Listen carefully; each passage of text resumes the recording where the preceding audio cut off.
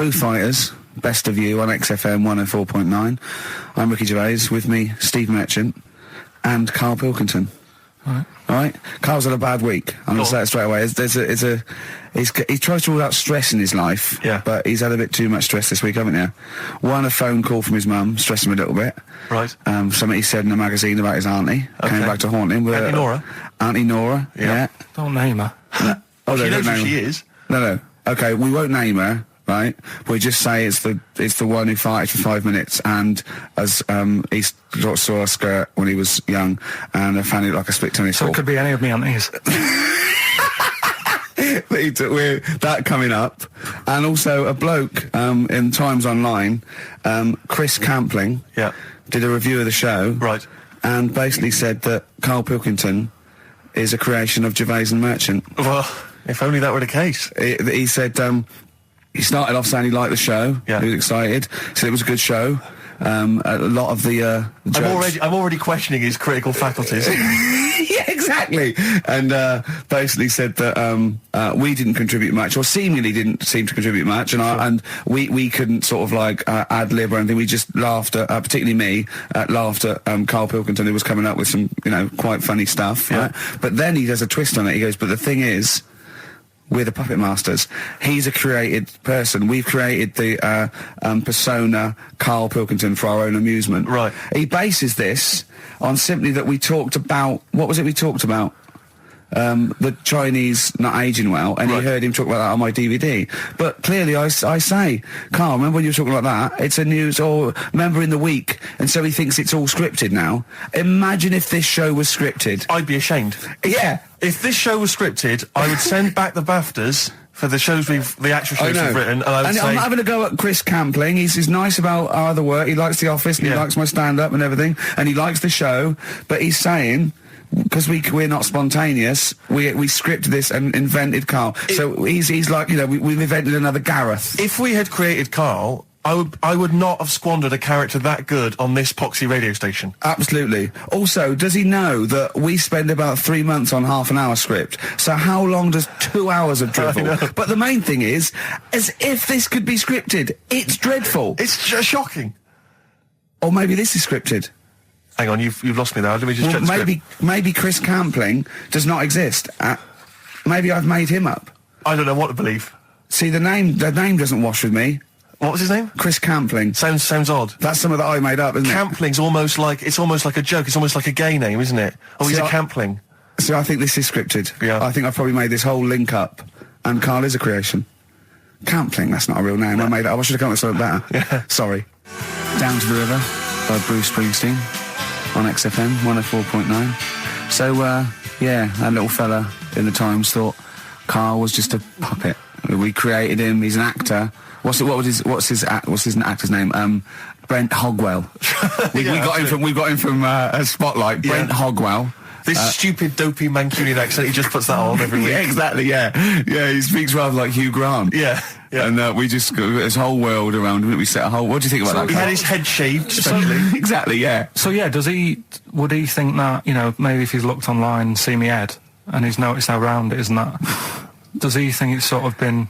morphed into that shape just for the show, just for 2 hours on a Saturday? Yeah. You spend 5 hours in prosthetic makeup like John Hurt in The Elephant Man. Everything about him was made up. Yeah. We created him, because I remember coming up with Auntie Nora. Oh, yeah. You said, Rick, we need another character. I said, what about giving him an Auntie Nora? Doesn't sound convincing, I said. Yeah, and you said, what is it about? I said, well, I don't know, she farted for 5 minutes and she's got a fanny like a split tennis ball. No one's going to believe that. Yeah. Oh, that brings us neatly... Well, let's put that to bed now. So, Chris Campling, honestly, we do not script this shambles of a show, and Karl Pilkington really is like this. If you want, you can meet him. I'd love to send Karl for a drink with Chris Campling. Can we do that?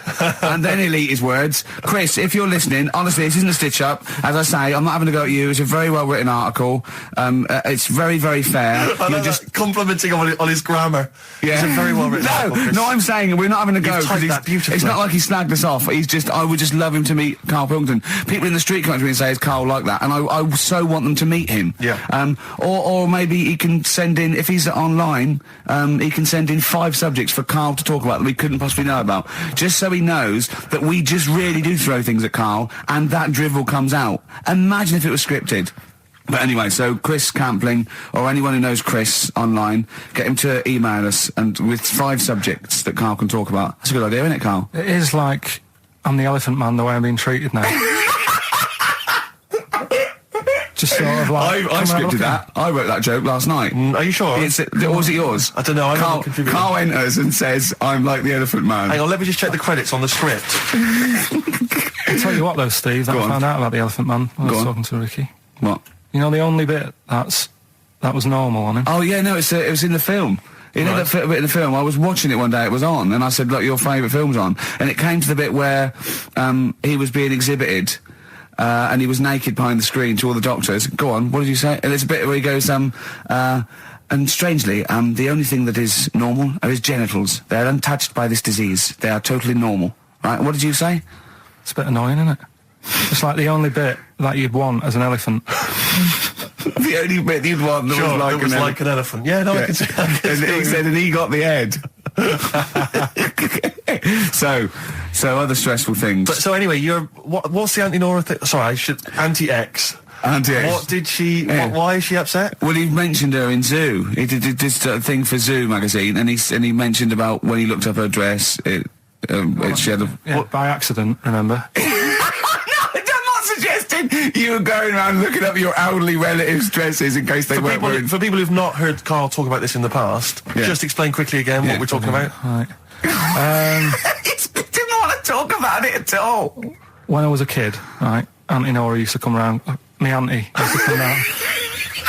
As if there's any ambiguity now. Yeah. My auntie used to come round and stay, right? And I'm sat on the floor watching the telly, right? She sat on the sofa with a caftan on.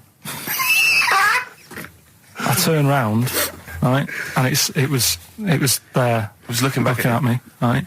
And we've mentioned this, and Ricky sort of said, "What did it look like?" And you know, a split tennis ball came to mind. That's what we talked about, right? So anyway, Zoo magazine, when they did the interview, she's the one that used to put a valance on everything, isn't it? Well, not everything, obviously. So anyway, so I've done this. So you did an interview in Zoo? Yeah, and like they said, you know, it was like, you know, do you plan stuff and do you worry about stuff when, after you've done the show, you're worried you've upset anyone? And, you know, I was saying, really, I forget people are listening. And, you know, we're just having a chat with mates and that. I said, but now and again, I do worry, when I'm on my way home from the show and that, and I'm thinking about what we've talked about. And I was saying, you know, the Anti-Nora incident. Yeah. Incident? Like Watergate? Yeah. And anyway, so this was in there, right? And I was saying in the magazine, you know, but I think I got away with it. She doesn't listen to the show, but, you know, and I don't think she reads Zoo magazine, so...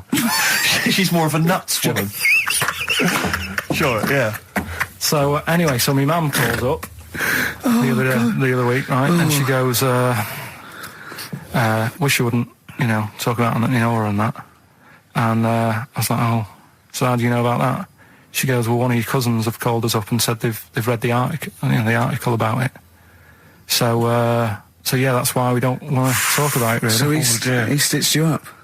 Oh. So do you know what Anti-X is made of this? Do you know if she was upset or not? Well, she doesn't know about it. Because, I mean, maybe she's always thought it looked like a split tennis ball.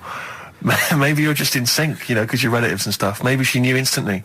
Even if you hadn't named her, she'd have thought, hang on, I farted for 5 minutes once. Yeah, that's not going to be ambiguous, it could well is it? Be me. If you hear like someone who farted for 5 minutes and's got found like a split tennis ball, you're going to go, I wonder if he means me. Yeah. You're going to remember that. Auntie Jackie. It could be Auntie Jackie. Oh, God. And he got in trouble, you know, last week when he was going to the wedding. Let's talk about that in a bit. Okay. Yeah. Cure? I love it. In Between Days, XFM 104.9, Ricky Gervais Show and Karl Pilkington. The Cure, In Between Days on XFM. So, Karl, you were going to a wedding last week. Was it last week or the week before? No, it was last Saturday, wasn't it? Yeah. And he said, looking forward to it. He went, no, it's going to be boring.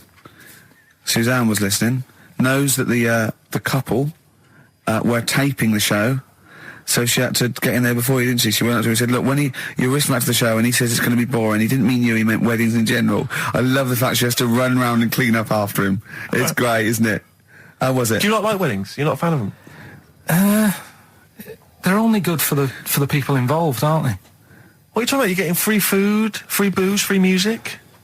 Yeah, but it's not. It's just all hanging about, and there's loads of people there you don't know. Absolutely, I agree. Do you know what I mean? You've got to make an effort. And, yeah. And even the bit that was important, right, when they were getting married, right, there wasn't enough chairs because it was, you know, all the family gets the chairs, don't they? So I was sort of stood at the back. Stood at the back and that watching, and I couldn't hear what was going on because a woman was breastfeeding the baby. Oh! But what? How loud was this baby going away? You couldn't hear what was going on. So it was slurping and that, and she was like, I just thought, how hungry is it? Could it not have waited? Because you've all got to wait for the buffet or whatever That's later. the I know. But also just in this. Well, there was day and two, age- wasn't there? Why didn't you always... The only thing that annoys me with weddings is the gift. It's the gift thing. Because, like, you buy these gifts, right? You spend a little bit of money, maybe. You know, I like to be a little bit lavish if I go into a wedding. Oh. Well, no, come on. You get a gift, right? You package You're it having a up. laugh. And I don't know about you, Rick, but I like to see the response. When I give a gift to someone, I want to see the feedback from that. You know, this is very much... I want to see what it is that's Jane bought them on you know, and exactly. put my name to it, yeah. Because sometimes I have to, oh, thanks for the... I go, oh, no worries. No worries. No worries. Yeah. But, you know, certainly, I mean, we talked about it before, but certainly, you know, it's the amount of money spent and the amount of time given to the gift should be correlated by the amount of the response you get. Absolutely. If I give a book token, a shrug is fine. But if I give, you know, anything sizable, I want them to be showing it to friends. If it's a bar, I want them to show it to the barman, other You people, want to go, strangers. look what Steve Merchant got me. Yeah. He's the greatest man in the world. Yeah, exactly. Yeah. You go to a wedding, you turn up with a gift, you could have spent, you know, upwards of £15 on it. You turn up, you walk in, you say, excuse me, where's the bride and groom? I want to give them this gift. And some bloke, normally the brother-in-law, says, oh, no, or no, the no, no, no. brother-in-law's mate. Yeah, sorry, they're too busy to see you right now. Just stick the gift on this big table with all the other ones. Yeah. And they'll get back to you In a week. It may be 6 to 8 weeks after the honeymoon. They maybe write you a note. They won't thank you personally. They'll write you a note. It'd be a general thank you. It's and a general thank you. Your name in different type. Yeah, but it might have some vague reference to, you know, to what you did, but it won't really be personalised. Yeah. The set of mugs, again, will be in different type. Exactly. Thank you, Steve Merchant, for your wonderful gift. We love mugs. Yeah, yours. Yeah, exactly. and a photocopied signature. Exactly, yeah. It's not right, is it? Oh dear. And also, of course, as well, if there's a baby involved, you know, perhaps they had a kid out of wedlock, and that's why they're getting married. There's normally the little baby signature as well. Like, I hate that. Like the baby signed it. From Paul and Sharon and little Billy. Be Ben these days. Ben. I reckon. What do you think, Carl? How was the wedding, by the way? Did you buy a gift? Suzanne sorted something out. Yeah. What? I don't know. Oh, actually, no. We're going away, having a week away with them. That's your gift. Yeah. What We're you going buy- away. No, we're going away to Cornwall or something, and yeah, that's it. We've sort of paid for a place to stay and coming along and that. And their gift is to spend a week with you in a confined They'll space. love it. They'll have a great time and that. Will they? Yeah, it's fine. Can yeah. I get a pen? I'm making a note of how many times you say "and that" during today's show, and so far there's 3. I've noticed 3. I'm just I need to make a note because I think we can have a competition here. If you can predict how many times he's going to say "and that," the closest one wins some of the crap DVDs that we've got on offer. Which Hold on, tell me we've got lad of 49. Definitely. XFM. Landed Ben Folds on XFM 104.9. We've had an email, Rick, from Simon Whittaker. He says, he's throwing the question to Carl. Have you seen the video for that Ben Folds song where there's apparently a monkey working the sound desk and shifting the piano? Yeah, you want to check that out? Talking of monkeys working the sound desk, we've also had a lot of emails directed at you. Yeah, a lot of emails directed to you, Carl, asking if you saw this programme that was on in the week. I think I didn't see it. I think it was called The Strangest Village in Britain. Yeah. Did he watch it? He called me 6 times during it. Of course, Called me 6 times. Erudite. Now, just explain briefly what this was because I didn't see it. Well, it was a sort of an experiment. I think I can work out from the sort of 70s. And it was sort of run by, from what I can make out, mainly sort of German Christians. Right. And what it was people with various disabilities or mental illnesses, Down syndrome, autism, bewildered, and they were living normally in the community. And there was 300 people in the village. Half had some sort of problem, mental problem or disability, and the other half were sort of carers. And I mean, it was very, very strange. And where is this village? It's somewhere in this. It's up near Whitby, innit? Yorkshire, Right. Okay. But he called me.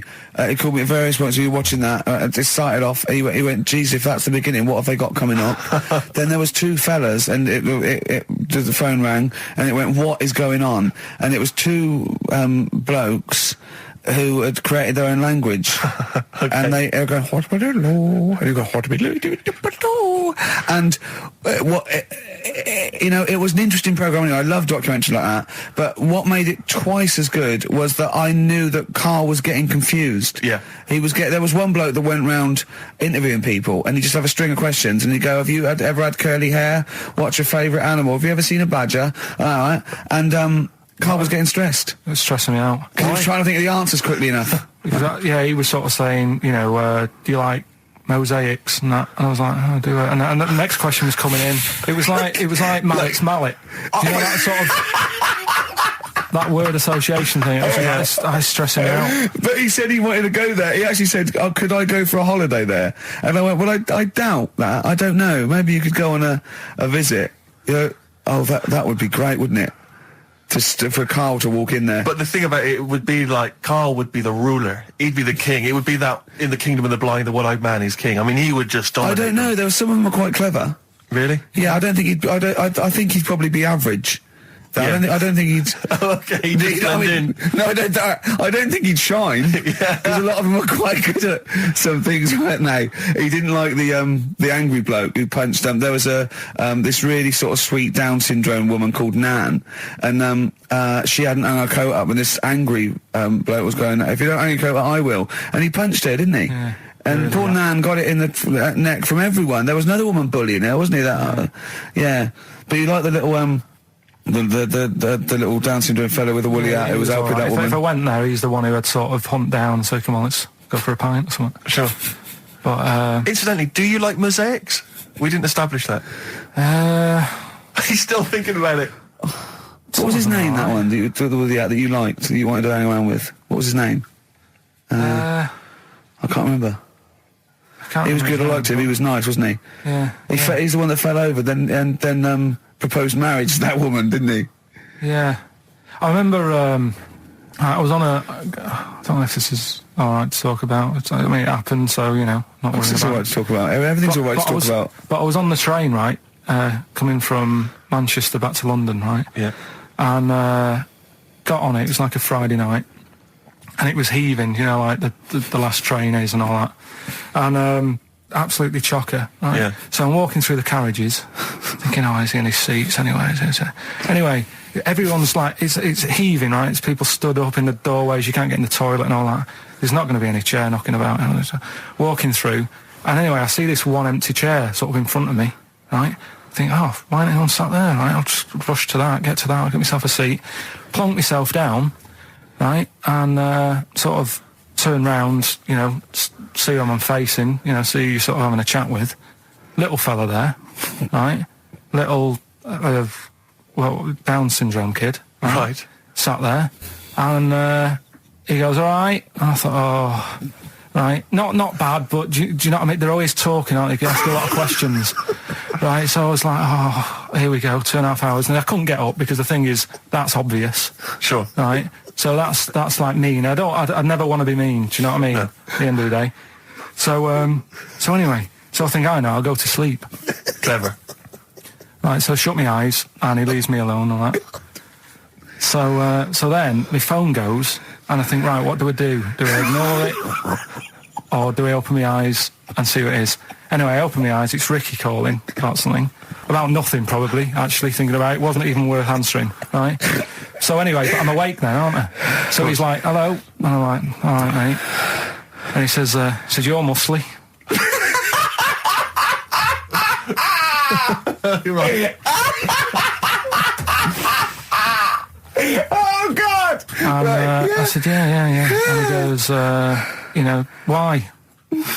So I said, no, just am. It's, again, stressing me out, because I was thinking, why am I muscly? I don't go to the gym. And, I'm not muscly, I'm in good shape. And that. Well. So then he wants an arm wrestle. On a crammed train from Manchester, so I've got another hour and a half of this. When you talk back, he'd soon have got up and left. If you'd have started asking him questions, he'd have got up and left with the drivel you come out with. So anyway, do you know when you're under pressure, you're thinking, well, he's said that I'm muscly, right? So do I do it or not? What? And there's people watching, not joining in, not sort of having a laugh and that with me, just like watching but pretending they're not. Oh, and I'm God. at one of those table seats, and he kept saying, come on, I want to arm wrestle. So, and he was getting loud, and I thought, I best just have an arm wrestle. What do you mean? What do you mean? I best just have an arm wrestle. What do you mean? Get it over and done with. I had to... if he's going to keep asking, I had another hour and a half on the train. Oh, God. So anyway... Oh, my God. I'm thinking who won. Well, I'm thinking, were people putting bets on? How was it working? It was stopped, and just as well, really. What do you mean it was stopped? Was it game? No. He was winning. I was struggling a bit, right? Yeah. And he was really taking my arm down, and then he sort of let go and started laughing. And I thought, thank God he let go, because I would have made, you know what I mean? If I lost that, everyone's in the train looking, and all the rest of it. I never felt it's suddenly serious to him. He's got to win this. Anyway, Pilkington. But then he just, then we were chatting about favourite food and that. He likes sausages. And I said, he said, do you like sausages? I said, yeah, they're all right. I like a bit of Chinese and that as well. And he was saying, I can't have Chinese. Not allowed Chinese. Why? Don't know. He just said, it's not allowed to have it. But yeah, I had a good long chat about stuff and that. But so you enjoyed it in the end? In the end, it was all right. Yeah, it's just. What do you expect? Okay. No, but it's that thing, isn't it? It's always whenever you're faced with something different, it's always awkward, isn't it? And that's the thing. You're talking about him now, are you? And I think I did all right, because everyone else was ignoring him, but I probably made his day pretty good. Yeah. We were a nice bloke. I like the idea that newlywed couple are probably thinking that's going to be a similar journey down to Cornwall. Rick, I know you like to occasionally share your musical tastes with the audience, and just talk about what you're raving about at the moment. But I can't get enough of this Bright Eyes album. I'm wide awake. It's morning. It's brilliant. Beautiful. It's beautiful. There's so many great tunes on there. It's one of those albums where it actually holds together as an album. You want to listen to it from the beginning to the end. It's dynamite stuff. I'd say go out and buy it. I recommend it to anyone. Talking of going out and buying stuff, Rick, remember? Well, you wouldn't know about that. Well, no. This is why I had to put out that appeal for free stuff, and we did mention that at the beginning of the first show. Because, we don't tend to get sent a lot of the usual kind of treats that a lot of radio stations and radio DJs get sent. Certainly we never get sent music, Rick. I mean, we're probably one of the only DJs on this station that's allowed to play their own records. We're totally unplaylisted. No one ever sends us any records. I know, it's unbelievable. But we do get sent now, I'm pleased to say, some other stuff. And people are now beginning to see that, yes, if you do send us stuff, we will shamelessly plug it. We've just been sent the book of British hit singles and albums. That's proper the new gift. edition. A great gift. That is not a CD from an unknown band who pressed it in their garage. Yeah, exactly. That is not a, will you review this book I've done about the history of punk? That is a lovely... I could easily give that as a gift at Christmas time, and someone would think that... Now you're thinking. Exactly. You're thinking you've saved 25 quid there, aren't you? Easily. Well done. Well, look, I mean, it's a lovely day, and if anyone's thinking of having a barbecue, could I suggest a lovely Banrock Station wine? Okay. If you don't know about it, let me tell you about this. You know Tony Sharley, the manager of Banrock Station? Oh, yeah. Well, he comments, being an Australian wine brand, we are very much pro the outdoor way of life, enjoying a barbecue with a bottle of wine amongst friends. Here. I agree with Tony Sharley. Yeah. And it's a lovely, lovely do they do both red and white wine? I think they do, but I mean, I love the full-bodied taste of the Banrock Red with maybe a fish dish. Absolutely. Although I've made an error. What am I doing drinking red with fish? Oh, come along. I'll tell you, if you've perhaps finished the barbecue, we've got some guests around, the night is, it's still a balmy evening, perhaps you'd care for some Hope and Greenwood confectionery. I would love some. What sort of things are involved in that? We've got some delicious chocolates from Hope and Greenwood. They do make, and as you can see here, there's a wonderful presentation box. That is lovely. So if, again, you need perhaps to take a gift to perhaps a wedding or, someone else's kind of barbecue party, then, I'd have thought a lovely bottle of Banrock Station and some Hope and Greenwood would be the ideal. And if you've got anything to shamelessly plug, we've only got 2 weeks left, so please send things that are worth it, things we can drink, eat, Please do send it in soon. XFM. The magic numbers, forever lost. I was taken unawares because I opened that thing. What is it? The confectionery. Well, we were sort of doing it ironically, like people getting shameless plugs by giving us stuff. But then I opened it, and it's brilliant. It is brilliant. It's all retro stuff. It's got a curly whirly, a fountain, sherbet fountain. I've just been eating a drumstick, but I didn't quite finish in time. It's got some of those little cola bottles. That's Hope and Greenwood and their confectionery, which are available now. The perfect summer gift. Perhaps you've got to go to a wedding or barbecue party. We've got some rubbish to give away now, haven't we? We have indeed, yeah. If only we hadn't opened that, we could have thrown that in the mix. I But, know, no, it's too good to give away. It's time for Rockbusters, the quiz that no one looks forward to. And we've got, as usual, the bunch of CDs, DVDs, I should say, which... Just tell me we have got another copy of Ladder 49. Ladder 49's right here. That's Brilliant. in the mix, yeah. How many did they send you? Joaquin Phoenix, John Travolta, Ladder 49, the movie that no one's seen. Yeah. I've never met anyone who's seen it. But it's owned by every single XFM listener. Exactly. Also in the mix, as I said before, we've got Priscilla, Queen of the Desert, which, if you haven't seen that on telly, I'd be very surprised. French and Saunders at the movie, the best of all the French and Saunders movie spoofs, which is, I think, on TV every single night. Yeah.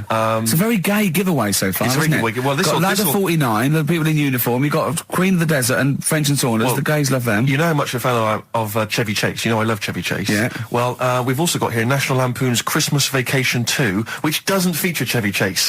It was so bad, even Chevy wouldn't agree to be in it. So instead, Randy Quaid, who plays Cousin Eddie, it's him. Right. And on the back, I notice it says, special appearance by Eric Idle. Brilliant. I mean, let's be honest, if a film's got a special appearance by Eric Idle, I know. it's probably not a classic, is all Do you I'm reckon saying. they do Always Walk on the... look on the bright Let's side hope of so. life? Anyway, that's just some of the DVDs which you can win. And obviously the real reason you should enter is because you go forward to this big prize draw, which is in our last show, where you can win some actual quality. Yeah, a signed Matt Groening drawing, and if you can see him drawing that on rickygervais.com, it is totally genuine. It's just there, him actually drawing it in front of your very eyes. Also, us made us Flanimals, and a signed poster by Nigel Tufnell. Christopher Guest. Sure. So proper good prizes. Yep. Just that this is, I think it should be the last one to get into it. Maybe next week, the 4 that we've got get down to 2 maybe. And then we get them on the line in the last, what do you think? Well, I'll be honest, I wish we'd thought it through. Rick. I don't know about you, but I wish we thought this whole Chris thing through. Campling, if you've got any ideas to how this show could have run, see, we should have scripted this. What we said, we just said the go in a drawer, didn't we? Did we? So Yeah, we hadn't thought it through though. but we can't keep swapping and changing. Well, we Okay, haven't we can done do what it we yet. want. We can do what we want. We can do what we want, yeah. Do you know how many BAFTAs we've won? We can do exactly what we want. High five. Well, listen. Six. Right, let's get down to business then. Let's get Right, down so to Rockbusters, let's explain briefly what this quiz is for those that have only just started listening to the show. It's basically blockbusters. Well, you say that, Rick, but it's not, is it? I mean, that Blockbusters made sense. Yeah, This well, is just this is the thing. incoherent drivel. Carl thinks this is a cryptic clue and going, right, a fella is walking along and oh, look, there's the fish. What does that mean? Trout swimmers. some, Well, of I them, mean, some of them are hard because they've dug some them all of them out. are hard because they don't make sense. No, but they've dug them all out because they're going to put them all on the website for people to play along with, and they came to me for the answers, and some of them are pretty tricky. I couldn't answer them. So, I love that. Anyway, the only man that can outwit himself. right so- then. So the first one then, here we go. Why don't you borrow some land off Mr. Boardman or Mr. Laurel or Mr. Fletcher? All right? Why don't you borrow a little bit of land Oh, it's changed already. Already changed. Already off changed. Mr. Boardman? Well, no, do it again and do it exactly the same each time. Do it again. Why don't you borrow some land off Mr. Boardman or Mr. Laurel or Mr. Fletcher if you need a bit of it? What's changing? Okay, and what are the initials? Right, LS. LS. That's a band or an artist. Who am I talking about? Right. Second one. I'm gonna. Jeez. I'm gonna. Sorry, he's got a sweet in his mouth. I'm gonna annoy those seabirds over there. Right. Right. I'm going to annoy those seabirds over there. Well, just those seabirds. It doesn't matter where they are. I'm gonna annoy them seabirds. I don't know what he's talking about anymore, Steve. Honestly. B is the initial. I love the fact that he was fascinated by the strangest village in Britain, but the stories he's told us about where he comes from, there's him going around with two fellas with big heads, webbed feet, a little pigeon-chested bloke, him on his grifter with Maggie pecking at him, his dad in a telephone box nicking groceries, and a horse in the house next door. I mean, how strange was his upbringing? And him hanging from his satchel. Unbelievable. There's Feel another free. woman who I remembered. Actually, I'll tell you later. Go on, Right. what? No, No, I'll go on. tell you later about another woman who I remembered. Give us a teaser. It's just a woman who rode around on a 3-wheeled bike with her husband in a basket. Right, I'll tell you about it. Right, and the final You don't get clue. teasers like that on any other radio That's a hell of station. a funeral service. Right, listen. Right, the final clue. What the Scouse fella said to the robber who he found in his house next to his vineyard. Oh, Jesus Christ. What? Again? Right, so what the Scouse fella said Right, this is going to be a pronunciation thing. to the robber he found in his house. Oh, God, which was I've next to lost his- the will to live. I want to get in that woman's basket on the street and just be driven round And for the rest of my life. the initials there, AW. AW. Who is it? All right. Well, Email in and that. should we have also on the text 83XFM? You can win Christmas one to get National all Lampoon's three. Christmas Vacation 2 and Ladder 49. David Bowie? Yeah, watch that man. David Bowie, Watch That Man on XFM 104.9. Now, coming up, Steve, and listeners, so, I'm talking to them mainly. I'm not really, I'm talking to you and Carl, really. Yeah. But coming up, an old feature, Knob News. Oh, Knob News, the welcome return of Knob News. Yeah, and Monkey News is still there, isn't it? Yeah. Just briefly, you don't think you really gave that competition justice, did you, not handing out the email? No, let's just quickly whiz through the questions again. Yeah. John's texted in, by the way. He says, I never get any of the Rockbusters clues. Is this a good or a bad thing? Definitely a good thing. Definitely a good Definitely thing. a good thing. Yeah. Yeah. All other people do. Well, First one. Why don't you borrow a bit of land off Mr. Boardman or Mr. Laurel or even Mr. Fletcher? Right. LS. Second one. I'm going to annoy those seabirds. Right. B. And the last one. What the Scouse fella said to the robber he found in his house next to his vineyard. AW. If you know what they are, email in or text in. Tell us about the woman. What's the text? Quick. Well, 83936 on the text. Ricky.gervais@xfm.co.uk on the email and that. All right, and that. Mark that one I'll down. just make a note of that. And that. Right, tell us about this woman. Well, it was just because you were saying about the, our living. We are broadcasting now, aren't we? This is actually going out. This is live. This isn't us sort of like... Yeah, sort but of- you were just talking about how I lived in an odd village Yeah. with kids with big heads and all that, right? And what I wanted to do, What is that again? There's two kids with big heads.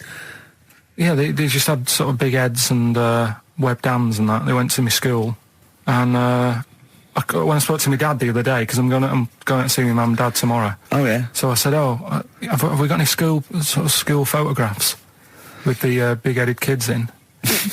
And he said, no, nobody bought those sort of school photos because they were in it, so it was always a bit ruined. But I said, well, No. no, he said sales would, because he obviously talked to other dads and stuff like that, and he just said, oh, no one bought them. But anyway, so I would love them. Yeah. That's why I'd buy them. yeah, but I wouldn't stand out, would I? If And it's on that's the saying mantelpiece. Yeah, well. But anyway, so I was talking about, When you say they had big heads, what do you mean? Do they look like someone from Doctor Who? they were just quite big. But they weren't related. No. So why did two blokes with big heads and webbed feet? I lived in a weird area. There was a Was sort there of a chemical plant close by. I can't believe you've never told us that before. That explains a lot. Not just the freaks in your neighbourhood, but No, yours loads of truly. weird. There was loads of weird stuff going on. There was this, like I said, there was this woman who used to live in one of the council flats, right? And she had a three-wheeled sort of big. What do you call it? Son, three-wheeled son. He was the weirdest bloke we ever knew. What do you call it? Like a big tricycle, but for an adult rather than one for a kid. It was Yeah. a big It one. wasn't a motorbike, though. It was a No. It was a motorbike. push bike thing. Right, yeah. And she used to sort of ride down the road with a fella sat in the basket on the back with his legs dangling over, and they'd be going to the pub and what have you. Was it a different fella each time or the same one? Same Yeah. little sort of bald-headed fella. Sure it wasn't collection for organs and things. Bring out your ill. And then people just throw Grandad just in the back and go, right, we're getting £4 for Grandad. But she used He's got to a be lovely quite... pair of testicles on him. They're very low, but they Bring out your dead or nearly dead. She used to pick on her husband quite a lot. They'd be in the pub and what have you, and they'd be sat by themselves, but she'd always be sort of, you know, having a go at him, moaning at him, sort of pushing him about and that. So my dad and his mate, right, they went round to their house, knocked on the door, she answered, and he said he was a copper, right? He said, you know, Detective Pilkington, gonna come in and have a word.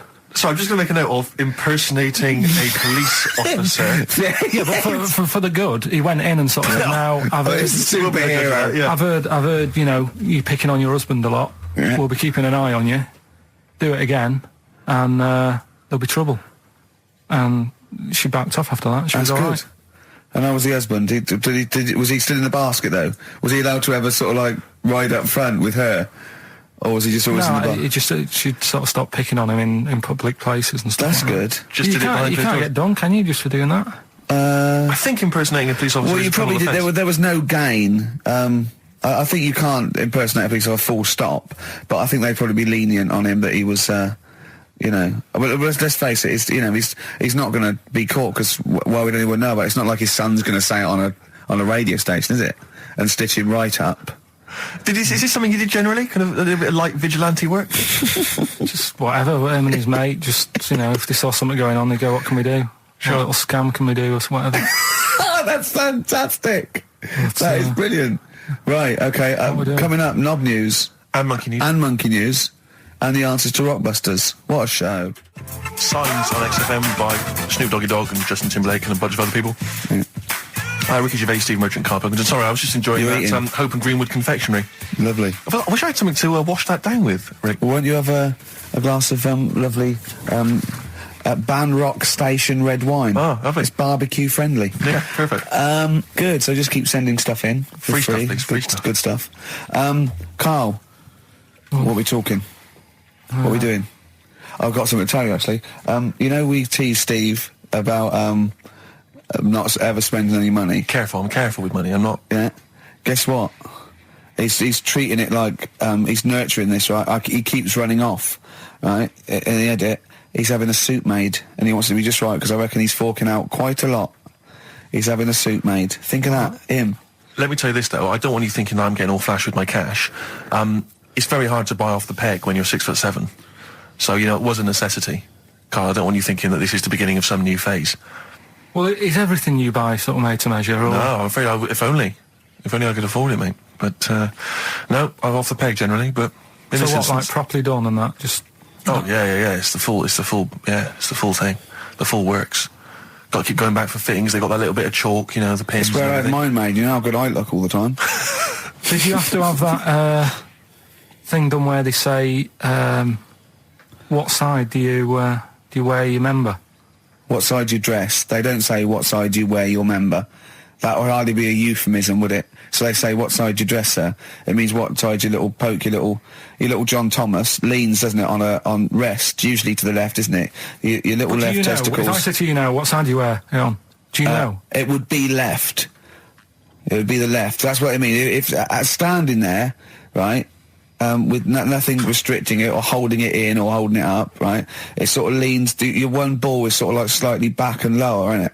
And your little John Thomas rests there, so it's left. And the reason they ask it is so they don't put the tape measure up on the left and squash your willy or touch your willy. So it's nothing to do with like, well, you'll need a bit more room of sort of more material on that side, or. Well, no, I don't think they compensate. It's just when they when they stick that up into your groin, they don't want to come in contact with your The little. thing is, I Mercy. don't know what side I wear stuff on. I just sort of pull my pants up and wherever it wants to go that day. But maybe it's not big enough to sort of make any, you know, real decision.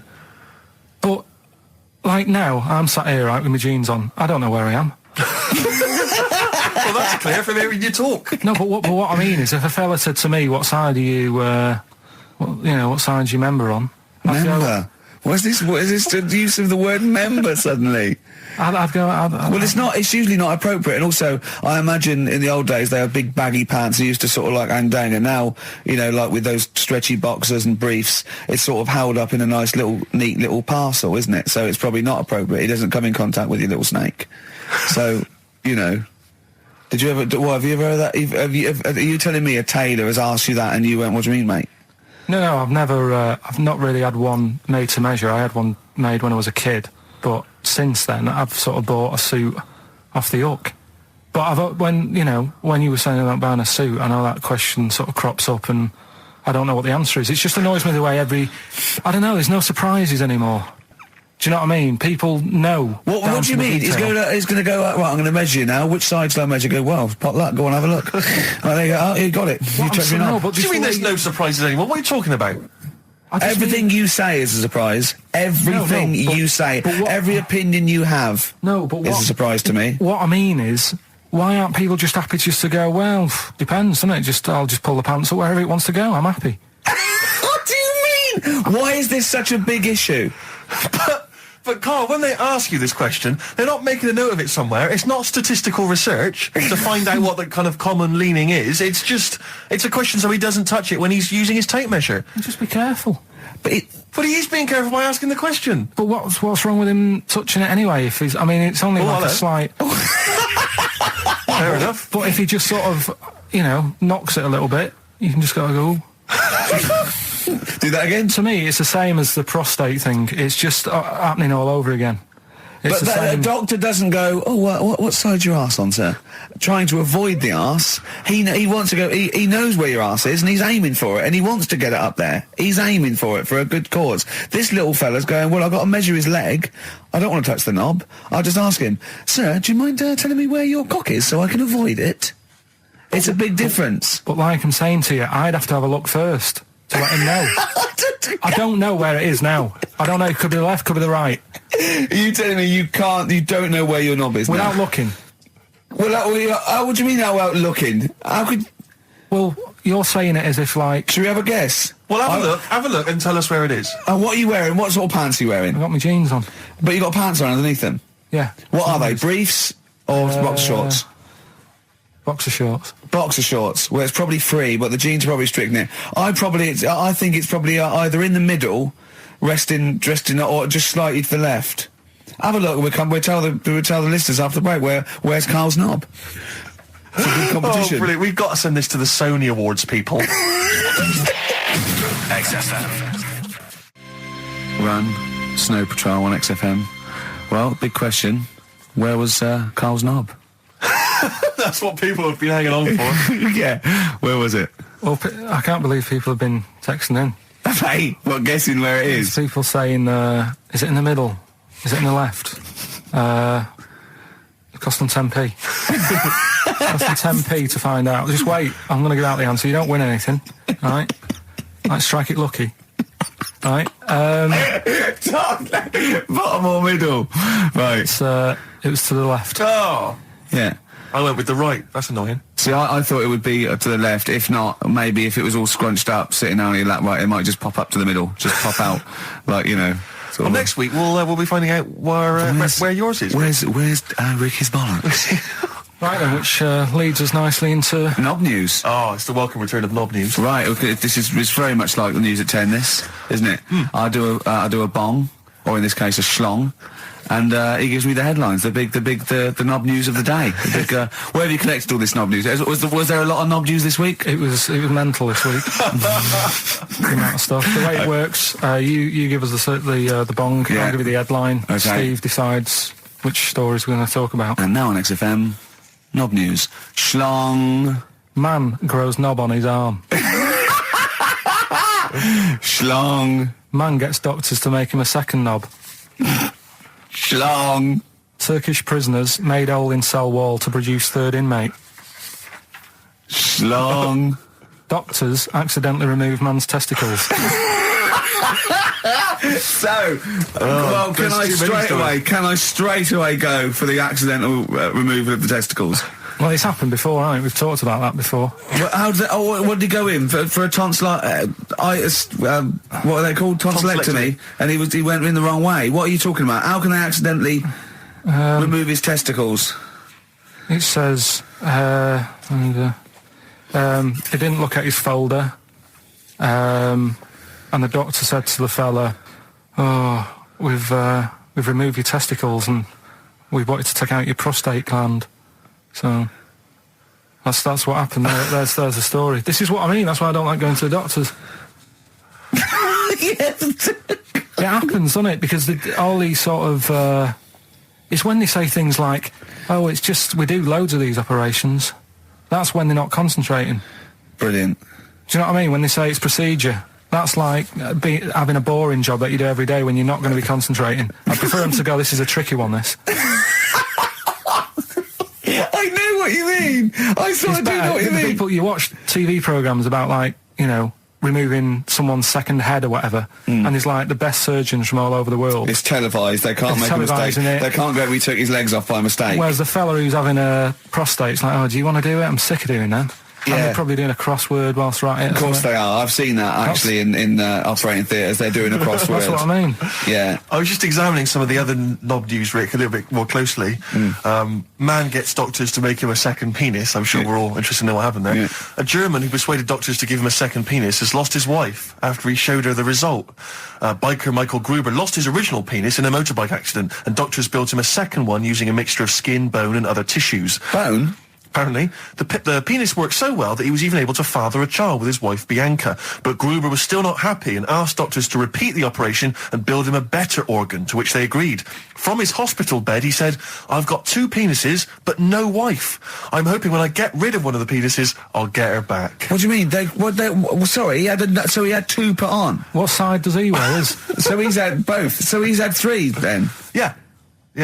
This is probably the thing that happened with Hitler when he had 1 ball, but he had 3 at one point, didn't he? So he just kept one in the Albert Hall, gave his mum one, and kept the other one. Man grows penis on his arm. I mean, why people are constantly losing their penises around the world? I've no idea. But why? I didn't realise it was a bit. What do you mean why on the arm? It's just a graft, isn't it? Yeah, but put it on like your buttock or your side. Not, you can't wear a short sleeve shirt. Why do they've done that before? I don't understand it. Why not just graph it onto the side of your leg or something where it's high up, close to where it should be? I don't know. To get it used to the environment. Like when you were like released a duck into the wild. I've never understood that. If there's a doctor, again, you know, we had a doctor last time, if there's someone who can let us know why they put it on the arm. So they can keep an eye on it, presumably. He's not going to work with this knob on his arm. He's probably in a hospital bed and under examination. Right. So what do you think? They pop the knob on the arm, say, come back in 3 weeks. What do you do, by the way? I'm a mechanic. Keep the knob, keep the long sleeve shirt, because the blokes go, why have you got a knob on your arm, mate? What are you talking about? He doesn't go back to normal as a teacher. Sir, what is it, Simpkins? You got a knob on your arm. No, don't worry about that. Do your maths. What do you think this bloke's walking around with a big knob coming out of his arm? Why on the arm? So they can keep an eye on it. So it's not... But if he's in bed, just get him to not put any undies on or whatever and just have a little sly look at how it's going. Even in hospital, if you're in a shared, like, little hospital room, people going, oh, I've had heart problems, what's your problem? He's there with his arm out. He's got his knob out. Yeah, but I don't think it counts as indecent exposure when they're grafting a knob on your arm, sticking that up the bed. Imagine if he's driving, he's just got it out the window. People driving by. Yeah. At the end Is that bloke giving me the finger? At the end of the man grows penis on his arm story, it says, a Moscow surgeon said the man will be able to have sex in a few months. He said, women will never suspect. But what kind of a doctor talks like that? Yeah. I'll tell you, it's his cock now, seriously. The birds will never know. He'll be able to go berserk. Yeah. They'll never realise we grew it on his arm. That is unbelievable. Will he have a little scar on his arm, do you think? Yeah, I don't get it. Like I say, 83936 if there's a doctor out there. Or indeed if you've ever grown... Or a tailor. Making you a shirt. What side do you wear your cock on, sir? It's my left arm. What's this? Bit of Stones? Yeah, beautiful. Lay it on me. Wild Horses by the Rolling Stones on XFM 104.9. Well, I think the listening public would have enjoyed knob news there. Oh. So, I mean, there was a lot of knob news this week. I was surprised. You know, I would have thought it would be hard sometimes to get knob news together, but... I would have thought it would have been part of a bigger news programme, but, I mean, I don't think we'd dedicate a whole sort of, like John Craven's news round. Yeah. A whole 5 minutes to knob-related news. Yeah. There was other news, was there, in the week at all? Carl, it wasn't just all knob-related, you didn't just research. No, they're the ones that sort of stand out. There was Christ on a Crisp. Right, what's that? That's obviously a crisp that someone vaguely thinks looks a bit like Robert Powell. Yeah. Yeah, what a load of twaddle, yeah. There was a bloke who can blow up balloons using his ears. What do you mean? Look at him. Just, well, it's all connected, isn't it? That's, you're just redirecting it, aren't you? Pointless, though, isn't it? It is pointless. No, I'm sort of downplaying it like it's no big deal, but it is pretty impressive. It's not. When was the last time you blew up a balloon? Oh, I don't know. That's what I mean. It's not needed. It's not impressive. That's what I mean. That's why. But you could say that about any form of sort of like bizarre entertainment. I don't think you have to hang yourself from hooks, but a lot of people go and see Jim Rose Circus. I mean, I wouldn't. I don't see the... But would you go and see that? What, a man blowing up balloons did? No. If it was a mate of mine, I'd go, do that thing you can do. To a group of new friends, I go, all right, then I'd get on with it.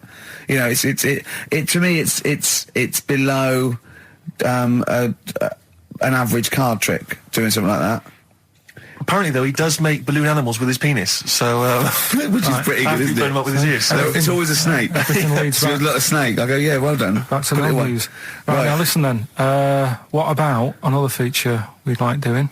What? Song with a story. Okay, he's been working on this, hasn't he? Yes, hasn't he? He's like a producer, isn't he? Yeah.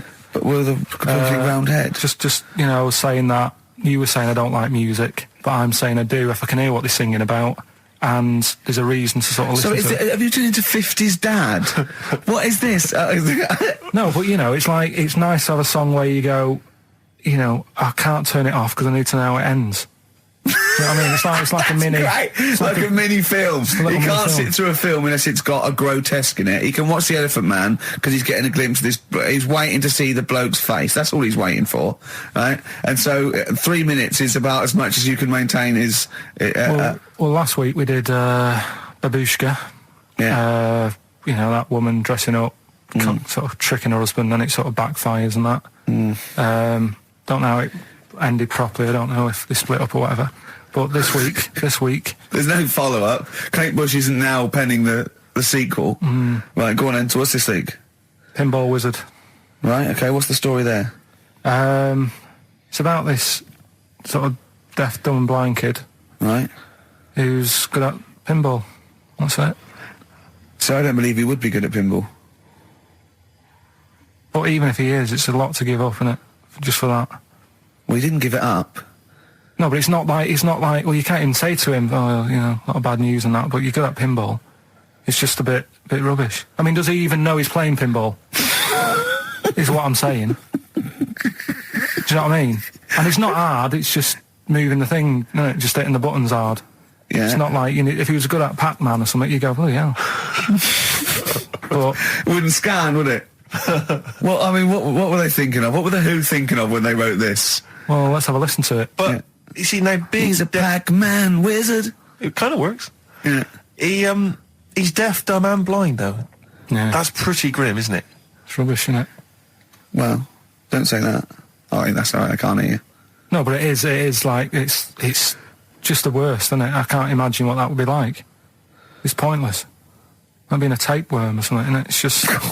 No, but what I'm saying is, what sort of a life is that? It's horrible. It is a bit like being one of those creatures deep in the ocean. Well, look, can I just answer your questions? It must be terrible. Yeah, that's what I'm saying. Yeah, job done. But would you want a song about it? And, he's good at pinball. But it's not a real person. You were getting onto the realms of Well, let's people with have a disabilities. listen. But he is not a bloke that existed they sang a song about. Well, listen to it. Anyway, Well, it's not a true story. I don't need to listen to let's it. have a listen. Oh, okay. Pinball Wizard by The Who. A little song with a story there about a little deaf, dumb and blind kid. Thoughts, Carl? I just, it's depressing, like I say. I don't know why. Is he enjoying playing the game? I don't know, let's get Pete Townsend on the phone. Carl, what are you talking about? I'm just trying to Listen to the lyrics, right? Deaf, dumb, blind kid. He can't hear no bells and bells. He can't see any flashing lights. He plays by sense of smell. Now, I'm pretty sure that isn't a scientific document Pete Townsend is reading out there when he wrote this song. He's making it up. But the thing is, with all songs or stories, there's got to be a little bit of realism to it. What do you know what I mean? Why bother putting money in it? Just let him hit the buttons if he's happy. That's true. That's a fair point. That is a fair point. That is a fair point. Yeah. That is great. Yeah, well, I think you've made Daltrey and Entwistle and the whole crew look fools. Yeah, they won't get fooled again. Yeah. Nice. I mean, of all the things, I mean, it is horrible. We're not, like, having a go. This is what I always worry about when we play. But at the end of the day, that's what he's singing about, so we're not having a go. No. And it's not a real person. It doesn't really exist. I say again, it's a fictional person playing pinball and always getting a replay. Okay? This fella's saying that he's good at pinball. He's played from Surrey to Bromley, but there's this little deaf and blind kid. He can't believe it. He cannot believe it. If you had to lose something, Steve, right? It wouldn't be money. That's fair enough. Your sight or your ears. What? That's too much. I can't decide. That's too painful.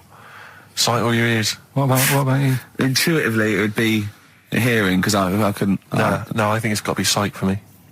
Yeah. Well, you're always together, so that's all right. Anyway, listen, is it almost time? Well, I've got to ask Carl. I'm sorry, I've got to ask Carl. I'm sorry, go on. Carl, what would you rather be, deaf or blind? When does this question ever really come up? When the doctor goes, well, listen, you've got well, we can either lose your eyes or your ears. It's up for you. This is never a decision that has to be made by anyone ever in life. But go on then, would you rather be blind or deaf? It depends where you live. So. I'm not even sure these are PC terms, blind and deaf, anymore. Would you rather use your sense of sight or sight of hearing? Depends where you live. What do you mean it depends where you live? Well, say if you lived in, like, a barren sort of, Africa or whatever, right? Naught to see, right? Sure. So you could lose your sight. Sure. But if you lived in a woman's locker room... Well, if you lived in... Quite noisy. Yeah, it's quite noisy. Stop banging that door. Yeah, I'll have my sight, lose my hearing. But if you live in, like, New York, loads to see, but a little bit noisy. Sure. So... Perfect. That is a brilliant answer. Unbelievable, once again. Can we have monkey news? This show's like one long monkey news, isn't it? When you tune in to hear Karl Pilkington. I don't know. I'll tell you what, why don't we play a little short track? Right, what was your short track? What? What is it, Steve? It's Green Day. Green Time Day. if you like. A bit of Green Day. We'll cram in the monkey news. We'll play the ads. Justin's here. That'll be that. Right? Go on. That's what we'll do. Green Day on XFM, 104.9, Ricky Gervais, Steve Merchant and Karl Pilkington. We need the answers quickly, Karl. Rockbusters. We're running out of time. We've got Rockbusters and monkey news to come in this fun-packed show. Give us the clues. Give us the answers. Right, the first one was, why don't you borrow a little bit of land off Mr. Boardman or Mr. Laurel or Mr. Fletcher? Go on then. Right, sure. what am I getting at there? The initials were LS, right? Lease a Stan's field, right? Because you're borrowing it, that's leasing it. It's Stan Boardman, Stan Laurel, and it's a field and that, isn't it? Second one, I'm gonna annoy those seabirds. That was B. What you doing when you're annoying a bird? You're bugging it. What's a seabird? A gull.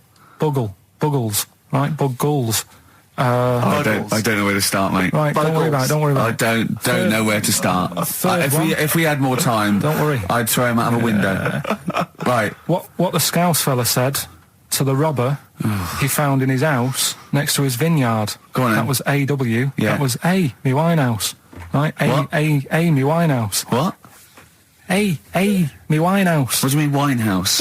It's a vineyard. It's a cottage in a vineyard, so that's like a winehouse. Say it again. What's the clue again? Amy Winehouse. Well, yeah, but what do you mean? Amy. Why is he saying? Why is it a robber? Because the robber's getting in, and he's sort of saying, "Hey." But what's the robber got to do with it? Why is it just a normal bloke? I don't say. Why is he saying Amy Winehouse? Why is he saying that? He's saying to him, "Hey, get out." Well, no, you can say, no. Sorry, her name isn't A, get out me Winehouse. Her name is, her name isn't A, get out me Winehouse. Gavin Thompson got them all right. He's in Edinburgh, so he's winning ladder 49 and that's safe. That's on the way. And he's going into the prize draw to win those. This better be a good monkey news, Carl. That's all I can say, because that was drivel. Amy Winehouse. Play the jingle. Oh, chimpanzee, that monkey news. Right. There's this monkey, right? Yeah. And it had been, do you know you hear about monkeys being badly treated and stuff like that? Yeah. So, anyway, it goes into this home. It's 14, this monkey. It's called Matty, right? Goes into this home where it's looked after. What do you mean home? Just like, just a little monkey home, right? Okay, so zoo. Yeah, kind of, yeah, but they haven't got any other monkeys there, right? What have they got there? They've got just other animals and that, but not that many monkeys. But anyway, because he's there on his own, again, you know... When you say monkey, do you mean a chimpanzee, by the way? Because you usually do. Yeah. I can't believe that journalist thought this was scripted. Amazing. So anyway, yeah. So he gets sort of pally with the people working there and that, and it's smoking fags. It's having a drink at night and all this, right? What do you mean it's having a drink at night? How? It's all here. It's all here, Steve. I mean, we haven't really got time, but Well, don't say it's all here like it's proof. You've got another stupid story that someone has put onto the internet. Someone sitting at home in their bedroom has put onto the internet. So he's having a fag. He's drinking a lovely glass of Bang Rock Station. Yeah, the wine that's perfect for a barbecue. Yeah. Anyway, it's loving life. It's forgetting about its past and everything, right? When this other monkey comes along, Oh no. Trouble's brewing. Go on. right? That comes in. Something said. Right, forget it then. Forget it. No, forget it. XFM. 104.9 XFM. You all right? This is Karl, producer of Ricky Gervais and Steve Merchant. They're not about today. Ricky's on holiday. Steve couldn't be bothered. So I'm left here with all the DATs. That's a digital audio tape of all the shows they've done since they've been here over the last, I don't know, year and a half or something. So we'll play you some of the best bits. All right, so here's the first bit. Listen, still to come, right? We've got the monkeys thing. Oh, chimpanzee that. And when I was out last Sunday, right, at Johnny's birthday party, Yeah. Steve was there. Yeah. Got talking about stuff. And a debate that we didn't really finish cropped up. It blew your mind, didn't it? Amazing. Oh, I know about this.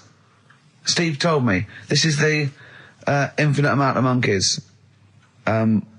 Or a monkey with a typewriter at an infinite amount of time would eventually come up with the works of Shakespeare. Yeah. There was no debate. It's a philosophical, mathematical problem. There's no debate. It's true. It wouldn't happen. No, listen, Karl, listen. Infinity sorts it all out for you, right? An infinite amount of monkeys at a typewriter, right? They do everything. They type everything. Infinity just sorts it all out for you. There's no getting to it and they're going, oh, well, let's have a look what they've done. This one's come close. Did Romeo and Juliet. It would do it all. It would type everything ever possible, conceivable. Yeah, but... It's a mathematical infinity. Well, we've heard your side of the argument, Rick. And I'll be honest with you, it's a persuasive one. But let's hear Karl, because he heard about this in a pub last week. Yeah, so what's he's your got some problem? strong What's your ideas problem with himself. it? What's your problem with it? Well, first of all, right, you're saying it's a load of monkeys. It's not just one monkey that Depends. can live forever. No, wait. It's either a chimpanzee with a typewriter with an infinite amount of time. He would eventually, by definition, mathematically, type everything ever possible, okay? Or it's an infinite amount of chimps with typewriters, and one of them will type it first time. But already that's not right. You either need to have What do one you mean? monkey. What? You mean Let's hear his employment point. laws? He What do you mean can't- it's not right? Let's hear him out, please. If it's one monkey Yeah. with a typewriter that's got loads of ink in it and that, right, at least it knows what it's done in the past. It's not... Keep going. Crime. If you've got a load of monkeys, it's like if you have too many, what's that saying about too many chefs? Too many chimps spoil the soup. Right, well, it's the same thing. It's like, well, I didn't tell you to put salt in it. I was going to put salt in it, and it messes it up. Whereas if it's just one, they know what's gone on. So what I'm saying is... just leave him go. I can't be bothered, I want Steve. to hear- I want to hear the rest. This blows my mind. He doesn't know what this does to me. It's a mathematical problem. I want to hear the rest. Well, it's just, I just don't think it will happen. What do you mean you don't think it'll happen? Infinity works it out for you, by definition. Well, what's stopping them typing the same thing again? They would. In fact, the problem should be, if you had an infinite amount of time, that it would type... It works for Shakespeare an infinite amount of times and everything else an infinite amount of times. But, you know, that's not as... But not Shakespeare. Oh! Shut up! You idiot! Rick, do you know what he said to me? I said to him, I explained it to him. I said, God. you've got an infinite number of monkeys, infinite number of typewriters. They will type the complete works of Shakespeare. He said, have they read Shakespeare? You're an idiot. Play a I said record. no. 'Cause I'm not having this They're not doing conversation. it from I'm not memory. having it because it really, really winds me up. But you're saying they'll do it with no spelling errors. Well, they do it an infinite amount of times. And they do it wrong an infinite amount of times. And they spell the last full stop wrong an infinite amount of times. And they do it and they get one thing wrong in Hamlet wrong an infinite amount of times. They do everything an infinite amount of times. But are they going off a story that they've... Play a record, Carl, because I'm going to knock you out. I'm just saying, Shut up! do they know the story? Oh, They're monkeys! Oh, Christ. No, Right, but- okay. Right. The Cure, obviously, Yeah. that song. Right, Carl's been taking phone calls for these clues. Right, and so everyone's been saying the same thing for the last one. He's been going, no, and I'm worried, I'm always worried. FD, I just overheard him on the call, they're going, oh, what have I been saying? Oh, no, it's FP. Dickhead. Right, give me the clues out, it's a rollover. Right, tell people, we're really sorry to anyone who would have got that right. Okay, right, do the clues quickly, tell them it'll be a rollover, so we have to do 3 new ones. Do you not write these You're down, such Carl? a... I don't write the answers down in case Ricky looks over the thing and sees the answer. Why would I cheat? I'd rather you do something right with your life. Right, well, the clues were I've got 3 other jumpers like this one. Yeah. That was FT. Yeah. They got that, 4 tops. Yeah, that's all right. Good, well done. That bunch of people can't make up their minds if they want to sit in the sun or not. That was C, they were getting that. That was charlatans. Charlatan, right? A bunch of them, charlatans, right? What do you mean? What's Charlie? No, it's like, shall I go out? Shall we? Charlatans. They got it, right? Where I went wrong with this one, the Jamaican fella, he had to have some aspirin. Why? It's my fault, you know, I'm not cutting, there's no point passing the book or anything. I said FD. A lot of people were saying, Fred Durst, like, forehead hurts, which is a good one. Yeah, which would have been as good as any of yours. But I made an error, so we'll roll it over. No. What is the answer? We'll roll the What is the prizes answer? over. Jamaican fella what? Add some aspirin, why do that? What's the thing? FP. FP, it was Frida Payne. Frida Payne. Frida Payne. Frida Payne. Frida Payne. That's awful. Carl, Frida- you've got to write these down next week. No, This I is will, I'm right. sorry, You right. are. You're the producer. I know, but I've had a busy week, haven't I? Just doing That's stuff not with an it. excuse. That isn't an excuse. Our excuse is we don't care. Yeah. You do put care. the work in and then make a mistake. Yeah. I mean, it's better not to try than try your hardest and be rubbish. Do you see what the point? We don't care. But you've got standards. Yeah, and you're not meeting them. Think of that. You're not even reaching your standards. God. Right, well, that's that, I guess. Well, the prizes will be giving those away next week. Bollocks again. Just completely... Song for the ladies to end the show with. It's from Nick Cave's new album, Nocturama. This is a track called He Wants You. Back next week. Remember, Frida Payne. An email from Suzanne talking about your tea that night. Was Suzanne out on Wednesday night? Was the an England game or something? Yeah. So you were alone. You were home alone, were you, Wednesday night? Yeah. Did you enjoy your meal? Was it a quiche? Go on. Right. From Suzanne to Carl. Take the quiche and put it on the baking tray. Cook for 30 minutes on 190. Take lettuce and put on plate. Take 3 tomatoes, wash and chop into quarters. Place on lettuce. Take an avocado, chop in half. Remove the stone. Peel skin and slice. Place on salad. Put salt and pepper on and a dribble of olive and balsamic vinegar dressing. Right? In brackets, small bottle behind the cafetiere.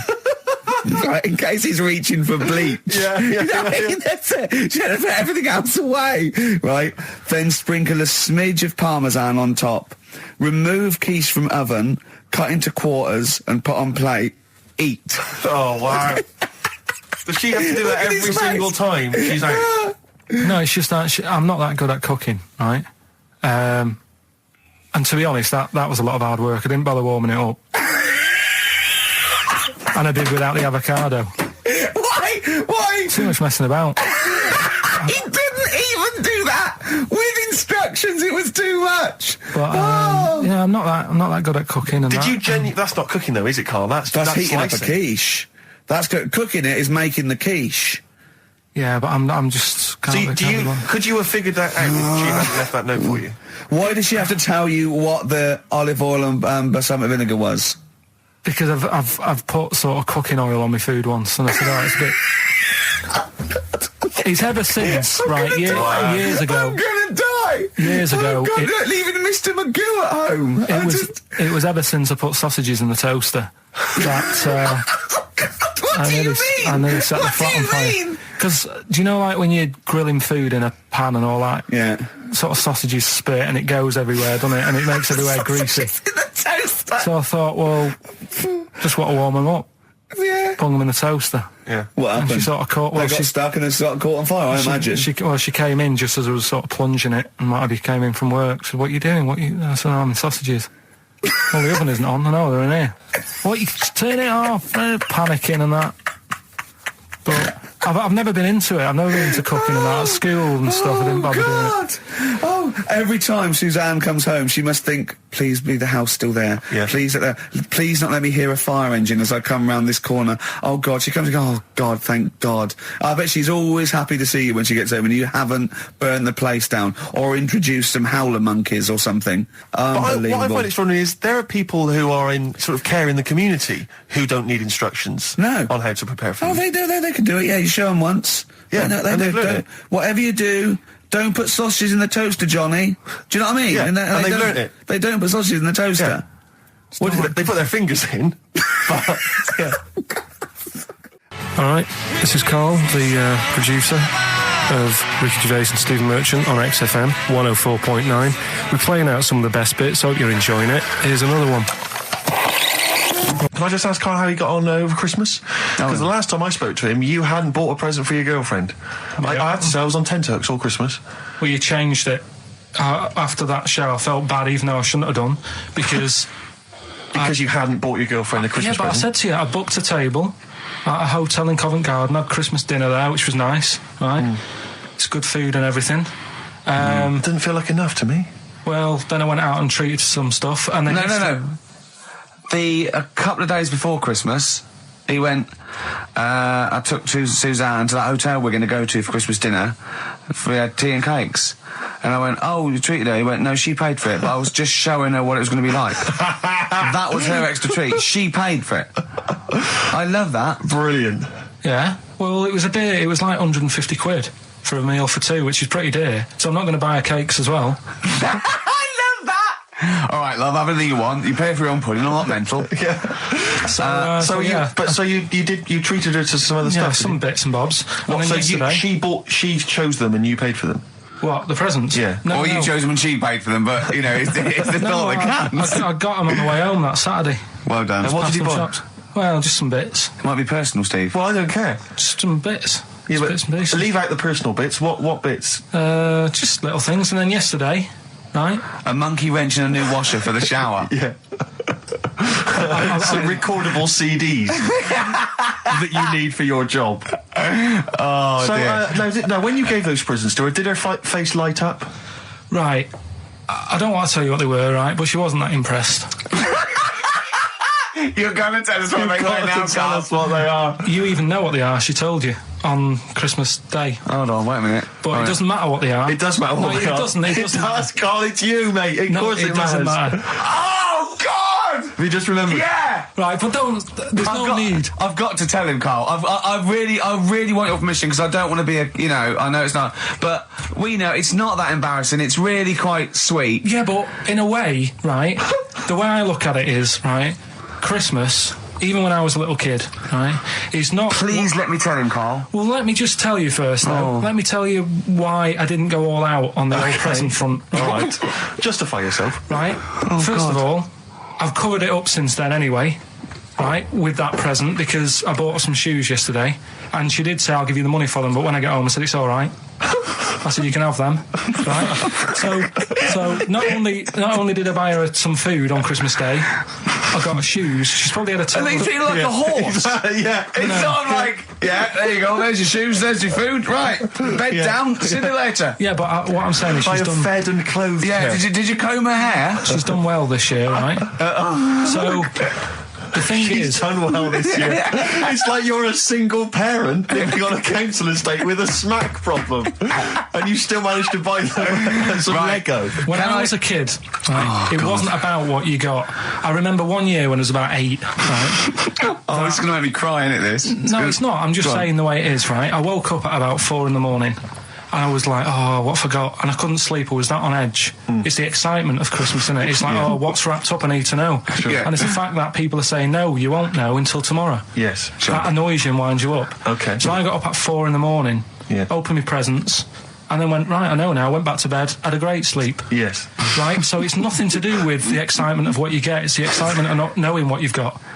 And then what happened when you got up to go down with the presents? What you're saying to me is that you could wrap up a brick because the thrill of Christmas is in hoping and being excited about what it is, not the actual gift itself. Yeah. Is that what you did? Did you get a brick? No, let me tell you now what he got. He got her a present, right? And she said, she came, I said, yeah, he got me.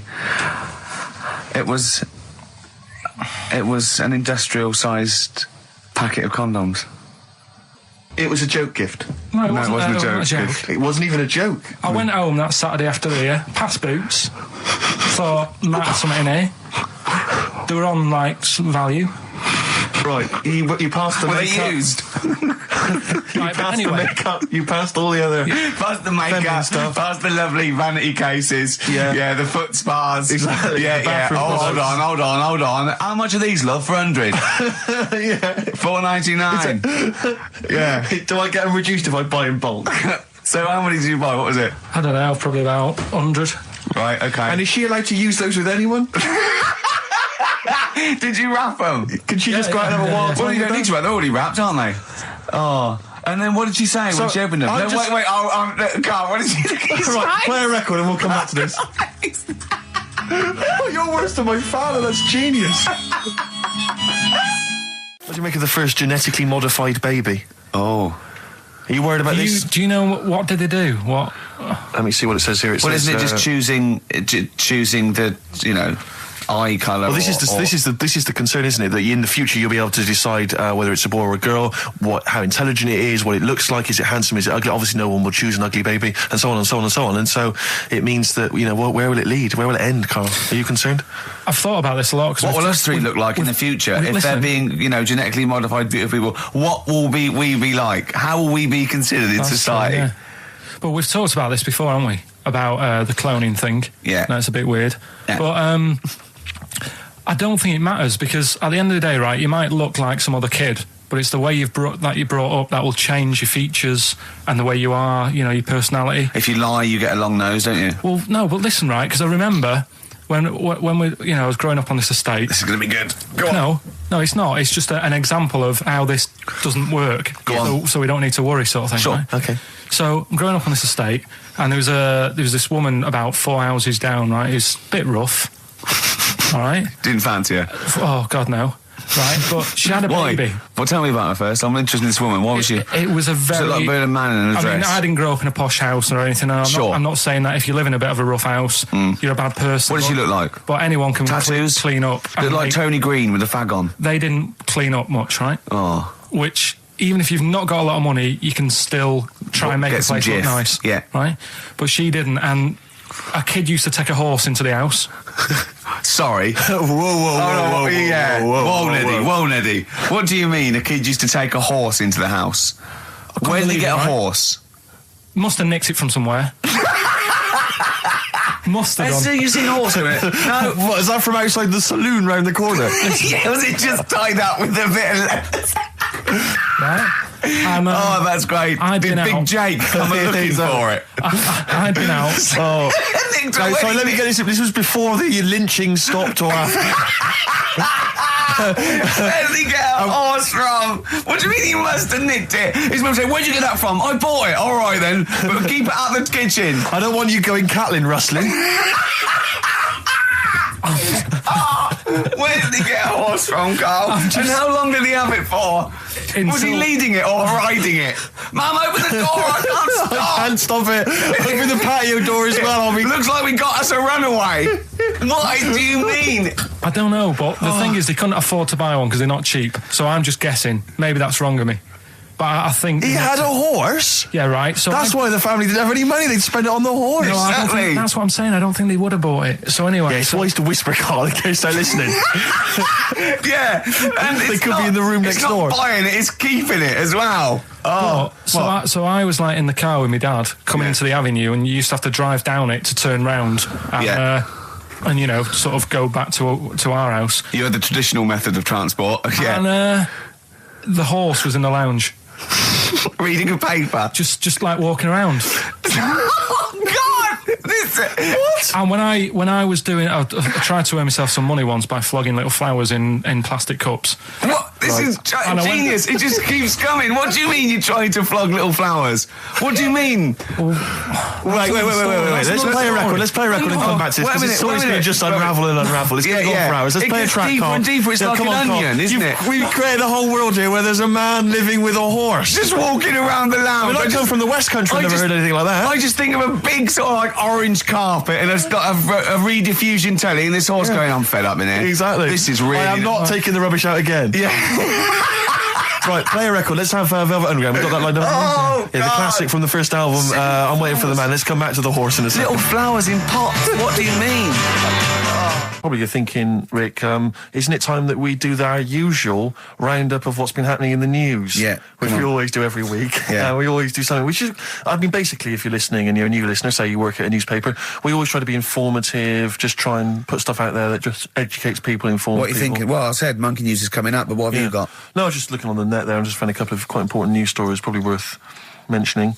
Policeman caught photographing. I don't know why it makes me laugh. It's just the phrasing, I suppose. It's the headline. Policeman caught photographing up woman's skirt. No, he wasn't up there taking a picture of Big Ben. He wasn't going, can I just sit up here? I'm just going to take a picture of that seagull over there. No. He was facing the camera up a woman's skirt. He was indeed. Right. A policeman in Japan is facing disciplinary measures after he was caught photographing up a woman's skirt with a hidden camera while on duty. The 42-year-old sergeant, who's not been named, used a digital camera to secretly snap the shots when the woman was reporting a stolen bicycle. So he was actually doing his proper job. He'd obviously thought to himself, I'll bring him a digital camera today. On the off chance a beautiful woman comes in to report a crime or robbery, I'll have it ready, I'll have it positioned, in such a way. But this is interesting. This is how he got caught. Okay? The woman became suspicious after she saw a flash go off. brilliant. I mean, this Not so secret at all. Sorry, did I just see your shoe? Your shoe just seemed to just spring into life there. It was light. There was light. Yeah, I think I've had someone set fire to some magnesium that was on the end of it. It won't happen again. But it's only you and I in here, and your shoe was just suddenly lit. Why are you standing like that? Why is your shoe just sort of like between my feet? There's no reason. This is how I always stand. What did the bike look like? Flash? So, are you taking pictures of my family? No. And no, I'm not. And you should be wearing knickers anyway. Well, how do you know that? What? How did you know I'm not? How did I know what? I'm not wearing any... I didn't know you. I don't know what you've got up there. Well, I don't know what it looks like, and there's no way I could. Of course, it would be roughly that conversation in Japanese. I know, yeah. All right, XFM 104.9, Ricky Gervais, Steve Merchant, Karl Pilkington, not here. It's the best of. You've been voting in all week, sending your emails. So here's the clips that you wanted. So then I was thinking, imagine like going to the doctors and he's saying, yeah, everything's all right, your heart's good and everything, but... Your art's good? What, your Larry's, or...? Yeah, your heart, you're in good form and whatever, yeah. It's good news, I had Giano in earlier, he's not looking good. Yeah. Fat swallow. But you're all right, but your hands need to come off. Right. Blimey. But... That's bad. Like, I get a second opinion initially. But a better good news, I've got a nice pair of feet I can sort you out with. Yeah. And he puts them on, and then I was thinking, right, first of all, washing up, what would that be like? But Steve! That'd be tricky. Yeah. And then the second thing was, it'd probably ruin the sort of the shape of your jumper. Because you have to keep putting the feet through there. Yeah. And then I thought, but I could still cycle in. Okay. to work. You could run in. Well, that's the thing. You'd be really fast. Well, that's what I was thinking. I thought I could still cycle because I could balance, and then I thought, but the only thing is I probably couldn't pull the brakes. Because of the little short things. Yeah. And then, like you, I thought, but then again, you're running in half the time. So that's what was going on in last night.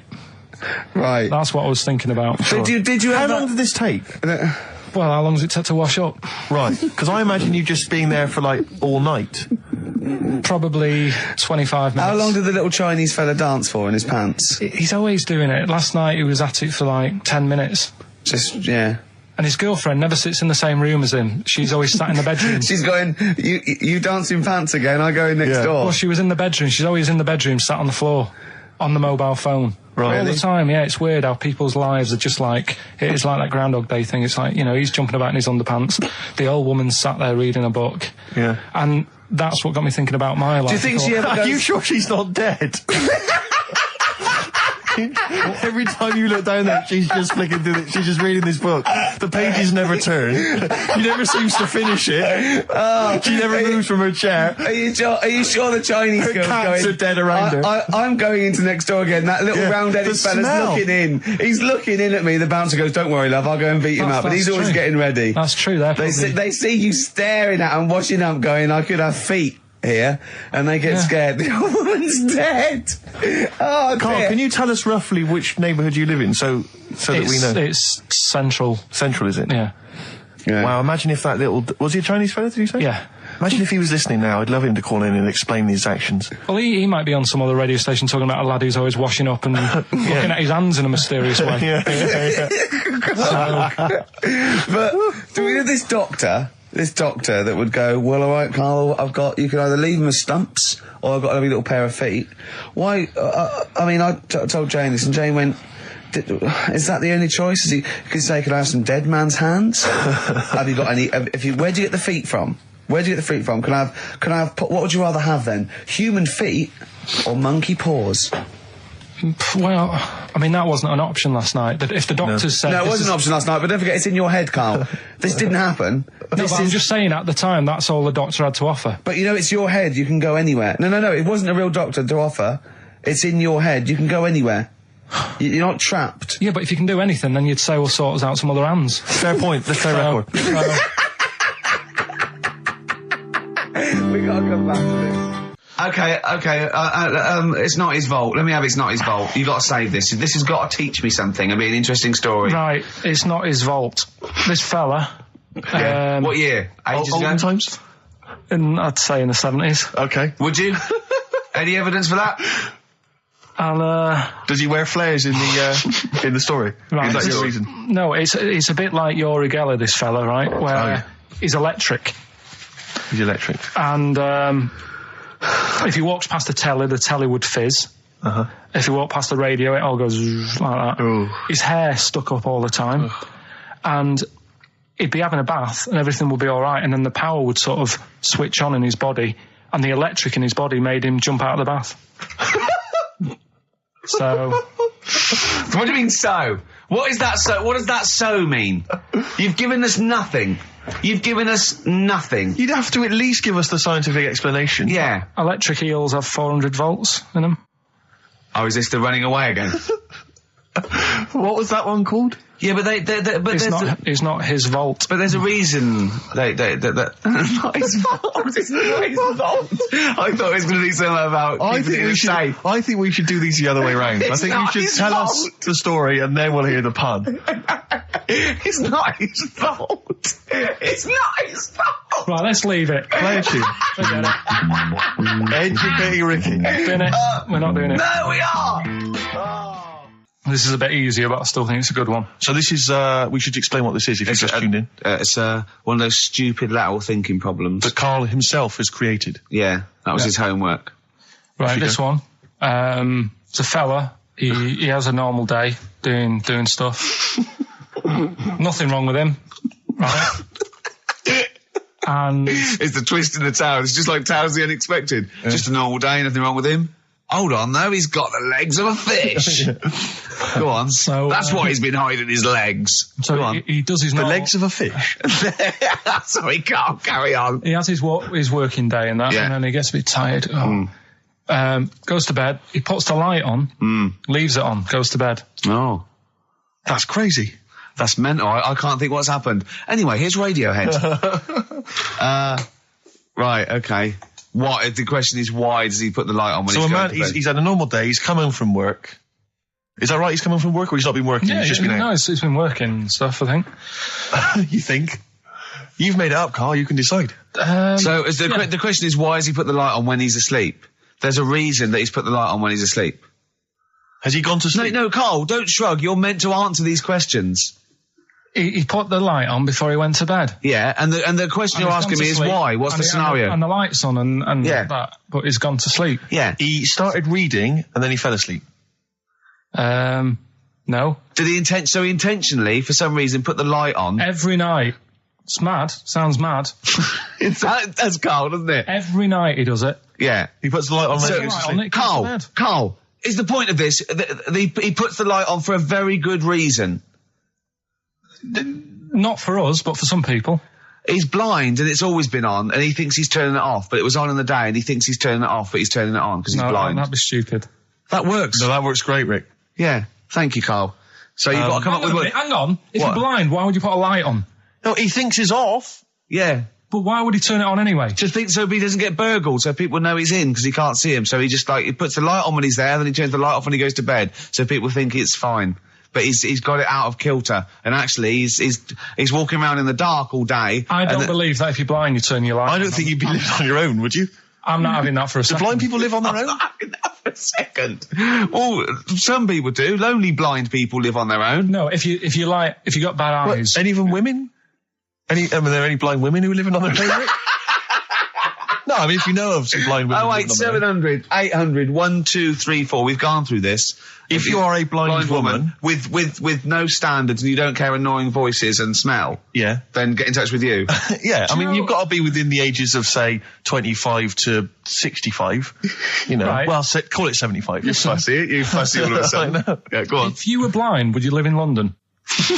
Because someone said yesterday there was one struggling outside in Leicester Square, and I don't understand. If you were, I mean, you know, That if might have you- been a tourist. but why come to London if you're blind? It's the worst place in the world to come if you're blind. To hear the sights. To hear the sights. It's a bit mad, isn't it? They have they do the same job. They have tourist needs like anyone else. Yeah. No, but it sort of stinks, and you'd go away going, "Oh, it's not that good." I just thought that I thought it was a bit weird. Well, never mind your concern for the partially sighted or sight impaired people coming to London. Get on with this. Yeah. So there he is. Yeah. It's like, oh, a bit tired. Yeah. Just put the light on. Get to bed. Yeah. So he turns the light on and he goes to bed. Yeah. Oh. Should we play a track? He's not sleeping on the job. He's a lighthouse keeper. Well done. Is he a lighthouse That's not keeper? it, Carl. He's a lighthouse keeper. Right. Why wasn't the light on all the time? It's light in the day. You idiot. Play a record. What? Play a record.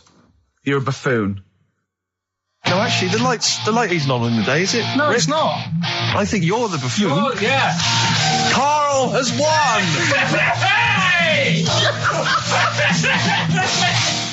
He had some Germans laughing at him on the tube because they recognised him. You don't think of that? Well, What do you think of that? obviously Ricky doesn't travel on the tube anymore. He's too rich for that. I never did. I always thought it was beneath me. Sure, but They I used have to walk everywhere, didn't Yeah. But I'm still forced to take the tube, and sat on the tube, and it pulled up, and outside the window, just happened to be on the station, was one of the posters with us. So I was kind of there, not realising it was behind me, and these big kind of fat German or maybe Bavarian guys. Well, they're in lederhosen eating sausages. Yes, they were. They're Bavarian. Yeah, they were.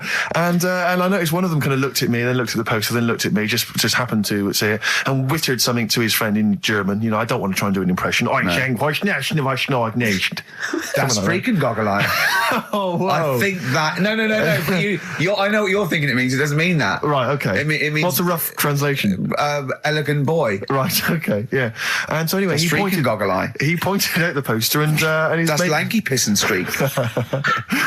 and his mate burst into laughter. And then we pulled Well, they've up. got a great sense of humour, the Germans. Well, That's the indeed. thing. But we rumbled onto the next. We rumbled onto the next station, and the poster was in exactly the same place. And this time they tapped the shoulder of someone else on the train and pointed me out, and that person also An laughed. Italian?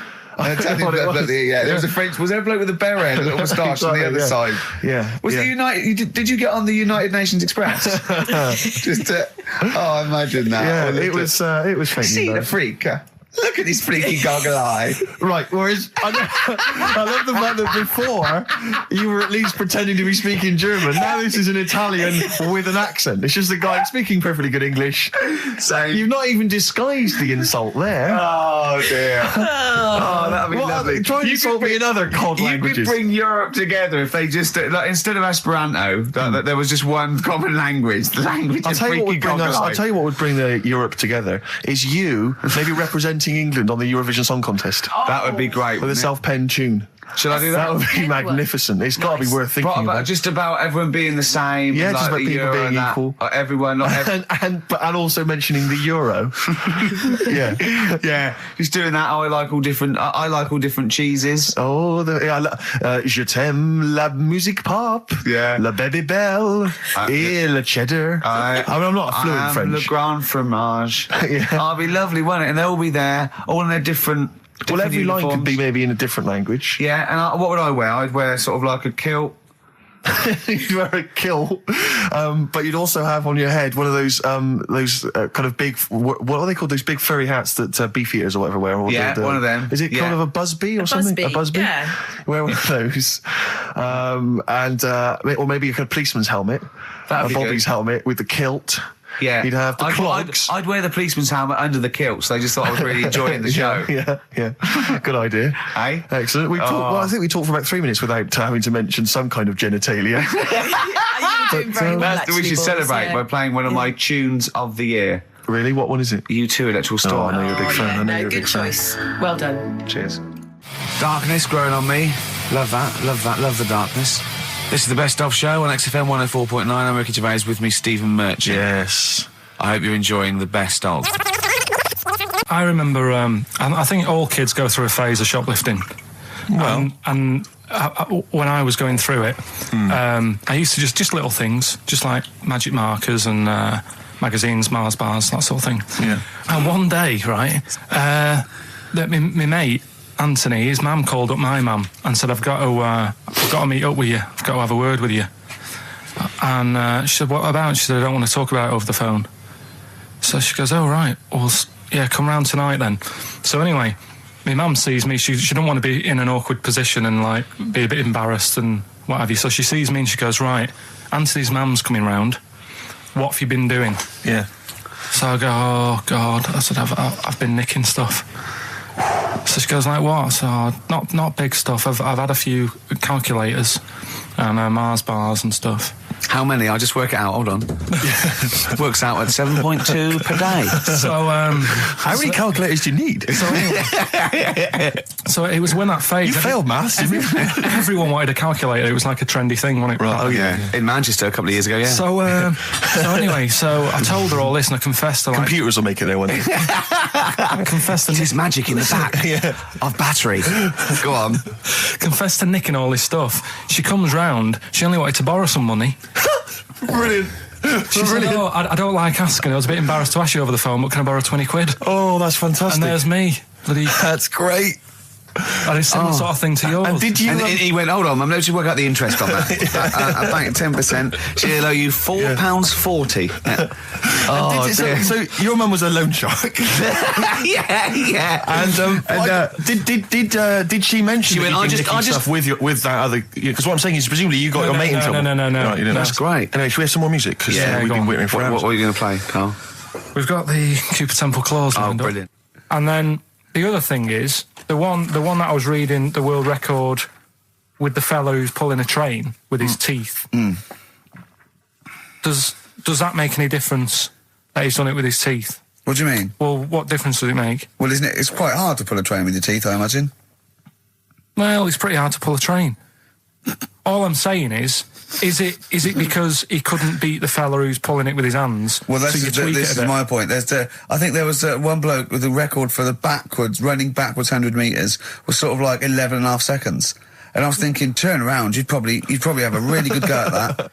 Do you know what I mean? Yeah. It's sort of like doing a marathon with a milk bottle on your head. Take the milk bottle off and see how fast you can go, you twat. But you can just tweak it, like the fella who has done the pegs on the face, right? Yeah. His name's Gary Stretch Turner, right? Right. So you're sort of cheating already if he's got a stretchy head, right? but You are, right, you are one of the most stupid humans I've ever met. well, get me in the book. Yeah. Right? Well, listen. So Gary Stretch Turner, right? His record is 153 pegs. Yeah. He did it again, and he only got 150 on. So he hasn't broke his own record. Right. But what I'm saying is, if he tweaked it a bit more, would that make a new record? What? Well, if he said, I've got 150 pegs on, but at the same time as eating a burger. I see what you mean, yeah. He'd be the world record breaker for pegs and eating burgers at the same time. Yeah, just change it a bit. If you know you're not going to make it, just do something else. I'm assuming the rules are set at the beginning, Carl. That's Yeah. it. That's where they say, right, you're just going to do the pegs thing. You're not going to introduce burgers halfway through, are you? Definitely not. And Okay. then they have a go. I was on one leg, not interested. How many pegs? 150. Can I just ask very briefly, I was quite interested by the family had to move because they lived on Butthole Road. Yeah, I quite like that Now, one. I don't know if I've told you before, Rick, where I used to live. I'm not going to tell you the name of the street that I used to live on, not on air, because my parents still live there and I don't want, Right. you know. But I'm going to write it for you now. This is the genuine name of the street I used to live on. Just imagine when you're at school Yeah.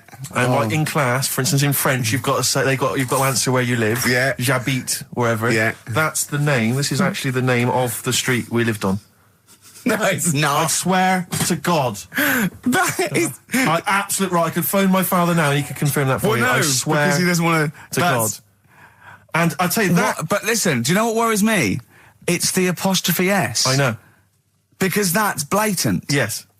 Amazing, isn't it? That is incredible. But imagine how embarrassing So that if was. I look that up in the Bristol... You'll find that in the Bristol A to Z. I swear to That God. is really... Why have you never told me that before? I can't believe I haven't. That's I'm incredible. still embarrassed now. Do you know, whenever I have to phone up, if I have to give that address, I always spell it instantly. Really? Like, somehow that'll hide it, that'll disguise the name. But I can't get over that. Anyway, if you perhaps live in Tits Avenue, Yeah. you know, or... Wankling Drive. Wankling Drive, just get in touch. Let us know, we're not really interested. Ricky Gervais with me, Steve and Carl. Carl, why have you got a headache? You got a headache? Just a bit stressful because the moves on this week. Are you leaving house? Oh, by the way, the XFM listeners came round to my house and bought the futon and table. Did they? Were they happy with it? Quite normal. They were well happy. Yeah. Couldn't believe the luck with it. What do you mean quite normal? What do you mean quite normal? Well, it's always a bit scared, isn't it, getting people round. I imagine they were scared. Well, And were they excited to see you? Could could you tell that they were pretty pleased to see you? no, I don't think so. I mean, you know, You're but- Karl Pilkington.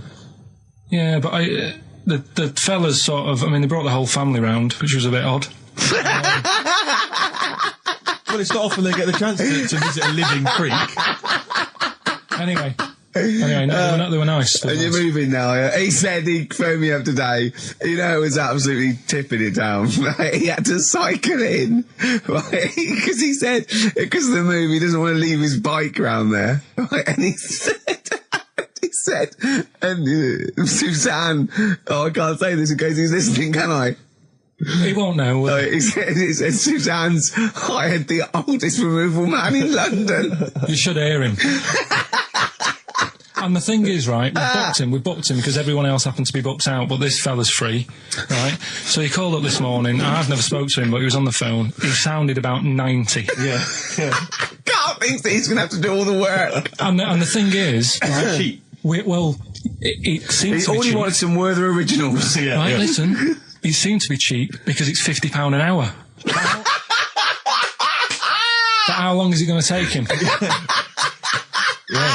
Yeah. Oh, that's So, genius. When's the move on then? When's the... Oh, well, he's coming round. He came round today to bring some empty boxes, and he was struggling with them.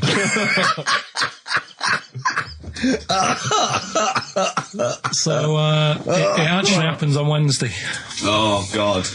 Anyway, so Rick, I noticed that you were laughing and almost had a heart attack. Doesn't bode well for the boxing match, does it? Cough at the moment, and I've had my lemsip.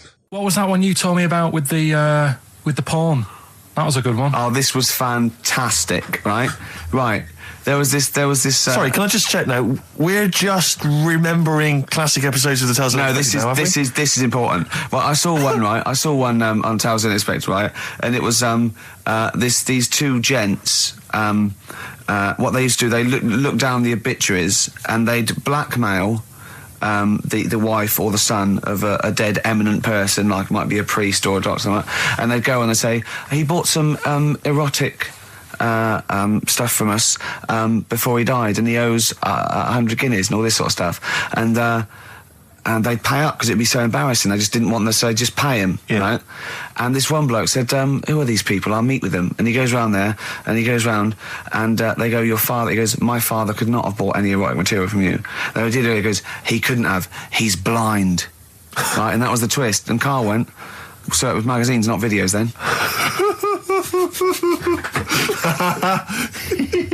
Yeah. Now think about it, Steve. Is that so stupid? Well, presumably it was set in olden times because people, professional pornographers don't tend to call it, erotic material. Yeah. They tend to call it, juicy jugs or whatever. But more than that, I don't understand how a video is going to be any use to a blind person either. I know that you can hear the sound, Carl. Look at him nodding like he's caught me out. Yeah, what sound were you hear? Do. Your meter needs looking at? Yes. Cut. What's then? What's that? Then it's just noises, isn't Occasional it? groans. Yeah. Right. You could listen through the wall at your neighbours. He does. I mean, that's why I save a lot of money. But I thought you were going to point out, Carl, that they could have had a Braille porno. Now, have you thought of that? Look, feel the lumps on that. Exactly. Think about it, Carl. Think about it. You're excited now. Yeah. Your girlfriend's away, Carl. Yeah, the cheese grate is only under the cupboard. No, she's a good-looking lady. Roll Over DJ by Jet on XFM 104.9. I'm Ricky Gervais, with me Steve Merchant and Karl Pilkington. All right, Karl? Yeah. Bit miserable today, Karl. Let me explain why. Go on. Steve, and to you, the listeners. Well, we came in to a big bunch of stuff. Dropped off, was it Becky from Marks and Spencer? Just like lovely stuff. Food, presents for the cat, books, just, to Ricky and Steve. Ricky and Steve who do the show, right? Ricky Gervais and Steve Merchant. GQ presenters of the year. Creators of The Office, right? Award-winning. Carl's looking over, I go, well, maybe, it's not for you, no. And then he told me why he's grumpy anyway. Go on. Do you know what XFM are giving everyone? How long have you been here? About 6 years. What are you getting for Christmas from XFM? 2 CDs. Is that of your choice, or do they choose them? There's a list of about 30. Right. Tell them what List you of about chose. 30 CDs. I've gone for Kings of Leon album Yeah. and the Best of Bob Marley. Haven't we, given them away in the past or something? Or you could have burnt them off, couldn't you? You could have done copies. Illegal, but you could have done that anytime you wanted. I don't think Bob Marley minds if you bootleg his CDs. It's out of order, though, isn't it? It is bad. Although Is that always the case? Has it always been the truth of all the time you've been here? No, it has been better than this. Yeah, although you do get paid quite well and you do have an easier time. Yeah, but don't give me the CDs then. If it was a milkman, you don't go, I have 2 bottles of semi-skimmed. Happy Christmas. Yeah.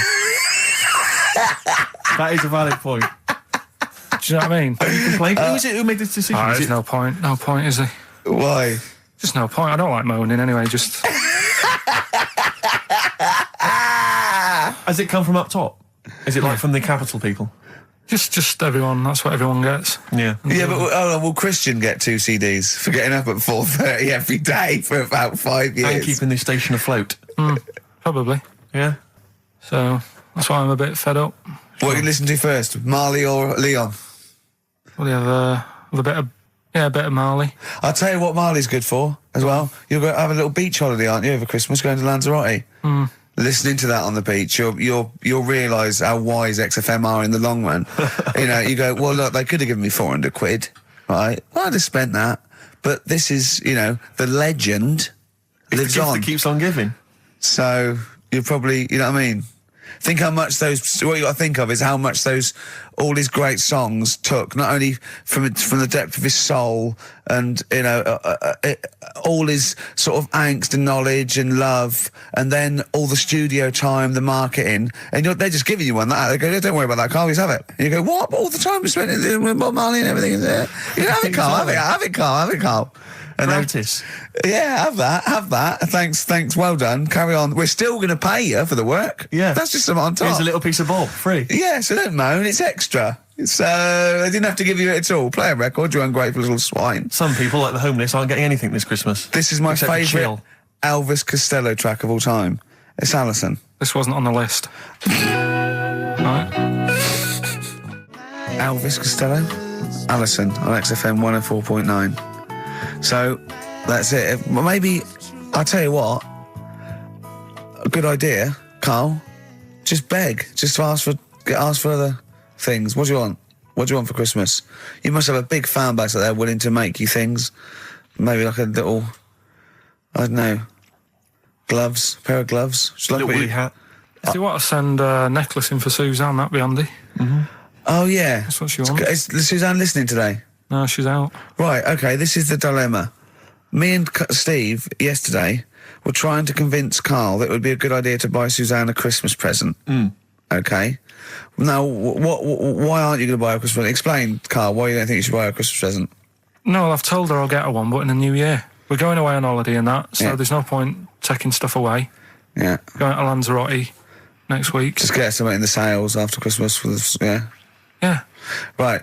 And me and Steve were trying to explain to Carl that she would love it if you bought her something on Christmas Day. Yeah, but she knows now. But Knows yeah. what? I've told her. So No, she's well, getting I'm going out. to tell you, do you know, right, this, dear listener, this was Carl's worry. I said, I bet she's got you something. And Carl was worried in case he got her something and she hadn't got him something. Yeah. He'd be livid. He didn't want to be down. He didn't want to be a present down. Yeah. Look at his face. So buy her a nice necklace. Don't spend, just spend 100 quid, you know, just a little token. We're going away. We're going taking her away on holiday. You're not taking her away, are you? What, you're paying for it, are you? Yeah. Are you really? Well, half and half and that. Right. So you're paying for you to go on holiday? That's good of you. So the gift is your company, really? She's done all right. She's done all right. Why do you talk like you're 60 years old? And you've been working down the mines? I don't know, she's done all right.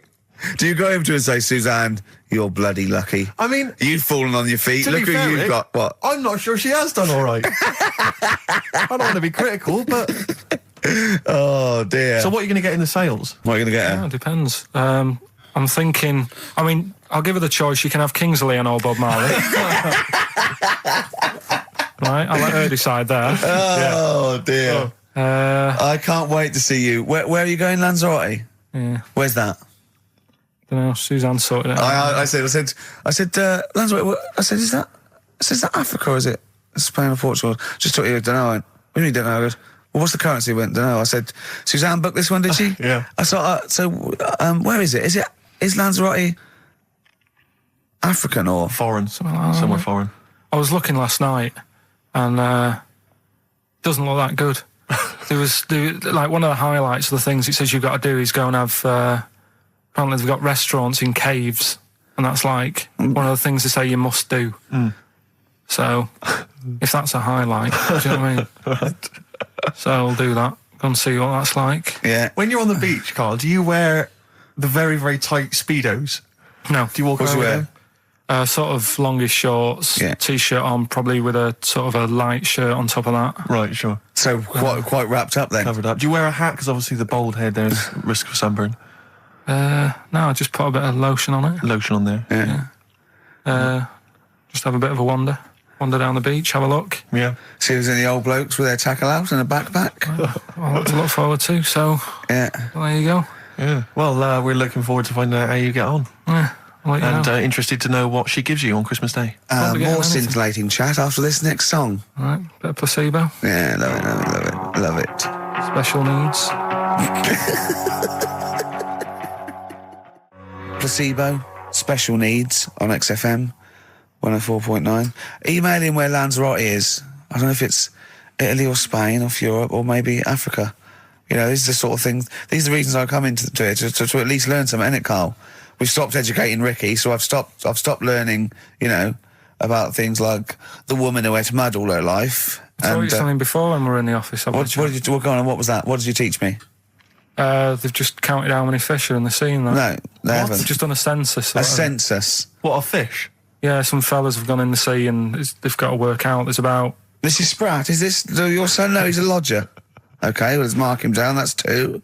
Oh, I've lost count. 6,000,004. Oh, darn. So how many are there?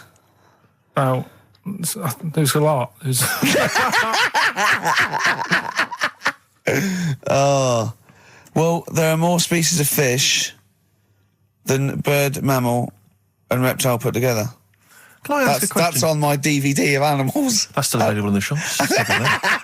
Probably find it online. You'll get that slightly cheaper. $15.99. What? Go on, ask me a Special question. features of Ask me a which question. include Karl's Pilkington's also on the DVD. Yeah. That's a perfect Christmas gift. Yeah, go on. Yeah, this is a question. I was discussing this yesterday. This is not a bit of shit. This is not a joke. I genuinely have always been slightly perplexed, and we were discussing it last night. The notion of the birds and the bees. Yeah. Now, I don't mean, you know, the birds and the bees. I understand how, you know. Why they use the birds and the bees? Yeah, because, well, you see, I always, as a child, I never know. I assumed the bees were having some kind of relations with the birds. No.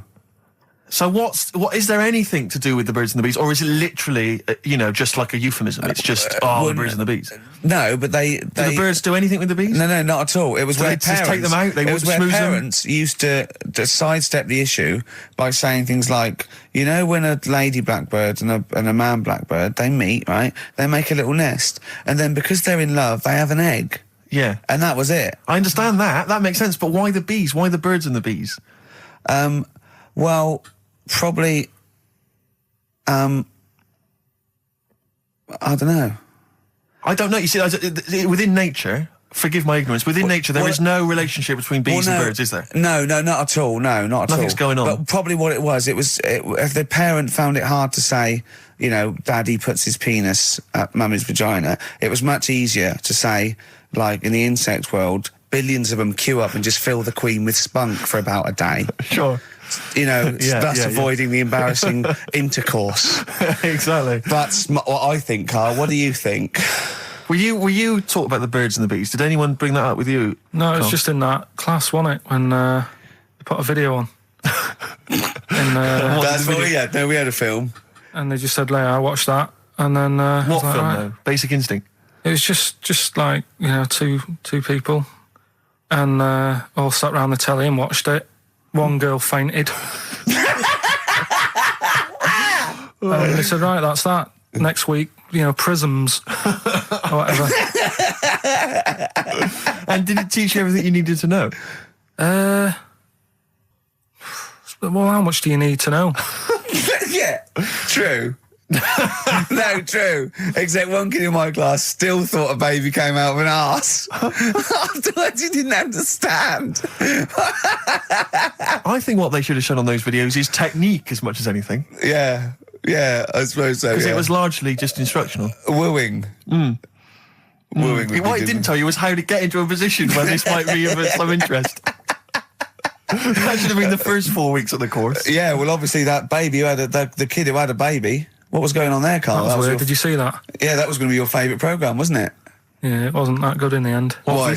You told us about this story ages ago, didn't you? Ages ago. I told you about a year ago about a baby that had a baby. Yeah, it's a bit different. The baby that had a baby, isn't it? Whereas a Siamese twin with a breech actually just developed inside him for it wasn't even developing. It was a twin stillborn that just was inside enveloped in the other one's body. So it's a little bit different to a baby. What had a baby, isn't it? Yeah. Actually disappointed he was. Do you know what he said to me? He went, well, I thought it was going to come out. And Yeah. go, oh, bloody hell, I'm 7. What a waste of my life. Like it'd been in there going, oh, hello? Yeah. Hello? I'm 7. Idiot. Yeah. Yeah, a bit disappointing. But there was a programme on after that, right? At 10 o'clock on Discovery, and I haven't got Discovery. Oh, right. It was Is it about... good? Oh, I didn't see it. This is it. I was yeah. going to say to people, if they've got a copy of it on tape, if they can send it in. What was it? About a baby with 4 legs. Right. That was on at 10 on... It wasn't a puppy. No. Just,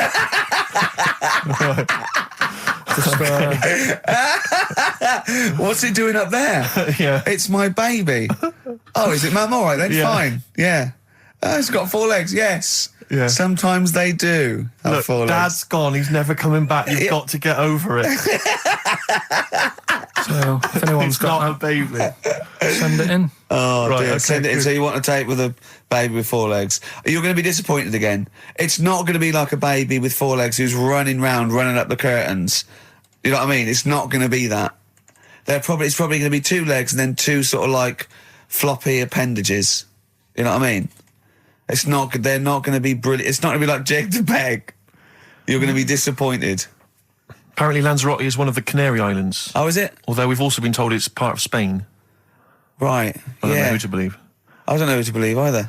That puts me back because I knew it was either one of them. Yeah. Yeah, I didn't see it. What about it? Pilot knows, doesn't he? Pilot knows where he's going. I thought so, yeah. Doesn't matter then. Right, we're playing Jayhawks. Let's play it. Love it. Got bored with that conversation, did you?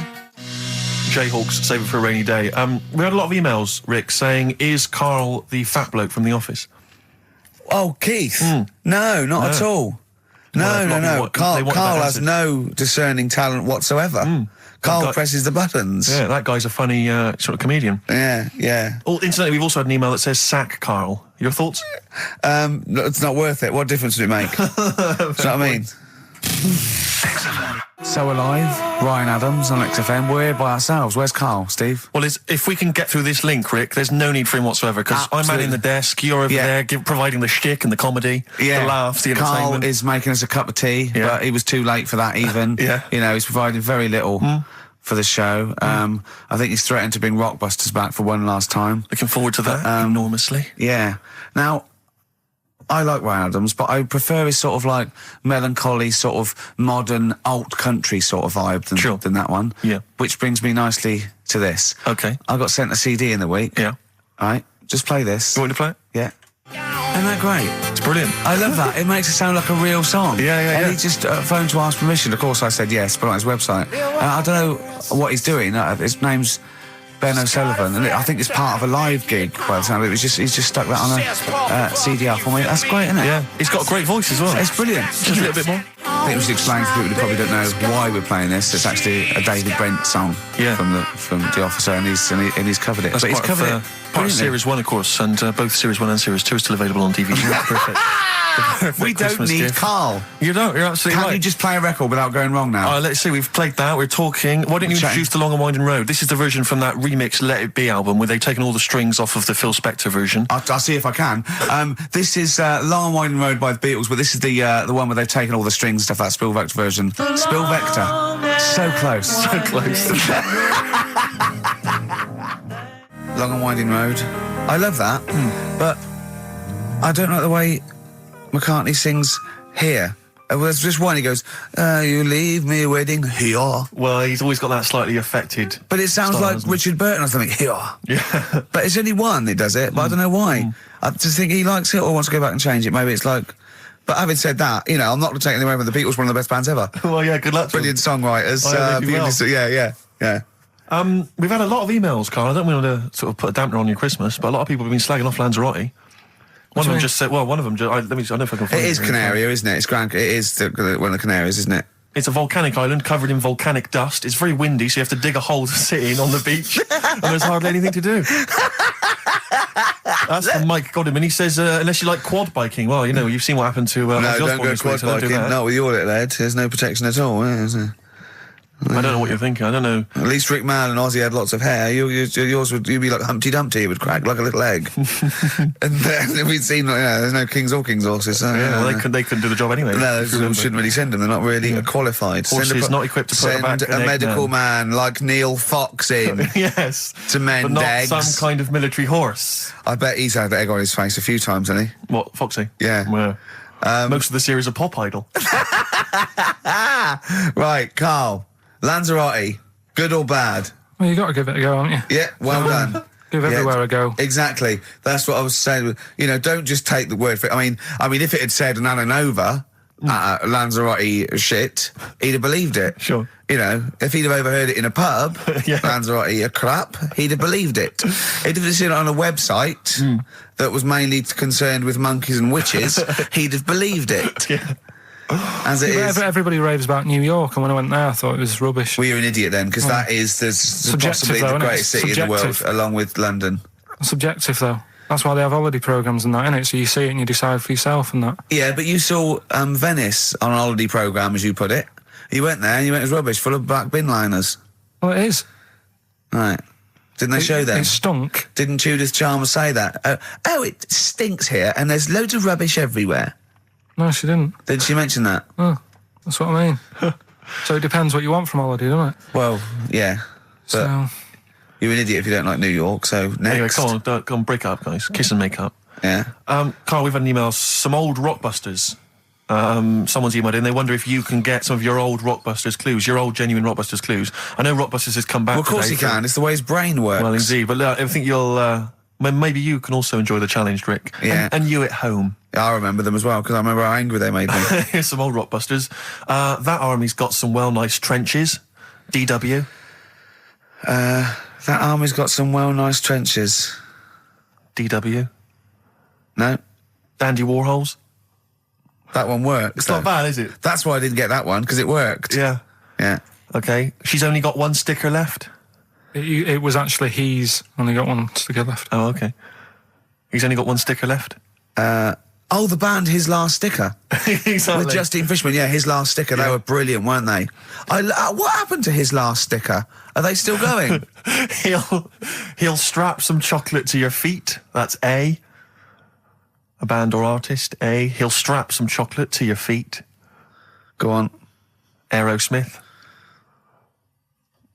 I don't know really what that means, but... And finally, you'll have to... Aero Cobbler.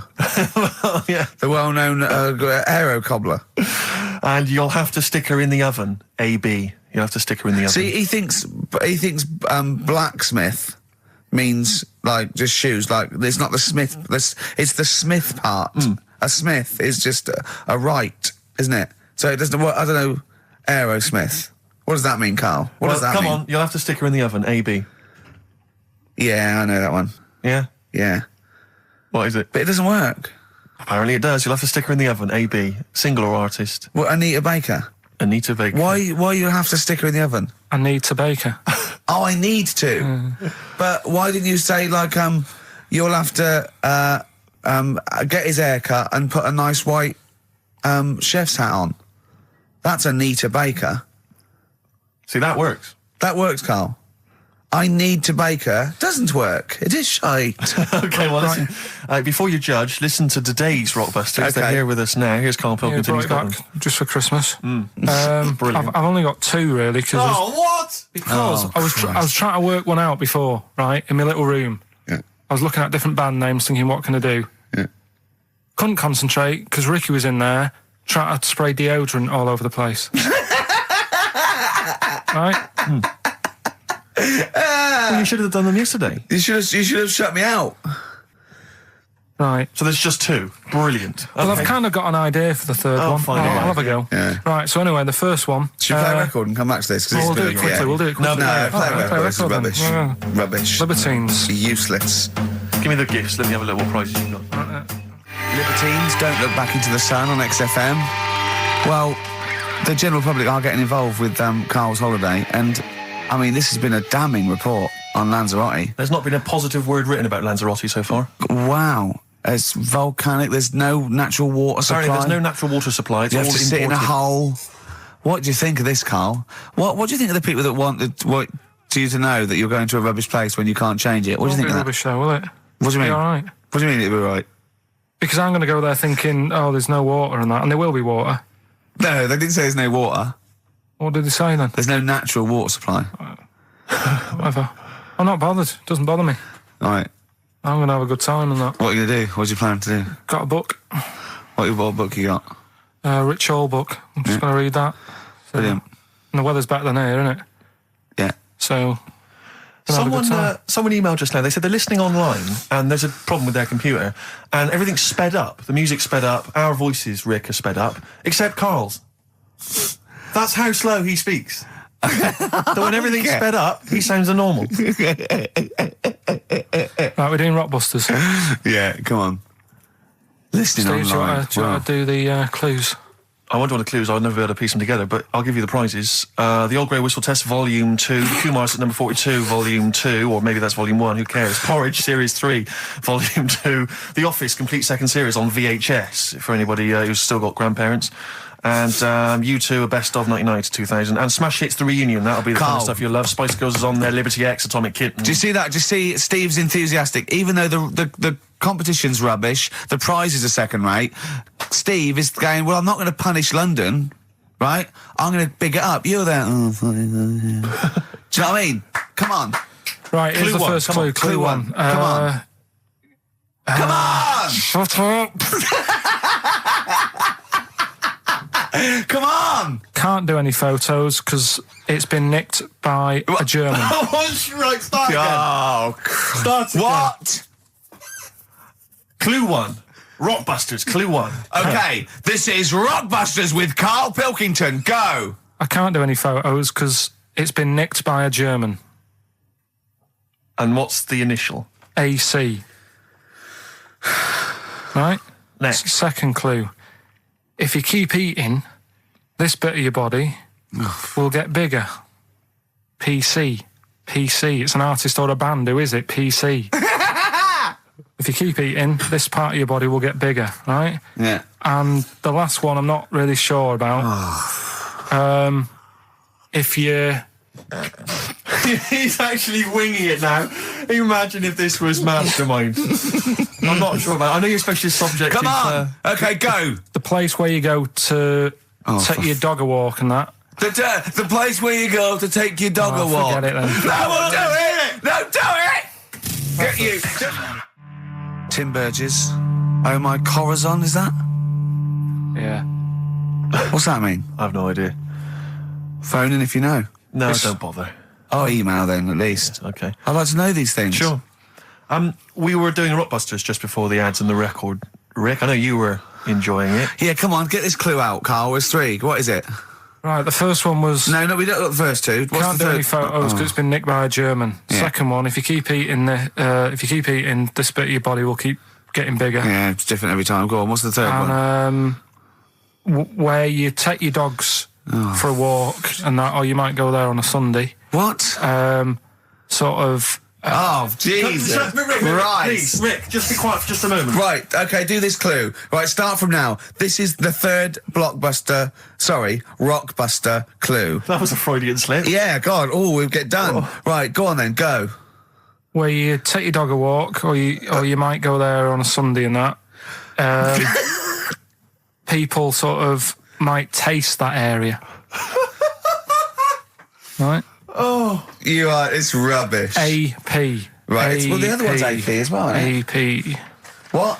I AP. see. Ricky.Gervais at XFM.co.uk. AP. A quick reminder of them again with the initials. Quick, Oh, go. this is such The rubbish. first one, can't do any photos because it's been nicked by a German. Second one, if you keep What was the eating... initial? AC. If you Don't keep, get annoyed, that's what the game's about, the initials. Yeah, if you keep eating, this bit of your body will get bigger. That's PC, right. right? And where you take your dog maybe on a Sunday and you go for a walk there and that, have a taste of it. Right? Different. AP, just email in and you win some stuff. Ricky.Gervais at xfm.co.uk. What rubbish. I wonder why we stopped this game. Well, I think it's probably exhausted him. He needs to go to some kind of volcanic dust island for a holiday. With no water, Yeah, exactly. just to dry out and get some new ideas. Oh, I'd love to see you sitting there on these black ash sands, just sitting there going, I'm thirsty, Suzanne. There's no natural water. I've finished my Rich Old book. I can't focus. I'm going blind. I need some water. Oh, brilliant. Oh, bless him. Anyway, happy Christmas. We said we weren't getting out, didn't we? Right, go on then. It was the premiere. Did you see the coverage? It was a premiere of Lord of the Rings Part 3. I can't be bothered. I mean, man alive, I'm sick of Lord I of the watched Rings. the first one, and I was actually I've never been into all that sort of stuff. Never liked it. Gollum and Dungeons and Dragons and gatekeepers and weird magic and Harry Potter makes. I want to punch his face in. I know what you mean. But I mean, it's sort of like, Well, Lord of the Rings, when I was at school, if you were into that sort of thing, you were a nerdlinger. They would beat you up, they'd shout heckle abuse, all that sort of thing. You know, I wasn't a fan. I actually don't know anyone who admitted they were into that I know. nonsense. It was shameful. It was embarrassing. Now, the whole world's gone crazy for it. Even the tough guys, the hard nuts, the streetwise kids, they're loving it. Can't wait for the third one. I see people raving about it. It's Jonathan Ross, all these people going, it's the best thing I've ever seen. It's 3 hours and 10 minutes of trolls and goblins and magic spells and large feet and magic rings. I'm loving all that crap. What's wrong with you people? I will smite you with my sword. It's just interminable. The orcs and the Norks. I saw some people playing this game. They had a big manual and a dice, and they're in a pub, and they're all fat with beards, right? And he threw a dice, and he looked down, and he said something like, outside them, 3 miles to Mumra. And they went, oh, well done. I know. I want to go and say, what is this game? Yeah. What? It's absolutely extraordinary. Well, they showed some coverage of the Lord of the Rings premiere on TV, and there were people dressed up as some of the characters. Yeah. There was a girl chatting saying, well, I just think Gollum's hilarious. What? People talking about telling me Gollum's hilarious in this new film. How is he funny, my precious? Oh, my precious. What's funny about this? I'm losing it. I'm genuinely... Is he like Yoda? I don't know what the joke is. I'm missing it all. And when the walking trees started talking... Oh, man, I love it. Gollum's the little one that looks a bit like Gandhi. Yeah, exactly. The computer-animated Gandhi. Yeah. Yeah. Is that all right? Yeah. I think that's how he's described in the book. But this is the other thing. I say, then they go, Tolkien, J.R.R. Tolkien, he's a genius. You know, he created his own language. Whoopee! Carl comes up with a new word every week that he's made up. He's not a genius. Yeah, well, the bloke, a look of frighteningness came across his face. Frighteningness. Yeah, Carl's new word. Although, you know, Shakespeare introduced 1,200 words to the English language, apparently. Well, he was a genius. He's estimated. And I only know one of them. Yeah, what was Brilliant. it? Brilliant? Yeah. How did he come up with that? I don't know. I reckon maybe he was reading Macbeth and went, I'll tell you this is brilliant. Yeah, and his wife said, what? This is brilliant. I'll tell you this is absolutely brilliant. I don't know what you mean. Sort of. Will. Sort of better than good. Read it, see what you think. Well, it's good, yeah, but I mean... Read it again. It's getting better each time. Is it brilliant? It is brilliant. Yeah, see? Yeah. I don't know how when the audience were there on that first night. Brilliant. I know, it wasn't brilliant. It was excellent, he came up with. Well, fair enough, it's the same sort of thing. Yeah. But on the first night, when everyone was in the theatre, you know, the dregs, the Karls of the Middle Ages, they're still sat there. The Renaissance, I should say. They're all sat there watching it. They're enjoying the play. They're loving it. All the kind of people dressing up or whatever it might be. The boys playing the girls not involved. All the rest of it. They're loving it. I'm loving this. It's absolutely brilliant. He's going to kill her. Well, forsooth, it was excellent. I don't know what that means. Yeah. You've lost me. Excellent. I'm shooting off. Yeah, was it? What? It was what? Wow, you know, excellent. I don't see how you can make up words. It's like, it doesn't seem that doesn't count in poetry. Well, I suppose you have to, don't you, eventually, if you want to describe something. Why? Just use the words that exist, isn't that the rule? No, but that's why we borrow from other languages. There are certain phrases that can't be translated because it's that there are no words in other languages for them. I mean, I think we beat the second language by about double. What language? I think in English we have got about, I think Russian's second, but I think we got twice as many words. So there are obviously things that we say that cannot really be translated. Yeah. And so, you know, ours is just great for obviously poetry and... It makes sense when you think about things like blancmange. Blancmange that would is be like good, yeah. Wobbly pudding. I know. In English. But I think if there are, I don't know how many there are, someone know, but say there's about 100,000 possibilities, right? I think we probably know, as educated people like us, Steve, we probably have about 20,000. Sure. Right? I really don't think we need that other 80,000. No. I can't, I'm not walking around going, I don't know what they're talking about. Exactly. I'm really, what did he say? What is that? I mean, that happens possibly once or twice a year when I go, sorry, what does that mean? Yeah, yeah. Do you know what I mean? Carl, you look bored, mate. We had a real conversation I think there. he switched off when I said forsooth.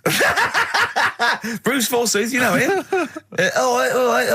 So much better than last week. You know him, don't you, Carl? Got a song on, yeah? Yeah. Yeah, boards. Okay, there was a monkey, right? No, he's wait. It was a professor of English. No Blue Sky, The Thorns. That's beautiful, isn't it? On XFM 104.9. Carl, you're losing your rag a little bit. What's the matter? Nothing, go on. See? What's the matter? What's the Well, matter with I've got Carl? something to cheer him up. Someone's emailed in, Emma's emailed in, she said that for those that know, those in the know, they referred to Lanzarote as Lanzagrotte. Brilliant. He's a bit fed up. He's got 2 CDs for Christmas from a company that's he's been with for 6 years. He's a little bit grumpy about having to answer the phones. He wouldn't go and make Steve another cup of tea immediately. Selfish. Yeah. Carl, what are you thinking? Nothing. Go on, what were you doing? Come on, Carl, you're getting paid for this. Project. Out. We'll take one of those CDs away. All right. What were we talking about? Lord of the Rings. Yeah. Sick of it, as I say. So there's some people dressed up on TV. They were dressed up as the characters. They had their sort of costumes. There was a guy I went to university with. I don't want to mention his name. Went into his room once. He's into that sort of thing. He showed me in his wardrobe. He had a full-size Star Trek outfit that his mum had made for him. His mum had made for him. But I wanted to say, well, A, you've taken it to university, but B, when are you going to wear that? Yeah. When are you ever in the mood to wear that? Well, you never know when. Like on Apollo 13, wasn't it, when someone had measles or someone else got in. Sure. So you might go, oh, I can't believe it. Can't believe it. The Enterprise, Uhuru can't make it. But it's the idea of that being, I'm not one to speak, but it's that idea of that sort of being attractive to women.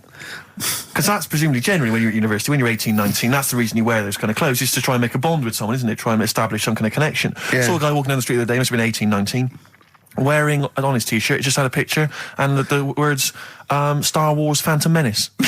He probably like. But it's just the idea of a girl going, yeah, well, I love that film as well. Yeah. Because it's supposed to be kind of kooky and eclectic t-shirts, aren't they, normally? They're supposed to be a bit sort of radical and a bit offbeat. My favourite, though, are, I love fat goths. Yes. I really love Who fat are still goths. persevering with it, even into their 30s? I like fat young ones. I love fat 18-year-old goths. I really like them. They're one of my favourites. And I like 42-year-old goths who they're losing all their hair. They're just growing at the back. But I don't know what jobs they do. But their main hobby is looking like Nosferatu and wearing lots of silverware. That's one of my favourites. I think I mentioned to you before. I saw a girl on the tube. She had a bag, and she was quite gothy. She had a bag, and it sort of had like a Barbie's head, kind of sort of defaced hanging from there, and loads of badges and tassels and little motifs and odd things. And she decorated the bag, and then had sort of things like legalise cannabis and ban the bomb, and stop the war. Yeah. And I just wanted to grab her and say, you doing much about the war, or are you working mainly on the bag? Yeah, you spent most of the year you filling in the petitions? Are you doing the marches? Collecting or is it largely badges. the bag you're focused on? Oh, dear. I'll tell you another thing, that a fashion mistake that always offends me whenever I see it, is an Englishman of any age wearing cowboy boots. I had cowboy boots. I can't believe it. When I was 18, right, I went out and got a pair of cowboy boots. The cheapest. I mean, they were the only ones I could afford. Awful. Why? I mean, was that 'cause they were like clogs that came up to the knee. They were so uncomfortable. And why did you get them? Who was wearing them at the time that you thought they were cool? Clint Eastwood. Right. Okay. And I had cowboy boots. I put segs in them. What segs? Which the little things you nail into the bottom. So they sort of clip clop as you Clip clop, right. So I'm 18, right? Those tight jeans, so tight in fact, I thought I had to enter the doctor, and I said my balls are aching, and I went off. I said I've got a pain in my epididymis and all this, which I was doing biology, and he went, your jeans are too tight, they're squashing your balls. Right?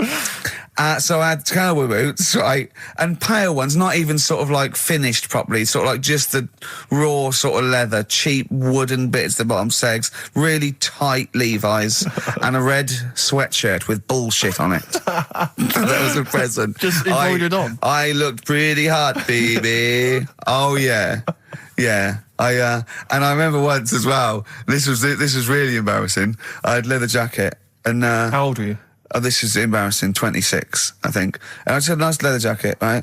But I was bored one day, and so it's about 1986, 87. Yeah. 87, must have been.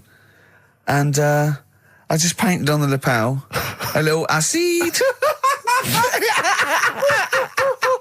And that didn't last. And were you going to acid house raves at the time? No, of course not. No. But I remember that one didn't last long. That was in the bottom of the wardrobe immediately. Yeah. I knew at the time. I just thought, what is that? Yeah. But I forgive anyone sort of anything up to about the age of 25, right? I don't know. But I mean, he's getting close there, yeah. But certainly up to the age of 20. But it's the 40-year-olds. It is the 40-year-olds that just still have a little go. Goths are the best. Goths are the best. Or the cowboy stuff, because there's never been a culture of cowboys in this country. I know, so you see the 40-year-old guy with the kind of cowboy jacket with the tassels. Yeah. Or the bootlegs tie. Add that, yeah. Went to that, yeah. Because you've been through most phases. This is what's interesting to me about you, is you're quite self-aware. But the most committed one was probably the New Romantic when I first went to university. So, 18, red bullshit T-shirt and tight jeans. Within a couple of months, David Sylvian, just full makeup and that. Can I ask, because having never really subscribed to one of those fashions, one of those styles,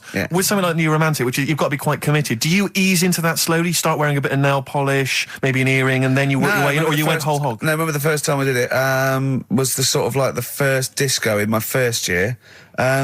Just borrowed someone's makeup, put it on, stopped at the chin, hadn't quite got the so I looked like a mannequin, right? And then I sort of got better at it, I suppose. Right, wanted to look like David Sylvian. That was the idea, and then it sort of. And so you had to literally go out and sort of start again with your wardrobe, presumably. The cowboy boots went out, the tight jeans. You had to literally go to a shop and buy an outfit, a New Romantic outfit. No, it was okay because in those days it was a suit.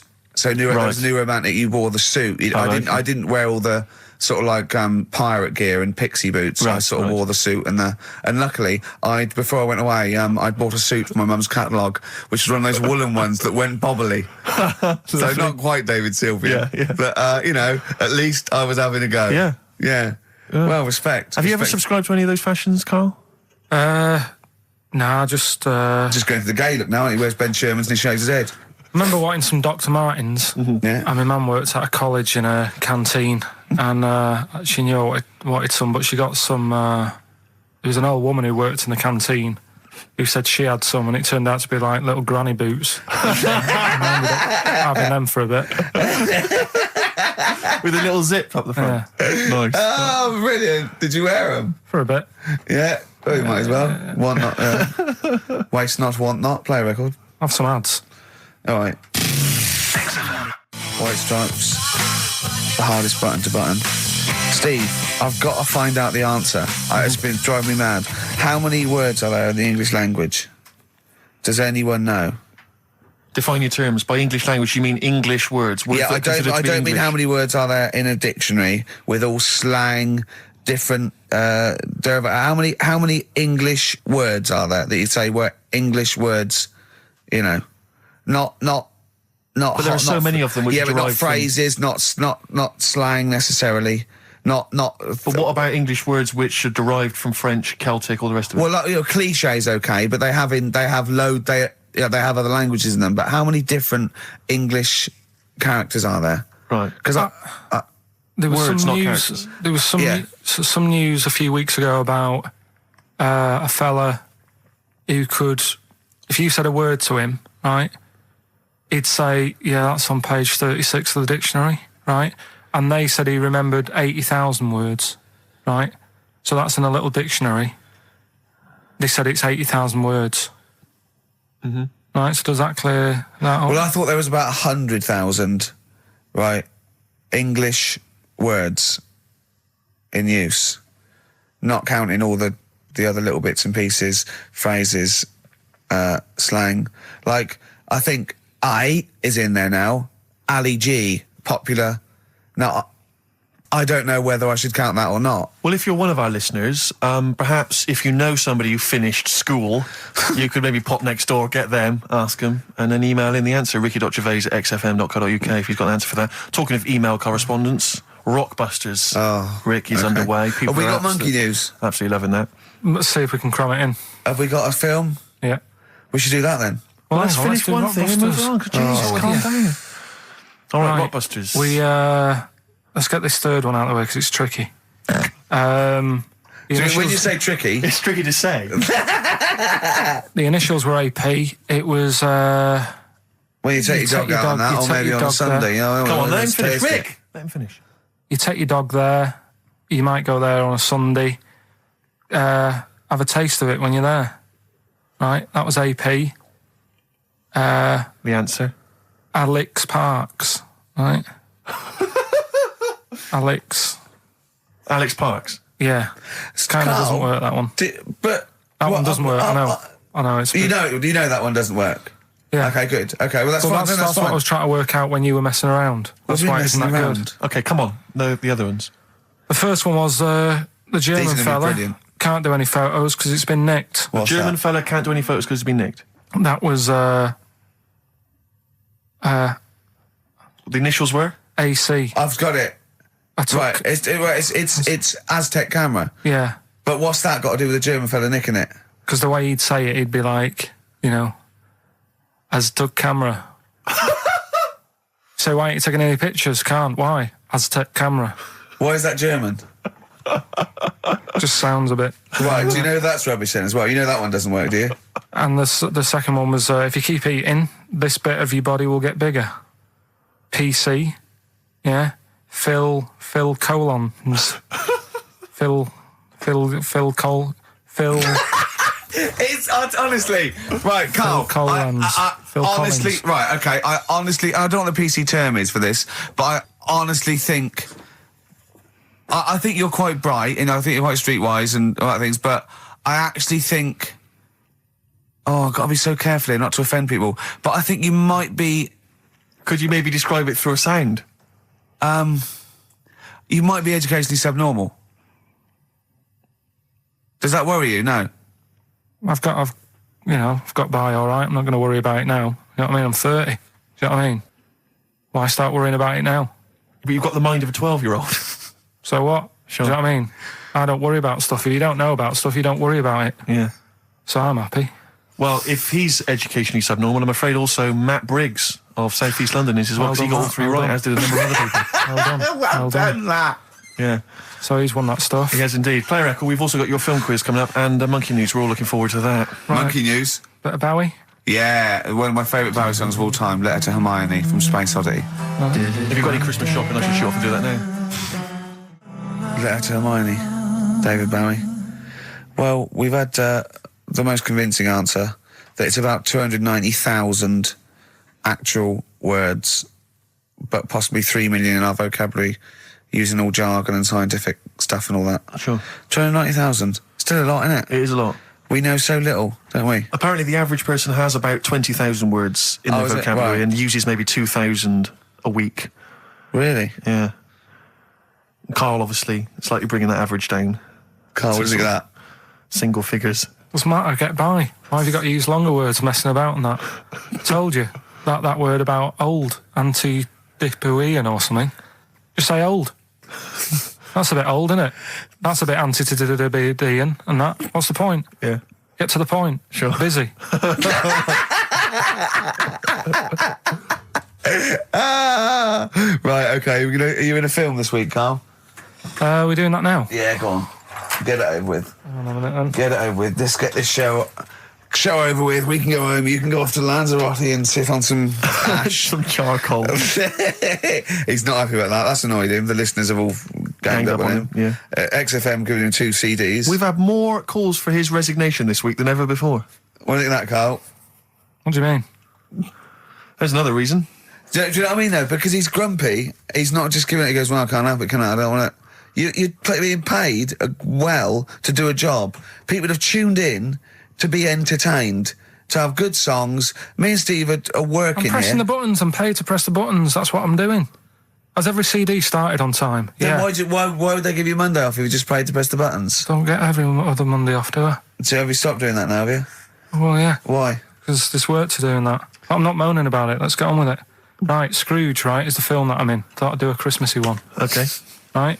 Yeah. So get people in the Christmas mood and that. Yeah, you have. Yeah, you have got people in the Christmas mood. You're like Santa visiting them.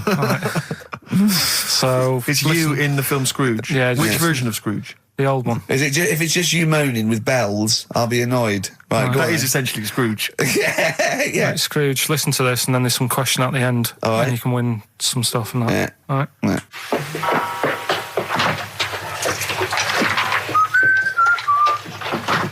You're late.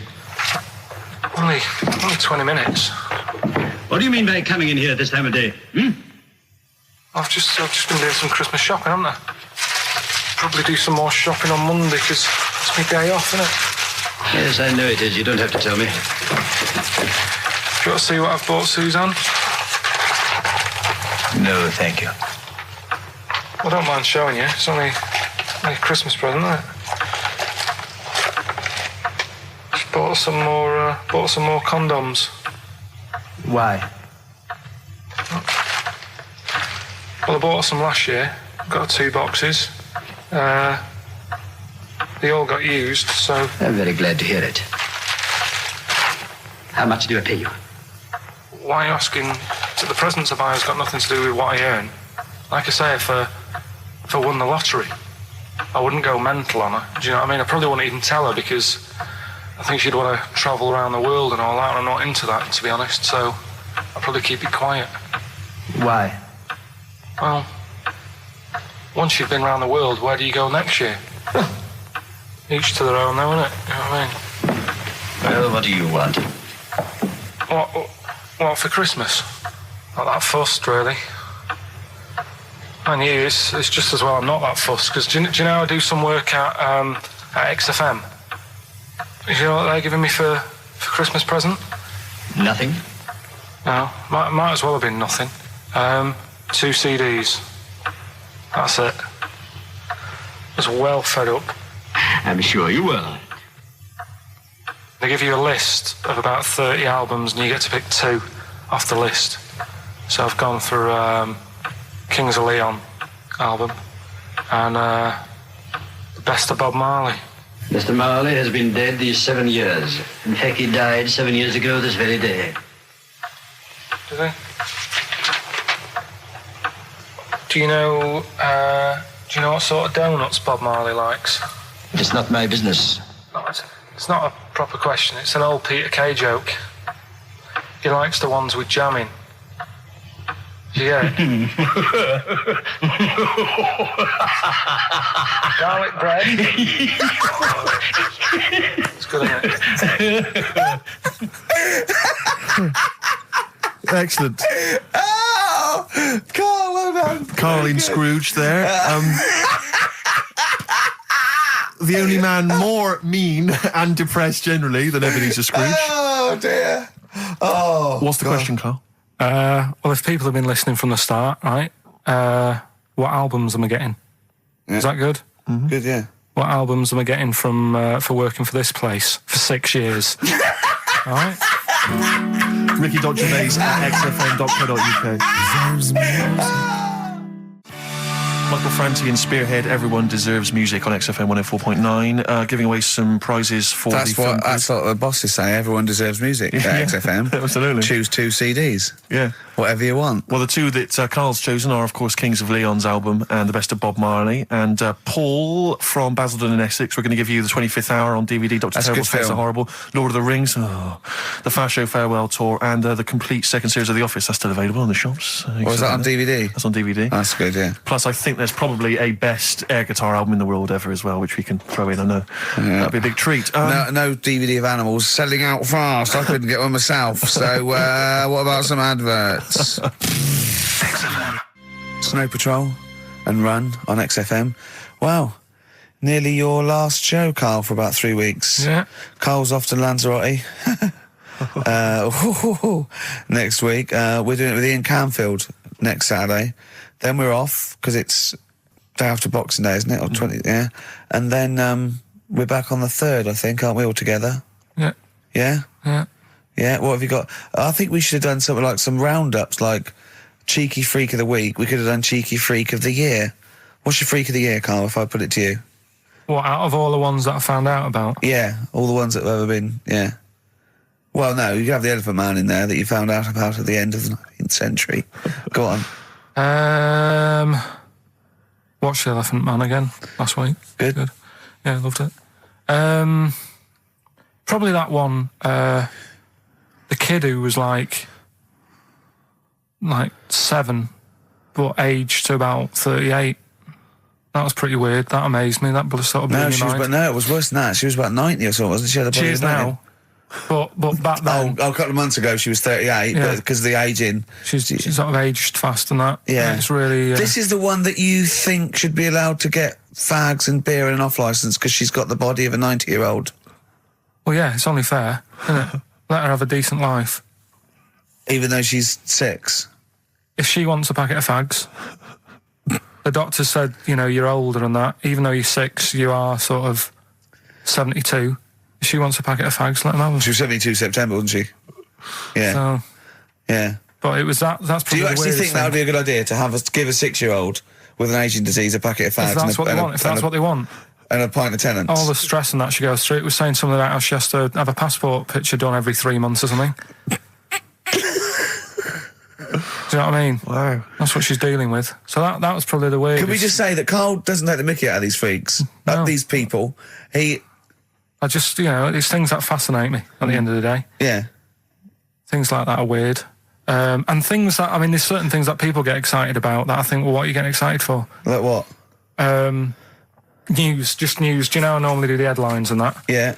Have we got any headlines? Not really, because there isn't that much going on. This is what annoyed me, though. There was something about a woman who's going up Everest on a bike. Do you know what I mean? And they were like, oh, brilliant. But I don't think that's that good. When someone's done it walking... Where would the woman who complained about you come in the years chart? That's that's the woman with the enormous head. Lest we forget. She took offence to some of the comments you made on the show, and rightly so. I can understand. I was out of order, and, you know, so I'm sorry about that. Yeah, well, I'll just explain again that Carl, I mean, it's the Freak of the Week is sort of like more of a punchy catchphrase than a derogatory term. And Carl's fascination and childlike. I mean, I think we'd have to include Carl in the roundup. Yeah. I mean, it'd certainly be in the top 10. I think the fact that she didn't sort of pursue any official complaints means that, you know, she's a bigger person than you, Carl. Yeah, really, because, you know... Certainly, you know... Well, you know, so... Headways. She is. Carl, you're going to do some news stories, I think. Well, like I said, there hasn't been that much going on. There's a story about a fella who hasn't eaten for 70 years. Right. He hasn't eaten. Is that all that's all the information you're going to give us? Yeah, hasn't eaten for 70 years. Hasn't had a drink, but he's all right. That's rubbish then. Next. It's not rubbish. Yeah, it is, yeah. Next. Well, what is it? How is that? How is a man not eaten or drunk for 70 years? It's that thing, isn't it? Your belly gets used to it or something. Steve, has he misinterpreted it, or is it rubbish? Well, it does. To be honest with you, it doesn't actually offer any explanation. It just says that that's what happened. Right, so that's rubbish. It doesn't go on to Next. anything else. A woman's had 6 organs transplanted. Woman needed a new kidney, a new heart, a new stomach, a new liver, new kidney, intestine. Does that mean that she's the same woman? I know. You'd just say forget it, wouldn't you? Yeah. Wouldn't you, though? Well, not really. You know, the organ is just a lump of tissue. If you're that knackered, call it a day. Don't waste time with that. Yeah, and good advice. There's a woman who hasn't slept for 8 years as well. Well, that's impossible. Again, you want to see that, Steve? Yeah. That's the news for the week. Yeah, all rubbish. Turn Next. Do you want to apologise once more for anyone you might have offended over the year? Yeah, like I say, I never upset anyone. We're just chatting about stuff. It's just chatting. It's from the heart. You see something, you say, "Oh, it looks a bit like so and so," or "Isn't it a bit?" You're not really, you know, you don't really try and hurt anyone's feelings, do you? But I think most people know that. And I mean, I've got to apologise for laughing at anything you say. I actually can't help it. Again, it's not vindictive, but when Carl comes out with some of the things he says, it's impossible for me not to laugh or react. So, have a Merry Christmas, everyone. Well, before that, Rick, is there some final, for the year, Monkey News? Tell you what, let's play a good song. Okay. Right, we'll have a bit of Monkey News, and then that's it. A bit of Amy Mann, then. Perfect. Yep. Brilliant, this one. No Choice in the Matter by Amy Mann on XFM 104.9. Well, now it's Monkey News. Well, before Monkey News, Rick, can I just mention to people, if they enjoyed that version of Free Love Freeway that we played earlier on the show, the kind of alt country version. Yeah. That was by Ben O'Sullivan, and hopefully if you check out his website, if you're interested, you probably can download something, or maybe he'll tell you when he's going to release it. That's benosullivan.com, one word, benosullivan.com. Good luck to Ben, Happy New Christmas to him, and New Year, best of. Rearrange these words into a well-known phrase of the time of year. Yeah. Initials MC. Okay, Okay. Play the jingle. Oh, what is it? Chimpanzee that. Oh yeah, chimpanzee that. Monkey news. Right, well, the last one of the year. It's not that good, but this is all that's been going on all week. Yeah. Little monkey. What happened is, it's this plane, right? Aeroflot, I think it is, Russian airline. Having a good flight. Everything's going normal and that. This is gonna be libelous. The pilot. Sorry, I mustn't interrupt my side. How tall was the pilot on this flight? Okay, listen, we've had a few complaints. People saying, don't interrupt monkey Steve. news. Okay. Don't interrupt monkey Okay, I news. won't then. It's like the Okay. weather girl complaining whilst Trevor McDonald's doing... Okay, all right. Go on then. All right, so, the flight's going well. Food's been served and all the rest of it. Anyway, someone gets upset about not having many nuts. Right, they've not got enough nuts. They hand the nuts out and that. One of the sort of passengers is going mental. Because What's he saying? He's just What going language mad. is he talking? Is he Russian or English? So anyway, there's a bit of a fight going on. Fight starts happening. People are going, "What's up with that little fella?" Right? The little hairy bloke. So they sort of drag him. What's wrong with Bob Hoskins? And why is he screaming? Why isn't he talking in his usual Cockney accent? Why is Bob Hoskins screaming and grabbing at nuts? So you've ruined it. Right? Come on. What have I ruined? Right, Rick, turn his microphone off so we Okay. can't interrupt Right. you. Right. So anyway, so there's a fight going on. Nuts are going everywhere, right? So anyway, so they manage to tie him down. They get him on the floor, tie his legs up and that, right? His little legs. Get him to the... Come See you later. Have a good Christmas. No! Carl, how dare you? Finish the story. All that happened is they got back. It turned out that he shouldn't have been on the plane anyway. Why? His passport wasn't valid. Right. And you can't cause problems on planes and that. So he got put in a cell for a bit. Turned out it was a little monkey. Right. Quick question, how did he complain about the shortage of nuts? Yeah. He just was going mental. Right, he didn't actually call over a stewardess, he just... Well, how did he get on the plane in the first place? What ticket did he have? Have a good Christmas and that. But you yeah? know it's rubbish. You See must you know later. that's rubbish. All You the must best. know that's rubbish. All the best. You must know that's rubbish. Where is he going? Well, here we are again, XFM, on a Saturday. Just gone 1 o'clock, Steve, if I'm very much mistaken. But we're not here as such. We're away again, gallivanting around. We've got to do the special sort of best of again. Okay. Which we did a few weeks ago. So this is the best of the last 3 weeks. Which I think is, I think it's the best 3 weeks we've ever had. But I'd like it condensed into 2 hours. Yeah. Yeah, some great music as well in there. Yeah, there'll be some great music interspersed with fine chat that you've already heard. Yeah. Except this bit. This bit's new.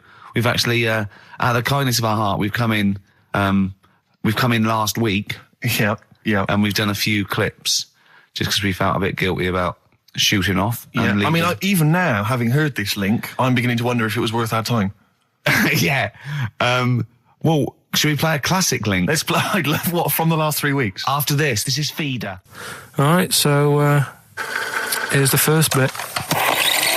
Yeah, you might want to try and You heard check it about out. the hanging one when What's this when the called? fella was... Sorry, mate, go on. When the fella was hung. Well And, he was hung and... Ung. Sorry, what's ung? He was hung by a rope. So isn't that... No, I think it wasn't he a Chinese emperor? And wasn't he Ung? Yeah. He was Ung. Some fella who'd done something, they hung him. And, They wanted him, It's not a word anymore. He was Ung. look, don't be doing that again, because you said squoze wasn't a word, and then I shown you a menu today that someone sent, and it said fresh orange, Yeah. squoze. Inadvertent commas, and next to it was the word colour, spelt C-O-L-O-R.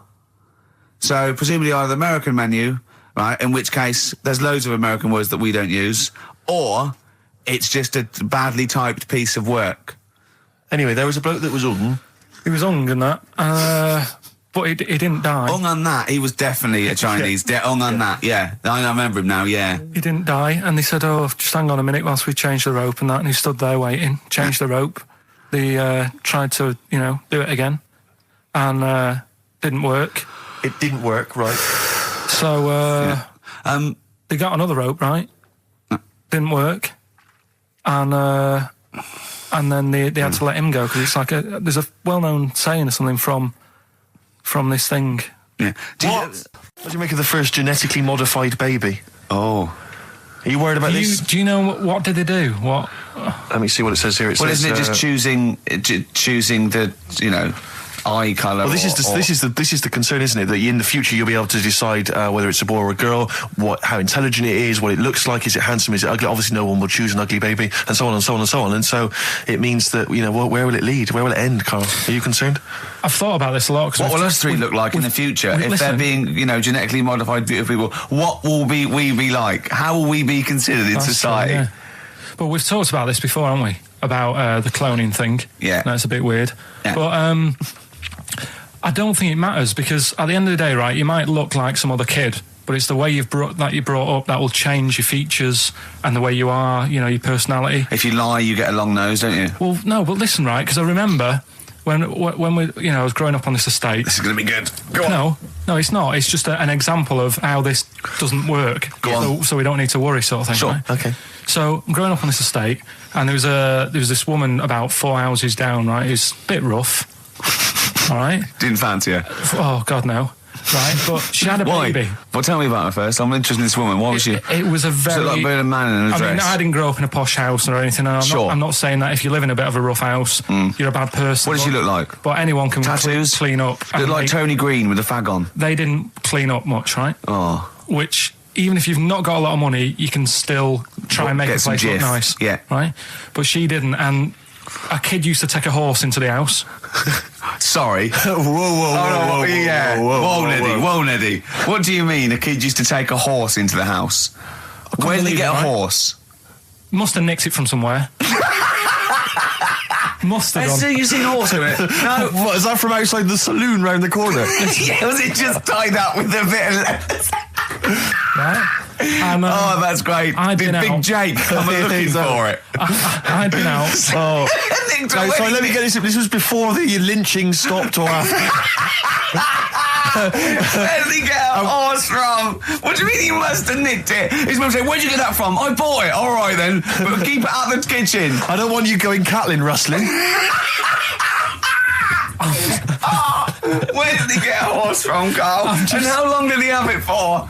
Was he leading it or riding it? Mum, open the door, I can't stop. I can't stop it.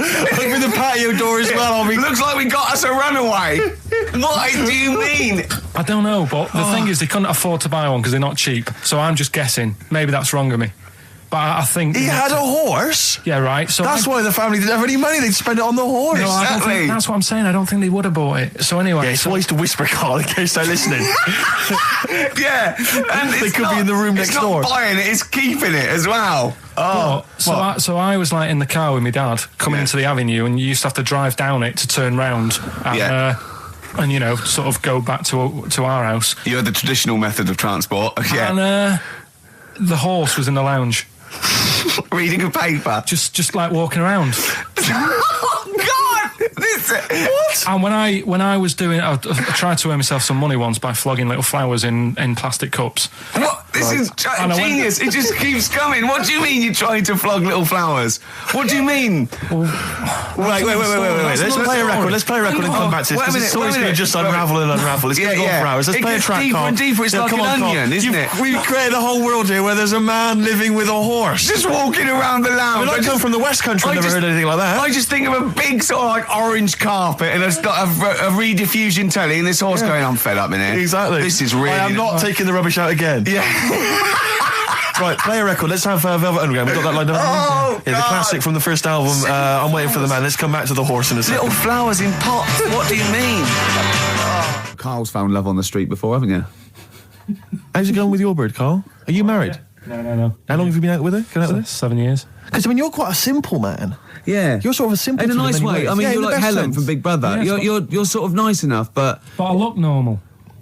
Well, yeah, you sort of do. But you could be one of those that just suddenly go mental with a pen. Yeah, do you know what I mean? Stab people through the eyes. Yeah, you sort of look normal. But if I wouldn't really want to wind you up to a point of frenzy. How did you meet your girlfriend? Through work. What, through her work? What, you found out and said... We worked at the same place. Oh, you're right. Yeah. You're quite an enigma, aren't you? Could you give us more on that? At work. You met her at work. What, she came in selling sandwiches? She was going through the bins outside. What do you mean you met her at work? Why are you having an attack on me? You're the one who's sad and lonely.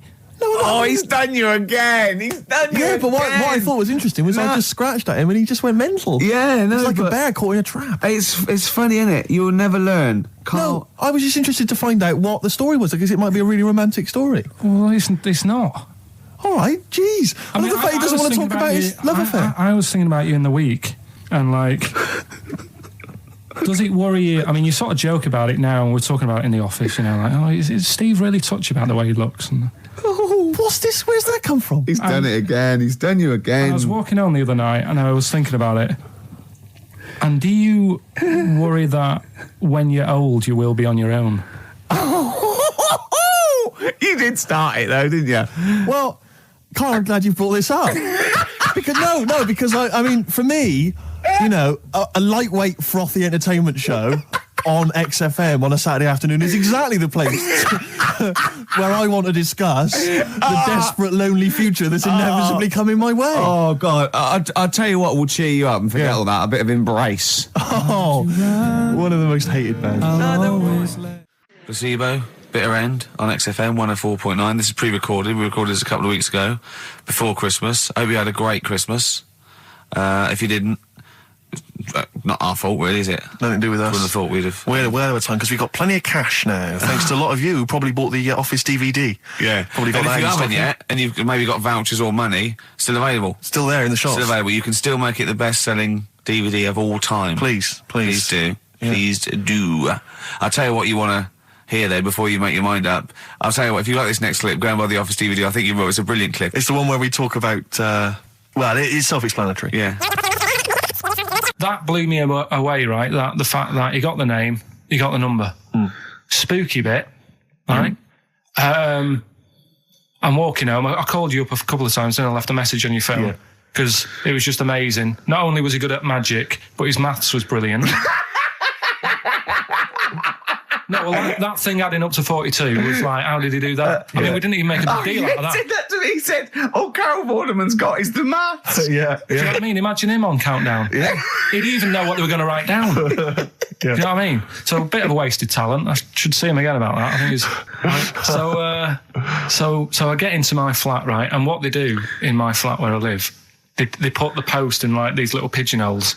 Right, and I don't normally check them out. I leave it for Suzanne to do, right? Sure. But this time, for some weird reason, I thought, right, I'll check it, see if we've got any posts. Open it up. There's only this. A letter for Miss Harris. Yep, there it is. Bona fide in front of us. A letter addressed to a Miss Harris. Well, does she live there? No, it's my address. She doesn't live there. Did she ever? Don't know. It doesn't matter. It's weird, isn't it? But we've never had. Normally, I think there was a guy who lived there called Yaki Shoki. Mr. 42. It was definitely wasn't an Harris, right? This is the first time we've had a letter for this woman. Yes. Right. But what are you claiming? Because Darren Brown himself admits that it is not paranormal, it is not supernatural, it is a trick. It's a trick. Is it? But he would say that, wouldn't he? Hitler said that. Play a record. Well, can we open this? No, it's illegal.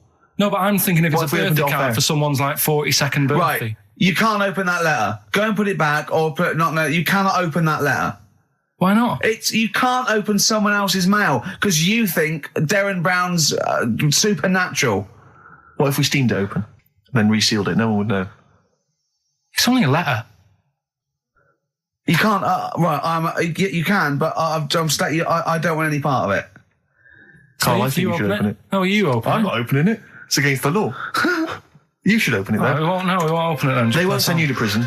Forget it. You'll get off. Cure? Yeah. Bit of cure? There's no cure, no. I'm looking. Well, I'm tempted to open it. Well, do you want to, Steve? There you go. No, I'm not going to open it, but I think you should, definitely. 6 Different Ways by The Cure from the album The Head on the Door. We've enjoyed that. The head on the door, Carl. Ooh, bit of a coincidence. Spooky, isn't it? It was only 4 weeks ago you were talking about a head and a door. Exactly. Has the door got a number on it? 42. Oh, dear. So we're not opening it?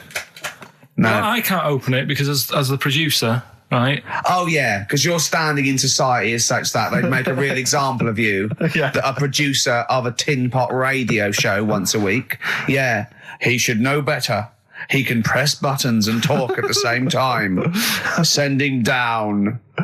But they wouldn't try you in an adult court. You would Carl. get They away. wouldn't be You would allowed. get away with it. Just they hear you speaking for a little while, and the judge would end up squeezing your head and letting you off. It'd be like those people who train monkeys to break in. Do you remember down in South London? We talked about it in the past, and they were going around robbing stuff, and they trained them to do it. Yeah, think so they I did think some time I don't think those monkeys would have got in trouble. It would have been the keepers. So, I think XFM would probably take the rap. Will you open it?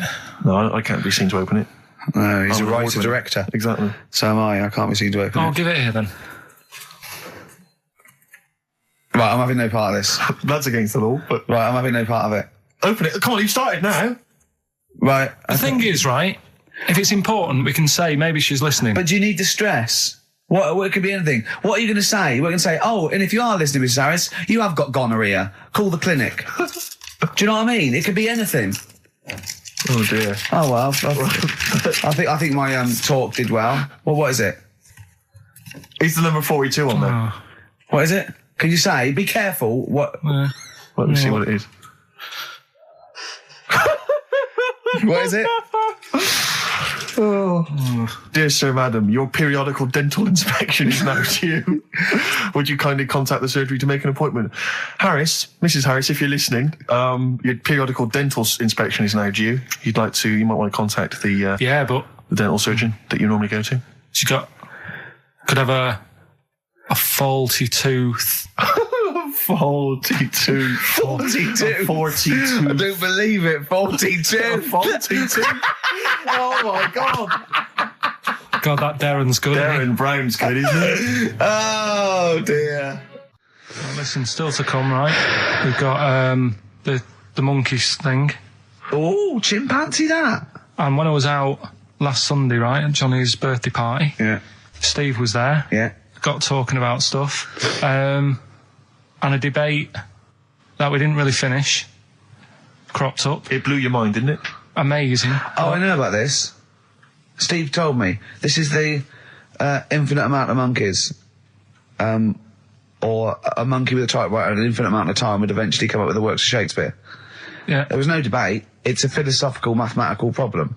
There's no debate. It's true. It wouldn't happen. No, listen, Carl, listen.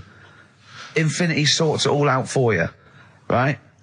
An infinite amount of monkeys at a typewriter, right? They do everything. They type everything.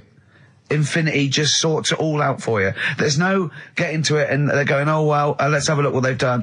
This one's come close. Did Romeo and Juliet? It would do it all. It would type everything ever possible, conceivable. Yeah, but It's a mathematical... Well, infinity we've sort- heard your side of the argument, Rick. And I'll be honest with you, it's a persuasive one. But let's hear Carl, because he heard about this in a pub last week. Yeah, so what's he's your got some problem? strong What's your ideas problem with himself. it? What's your problem with it? well, first of all, right, you're saying it's a load of monkeys. It's not just one monkey. That Depends. can live forever. No, wait. It's either a chimpanzee with a typewriter with an infinite amount of time. He would eventually, by definition, mathematically, type everything ever possible. Okay, or it's an infinite amount of chimps with typewriters, and one of them will type it first time. But already, that's not right. You either need to have What do one you mean? monkey. What you mean? Let's hear his Employment point. laws. He What do you mean can't- it's not right? Let's hear him out, please. If it's one monkey Yeah. with a typewriter that's got loads of ink in it and that, right? At least it knows what it's done in the past. It's not. Keep going. Crime. If you've got a load of monkeys, it's like if you have too many. What's that saying about too many chefs? Too many spoil- chimps spoil the soup. Right. Well, it's the same thing. It's like, well, I didn't tell you to put salt in it. I was going to put salt in it, and it messes it up. Whereas if it's just one, they know what's gone on. So what I'm saying is, honestly, just leave him go. I can't be bothered. I want Steve. to hear. I want to hear the rest. This blows my mind. He doesn't know what this does to me. It's a mathematical problem. I want to hear the rest. well, it's just I just don't think it will happen. What do you mean you don't think it'll happen? Infinity works it out for you by definition. Well, what's stopping them typing the same thing again? They would. In fact, the problem should be if you had an infinite amount of time that it would type. It works for Shakespeare an infinite amount of times and everything else an infinite amount of times. But you know, that's not as. But not Shakespeare. Oh, shut up, you idiot! Rick, do you know what he said to me? I said to him, I explained it to him. I said, God. you've got an infinite number of monkeys, infinite number of typewriters. They will type the complete works of Shakespeare. He said, have they read Shakespeare? You're an idiot! Play a I said, record. no, I'm not having this they're not conversation. doing it from I'm not having it because it really, really winds me up. But you're saying they'll do it with no spelling errors. Well, they do it an infinite amount of times. And they do it wrong an infinite amount of times. And they spell the last full stop wrong an infinite amount of times. And they get one thing wrong in Hamlet wrong an infinite amount of times. They do everything an infinite amount of times. But are they going off a story that they've... Play a record, Carl, because I'm going to knock you out. I'm just saying... Shut up! Do they know the story? Oh, They're monkeys! Oh, Christ. No, Right, but- okay. We went. It was a great day, wasn't it? Brilliant round of golf. Absolutely brilliant. Such a beautiful place in Stoke Poges. It's like a really posh place. And are you a good golf player? Well, we'll get to that. Oh, okay. Wow. He bought the shoes especially for it. Oh, We could brilliant. have- I'd love to have seen him in those little shoes. I know, and they were no good because they were metal spikes. We had to change them. He was annoyed straight away. He spent over £22 on these golf shoes. We hired a buggy that was brilliant fun. I was bombing along, wasn't I? I don't drive, but it was great on that buggy. Well, you've been on a buggy with me and you were a bit scared. Yeah. What? I nearly killed us once. I was just taking banks and things, but you don't see sort of bunkers, and he'd scream and go, stop! And he'd put his foot down the brake, and then I reversed. At one point, he sort of did a handbrake turn next to the lake, and then we had to reverse, right? And you know, you just flick a switch and put your foot down. He did that without looking. I looked behind, there's a big oak tree there. He screams, watch the tree, right? So, Dukes of Hazzard. and I kept jumping in and leaving him behind because I had to go to my ball. Because anyway, the first shot, I got on my driver. I honestly did one of the best shots I've ever done. It went straight down. It was great. I thought, phew, got away with that because it's always the first one because it's a clubhouse and you want to look good. Yeah. So. He tees up, and I've been saying, buy some balls. He just got 6 balls. I was going, what if you lose me? I want to lose 6 balls, right? He tees up, right? Whacks it. It goes miles, like right angles, straight into these the woods, right? He turns around, he goes, go and buy some more balls. So I'm laughing because it's like impolite to laugh, but he broke the ice for me, and I was falling around. And then his second shot, I go, you know, you're off a 3 now. If you take another shot, he went, oh, right. So it's his third shot. He puts the ball down. He hits the ground before it and misses the ball altogether. And I was on my back, wasn't I? Unbelievable. Actually rolling about on his back. And we were terrible. I went round 107. He went round in like 119 or something. Sure. It was just rubbish. How long did it take? 5 hours. Of course. And there was no one around, luckily. But it was fantastic. So then we go and have our meal. What annoys me, I said, right, I'll go for a run. He went, I'll have a bath. I said, I'll see you at 7:45. At 7:55, I have to call him. He's not ready, so he's let me down there. I can't stand lateness or laziness. You hate lateness. Yeah, and he's let me down. Do you know his excuse? He fell asleep in the bath because there was no light bulb. There's no light bulb in the bathroom. So instantly he fell asleep, and he was late. No, do you know what I mean, though, Steve? If you're sort of, like, nice and warm and what have you... I was tired anyway. I've been stressed out for 4.5 hours, right? Why? My life flashed in front of me a few times in that buggy. So it's all sort of wears you down a bit. I thought, right, I've got a headache. You're going for your run. I'm going to have a bath. I walk in, put the light on. For some reason, it didn't come on, but I thought, it's all right. I'll just... you know, doesn't matter. You can have a bath in the It's summer, so it's light anyway. Well, there's no windows in the bathroom, so... So you were in the darkness? So I'm in the darkness. I nod off because I'm shattered. He calls up, hassling me. So I said, well, it doesn't normally take that long for me because, you know, I haven't got, like, long hair. I've got a dryer and so I can sort of one wipe. Yeah, he's already 10 minutes late, though, when I called. Well, 10 minutes. 10 wow, minutes. late. This is late. This next. Doesn't matter. Dinner wasn't until 7:15, so we had, like, another 20 minutes anyway. So it doesn't really matter. Yeah, but we said 7:45. So he's calling up, hurry up. So I said, yeah, all right. So I get out and dry and like my tackle and what have you. Calls back again 30 seconds later. You know? No, I don't. No? You know, I don't like You're that. not going to do that, no. Give it a wipe. 30 seconds later, come on. So I end up going downstairs to the meal area. Naked. With a wet shirt on and wet socks. I've got headache as it is. Meant to be a relaxing weekend. But anyway, so we have our meal, which is really nice. And then we're sitting in the bar. I'm having a cigar by the fire. Yeah. Like, we're having a rather nice Pinot Grigio. Yeah. He's there going, I've got an headache. Is this 1955 that you live in? I know, yeah. It's so right. And we are knackered because, he's not used to work. I've seen him moaning, falling asleep. He's not used to it at all. And you've been on your feet for over half an hour. Yeah, right. So, we didn't even walk around the golf course. We had a buggy. Yeah. Wasn't even exercise. That was Bowie and Waterloo Sunset. Love that. Love the original. Love Bowie. Bowie was my gig of the year. These are my singles of the year. These are our clips of the year. I'm Ricky Gervais, with me, Stephen Merchant. We're just picking some lovely little bits and pieces. Do you remember when we talked about this? What was that one you told me about with the porn? That was a good one. Oh, this was fantastic, right? Right. There was this. Sorry, can I just check now? We're just remembering classic episodes of the Tales Unexpected. No, this is important. Well, I saw one, right? I saw one on Tales Unexpected, right? And it was these two gents. What they used to do, they look down the obituaries and they'd blackmail the wife or the son of a dead eminent person, like might be a priest or a doctor, something like that, and they'd go and they'd say, he bought some erotic stuff from us before he died, and he owes 100 guineas and all this sort of stuff, and they'd pay up because it'd be so embarrassing. They just didn't want them to say, just pay him, right? And this one bloke said, who are these people? I'll meet with them. And he goes round there, and he goes round, and they go, your father, he goes, my father could not have bought any erotic material from you. They did it, he goes, he couldn't have, he's blind. Right, and that was the twist. And Karl went, so it was magazines, not videos then.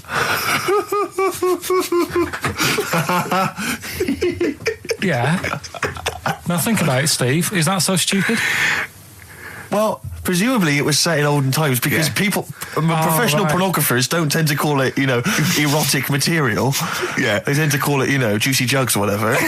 But more than that, I don't understand how a video is going to be any use to a blind person either. I know that you can hear the sound, Karl. Look at him nodding like he's caught me out. Yeah, what sound were you hear? Do.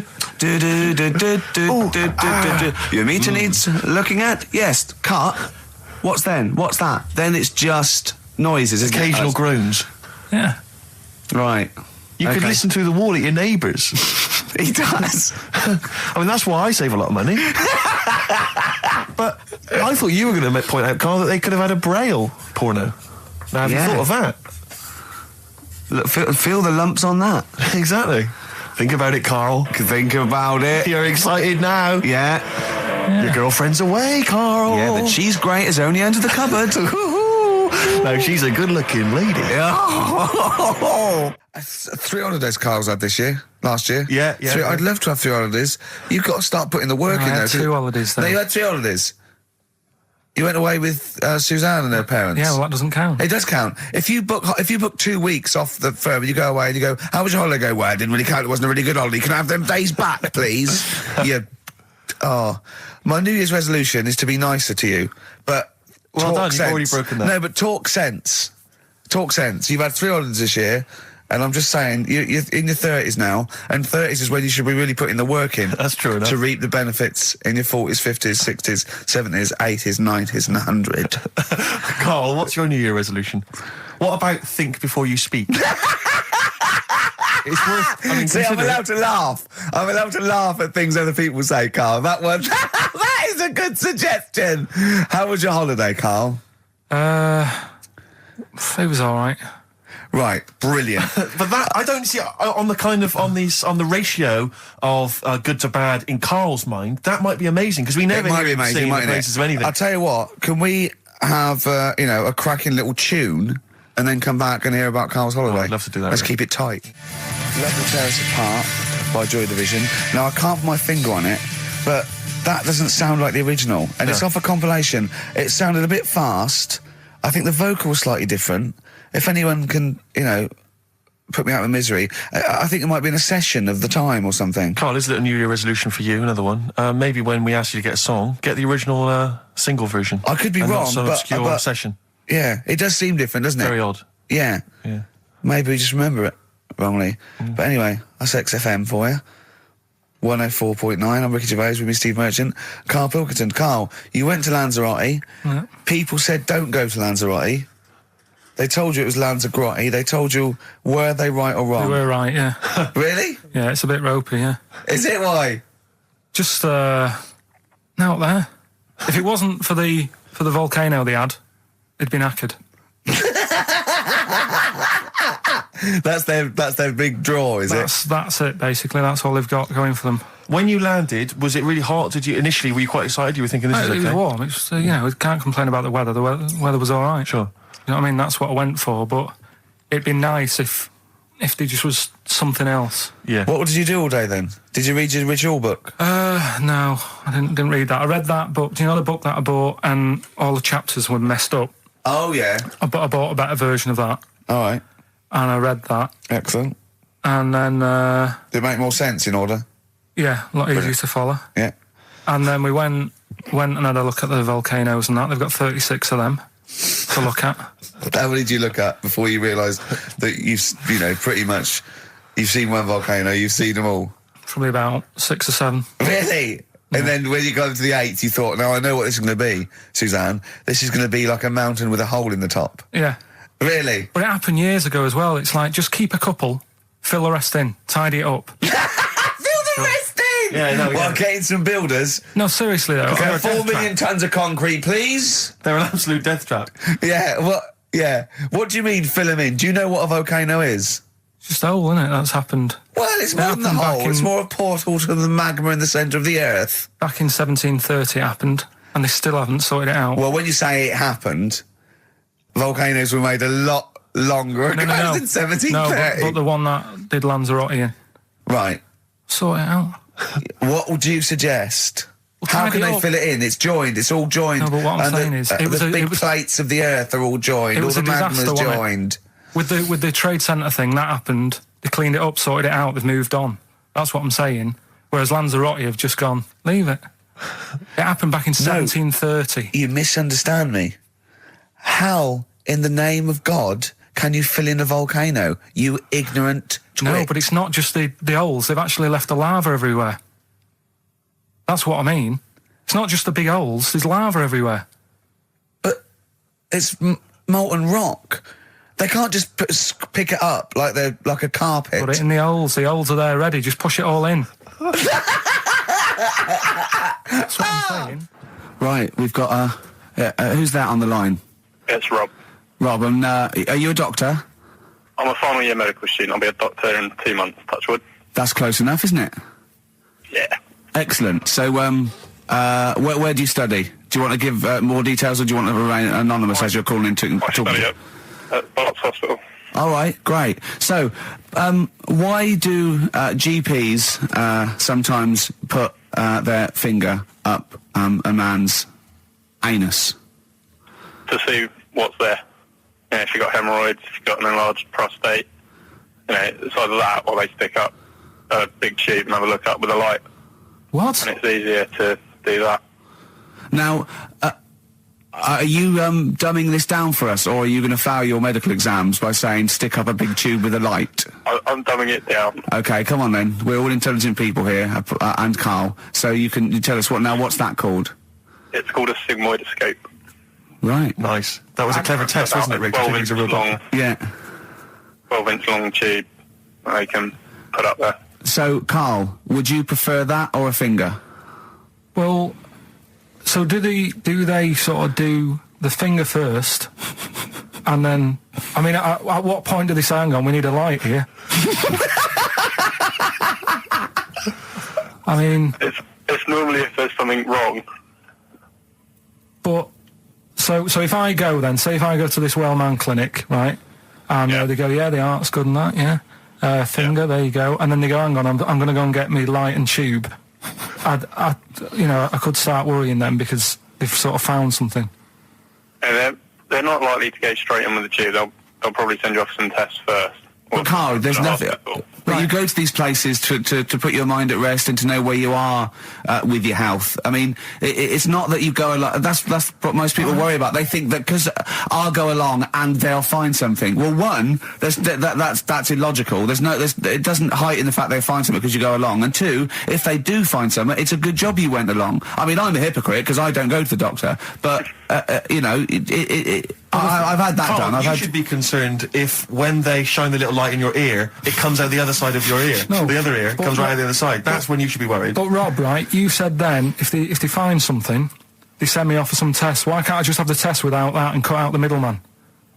Do you know what I mean? Because you're wasting lots of money. There's hundreds of tests they could do, and they could do every test, and they could all come back with nothing, or they could do the finger up there and send you for the 3 tests you need to find out what's wrong with you. But in this day and age, with all the technology and that, and like brainy doctors and all that, the only way to find out is sticking a finger up there. What are you worried about, Carl? Is it fundamentally that this doctor who's has done 6 years medical training, is it embarrassing to have a man's finger up your ass? I just don't understand how you can get round to that without... But what don't you like? Is it fundamentally you don't like anything up your ass, or is it the fact that it's a man's finger up there? I don't like going to the doctors. It makes me nervous, because I think if anyone searches you long enough, they're going to find a fault with you, right? And especially if they're going that far into you. They're going to find something. And probably not. Well, you never... I just don't... I don't know how to get round to that sort of... that point where you get a... What do you talk to the doctor about? He's like, all right, nice day. Strap your trousers. He goes, he says, I'm gonna just, Most people just shut up and let you do it, and then breathe a sigh of relief when you say there's nothing there. Yeah. But is that at the end of the test, or is that the first thing he does? It's the last thing. So that trousers up out the door. Because he knows it ends conversation. He knows it's a bit of a faux pas. The doctor says, "Oh, I better not kick off with the finger up the arse." Well, what I do is I'll start on with the the head, and then we're down and go. Oh, one final thing, Mr. Pilkington. So Rob, he drops his keys and he goes, "Pick them up." And as you bend over, will you be doing this, Rob? Is this what you're like open to do? You do all these. I'll have to do it at some point. All doctors do it at some point, no matter what they specialise in. So the first one, is he another doctor there to sort of make sure you're doing it right? Not dentists. No, but do you know? Dentists aren't doctors anyway. No. But do you know what I mean? Like, normally it's like a co-pilot will have someone with them for the first one. So when you put your first finger in, will someone be there going, right, you just want to move to the left of it? I've already done it. Have you? Yeah. So that's the thing with a student, you're learning. So you get people teaching you. And you learn on... these things. Can I just point out, Rob, I think I'm right in assuming that you have a glove on. Yep. And there's lubrication. Yep. And it doesn't hurt. No. There you go. What are you worried about, Carl? Who's this person who everyone's testing on in your class? It's not one person. One person. There's like, when a patient comes in and they've got a problem, your boss, the consultant, he does his finger up, and if he finds something, he goes to the patient, is it alright if the student has a feel as well? Then the student puts on a glove, puts the leave on the glove, and sticks his finger up and sees what he comes out with. Rob, I wish you could see Carl's face. I mean, his face when you said, and he says, can this fella have a go as well? He looked horrified. That he thought it was a free-for-all, like there's a queue of people trying on gloves and going, let's have a go. That looks good up there. What have you found? No, I mean, how come you had to sort of... Is it not something you could test on yourself rather than waiting for other people to come in? Because then, It's an awkward position to get to, really, isn't it? Well, but you can have a good rummage then without feeling too awkward, but to sort of have a go on your first patient when you don't really know what you're looking for anyway, do you know what I mean? Never really thought about it. Because you don't... If you've never done it before... You pop your finger in there, and you've got to sort of look. You've got to have an expression on your face, like you know what you're finding. Well, they can't see what you look. They can't see your face. There. You got the big boss consultant man going, now move your finger there, and you'll probably feel this. But he's just done it. He knows what's there. Well, what? Oh, so he's already had a go. He's had a feel, and he's going right. If you feel to the right, that's the conglomeracy or whatever. The congomblery, yeah. Its congomblery is in perfect working order. Well, I'm still... Thank you, Rob. Thank you. I'm sorry you had to go through this. Carl is probably the worst patient you'll ever encounter in your medical career. Good luck with your finals, and thanks very much. And do you know any female doctors who do this? Or? Thank you. XFM 104.9. Thank you. 104.9. I'm Ricky Gervais. With me, Stephen Merchant. It's the best of. You've been voting in all week, sending your emails. So here's the clips that you wanted. Right. Okay. Right. The results of we ain't got a winner for the first time. Yes, we have. We've got loads. We've got loads of winners. No, we haven't. We've done this feature for 3 weeks. This is the first time I've managed to sort of. Well, let's go through them then. What have they got wrong? The first one. The first one. What was the first one? Well, hang on. Let's do them in reverse order for a second. So what's the last one? The last one. The clue was that bloke does sport on the telly and he's got a little kid. What's that? That's Destiny's Child. Des, who does ITV Sport, has got a tiny child, right? No, that's fine. They got that. Destiny's Child. What's the middle one? Well, the middle one. Right. Child. The second one was he doesn't like women. Yeah, he's got a couple of kids. That's a bit weird. Yeah. Right. That was PD. That was Puff Daddy. That is offensive. Go on. But it's not Puff Daddy. It's Puff Daddy. And he's not even called that anymore. He's called P Diddy. Well. Okay, fair enough. But they got that one. Yeah. And if I'm being tight, these lot are as well. Yeah. Yeah. Tight means something in Manchester. Go on. Right. And the first one that they're having problems with, I don't think them birds should be allowed in this area. Got it. Boyzone. It's not Boyzone. What's the clue again? I don't think them birds should be allowed in this area. That is perfect. A boy zone. No birds. No women. No women, yeah, birds, right? A boy zone. Sorry, Carl. If that isn't the answer, their clue is better than yours. That is brilliant. What was yours? Boy zone, it works perfectly. What's your answer then? Bangles. What? I have no idea what that means. Like seagulls. So you don't want them in this area, so you're banning them. Bangles.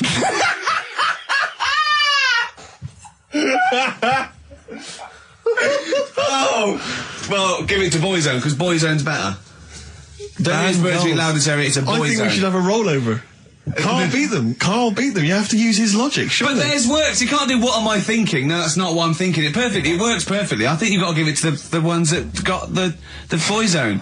Well, how about, right, because they didn't actually get into my head and my way of thinking, heaven right? forbid. How about we just keep back the David Attenborough, and they can have, I'll chuck in the Hellraiser, right? Okay.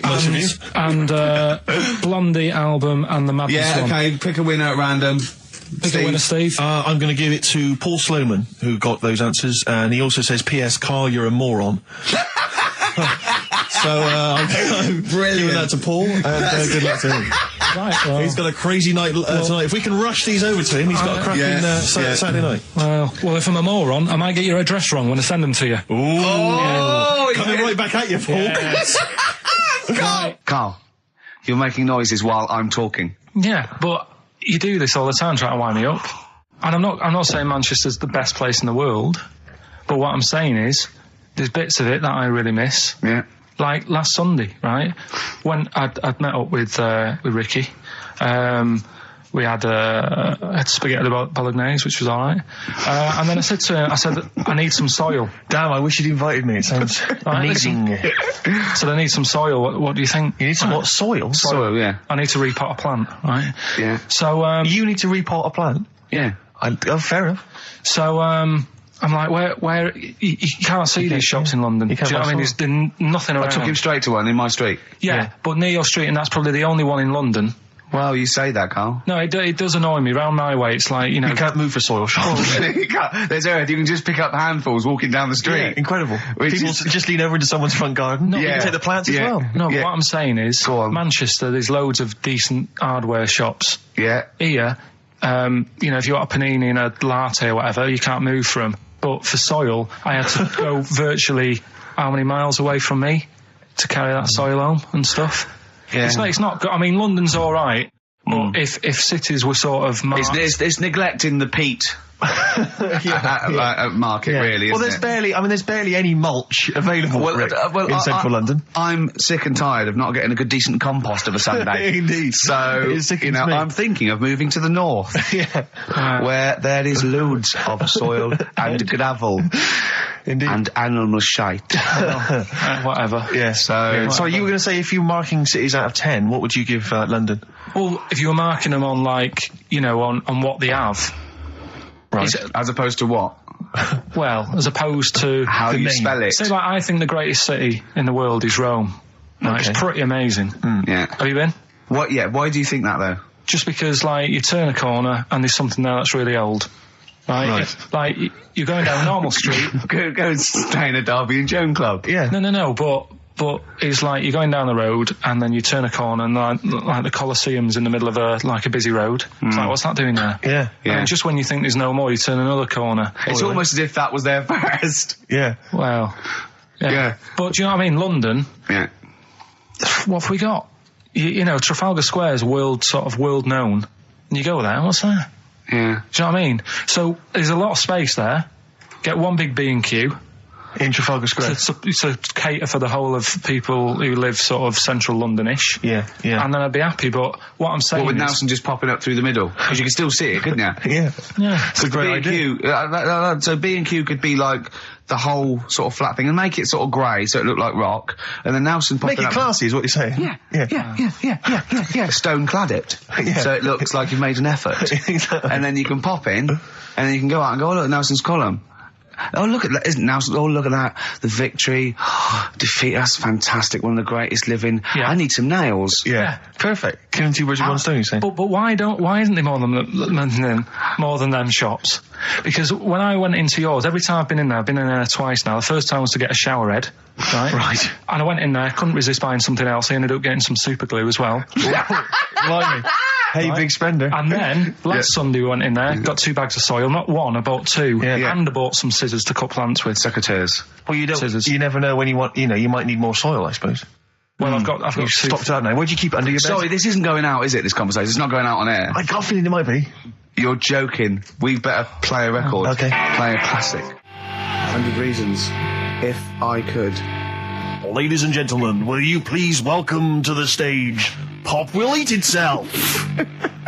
Carl, have you got like a sound effect or something of like, get the atmosphere Cheering. if we're going to test? Cheering. We'll seek it out with. Have you got something there? Have a look on there. I'm just looking in the NME for the kind of forthcoming gigs of the smaller known bands, and it might be a useful place to just begin the. Ladies and gentlemen, peoples around the world, will you please welcome to the stage Chumba Awamba? Have you got a sound effect? We got one. Nice, yeah. Ladies and gentlemen, will you please welcome to the stage the Parkinsons? They're playing in Leicester this week, so I look forward to that. That's a good plug, isn't it? Let me see who else. If anyone wants to pop down to Leicester to see the Parkinsons. Ladies and gentlemen, please welcome to the stage Cyclefly. Okay. Oh, there's a genuine one here. This is someone. Simon's emailed and he says, "Will you just test this name for us?" Okay, Carl, if you can. There you go. Ladies and gentlemen, will you please welcome to the stage Coach? Not utterly convinced. No, it's not too no. bad. It's not. I'm worried about the sound effect. We start to sound like Chris Moyles or something. When we play a sound He's a effect. top broadcaster. Everyone loves him. Losing weight as well. He is hilarious. funny man. Just there's one more coming here. I'll just check this one. Ladies and gentlemen. Ladies and gentlemen, will you please welcome, this is Chris in Oxford. Ladies and gentlemen, please welcome, meanwhile back in communist Russia. Is that a band? I assume so. I assume it's his band. Yeah. Steve, I mean, I will play great old tunes to the cows come in. We got to give them a little bit of Dandy Warhols and Air and Athlete. I know that, and they're great. They're good, right? But I wanted to play a Cat Stevens song, but I thought I'd better not because I've, play that a little bit. And we quite like resurrecting old reputations, don't we? People like Elton John who had bad faces, or David Bowie. People whose names now are largely laughed at in the serious rock or people circles. that people might not have considered. I thought Cat Stevens, oh no, Rod Stewart, I thought. Was he Rod Stewart? Many people now are thinking of the leopard hot pants and the ludicrous Do you hair. think I'm sexy and all those sort of awful stadium sort of disco things? But he wrote beautiful tracks from Maggie May and I thought, hold on, 2 birds with 1 stone. What about a Rod Stewart song written by Cat Stevens? Wow. Is there such a thing? The first cut is the deepest. Let's hear it, Rick. On this album as well is The Killing of George. Georgie Part 1 and 2, remember? About the gay bloke. Georgie Boy was gay, I guess. His favourite song. Carl's favourite song, right? And I was going, oh yeah, I remember that, yeah. I said about, and I said, did not intend to take his life. He just pushed it when he gets mugged and killed. Do you know what he said? Go on. I was sitting outside, I was singing, he went, well, as I said, they go out too late. They go out too late? He meant gay people go out too late. He went, no, they do. I went, what do you mean? He said, well, they're always out, they go out when people are coming home. He said, if he'd have been in bed by 10, he'd still be alive today. That's a sobering lesson. And he went, Carl. there's one that works here and he's shattered every Monday. Oh, if you're gay and you're listening, just be in bed earlier. Go Yeah. out when sensible people go out. Yeah. You're right, we're not on the continent, Carl. If you're gay and you're not in bed by 10, go home. Yeah. I don't get it. No, like, again, I spoke to you in the week, and I had much better things, like when I tell you about Brian Blessed climbing Everest, and for some reason it made him, it played havoc with his belly, and he followed through and he had to clean up. Shut himself? Yeah, using ice and snow. Why are you telling me that Brian Blessed, in what way is telling me that Brian Blessed shit himself once in any way educational? Because I was saying how he was climbing Everest, right? Right. I give it to him, he's an actor and that, but he gave that a go. Yeah. Right? It played... What's the point of that, you'd say, wouldn't you? You'd say, God, he's you know... So he's alright. Me doing a boxing match for no reason is rubbish, but him climbing Everest and shitting himself he did that. is commendable. Right, and he's only going to, like, go and do it again.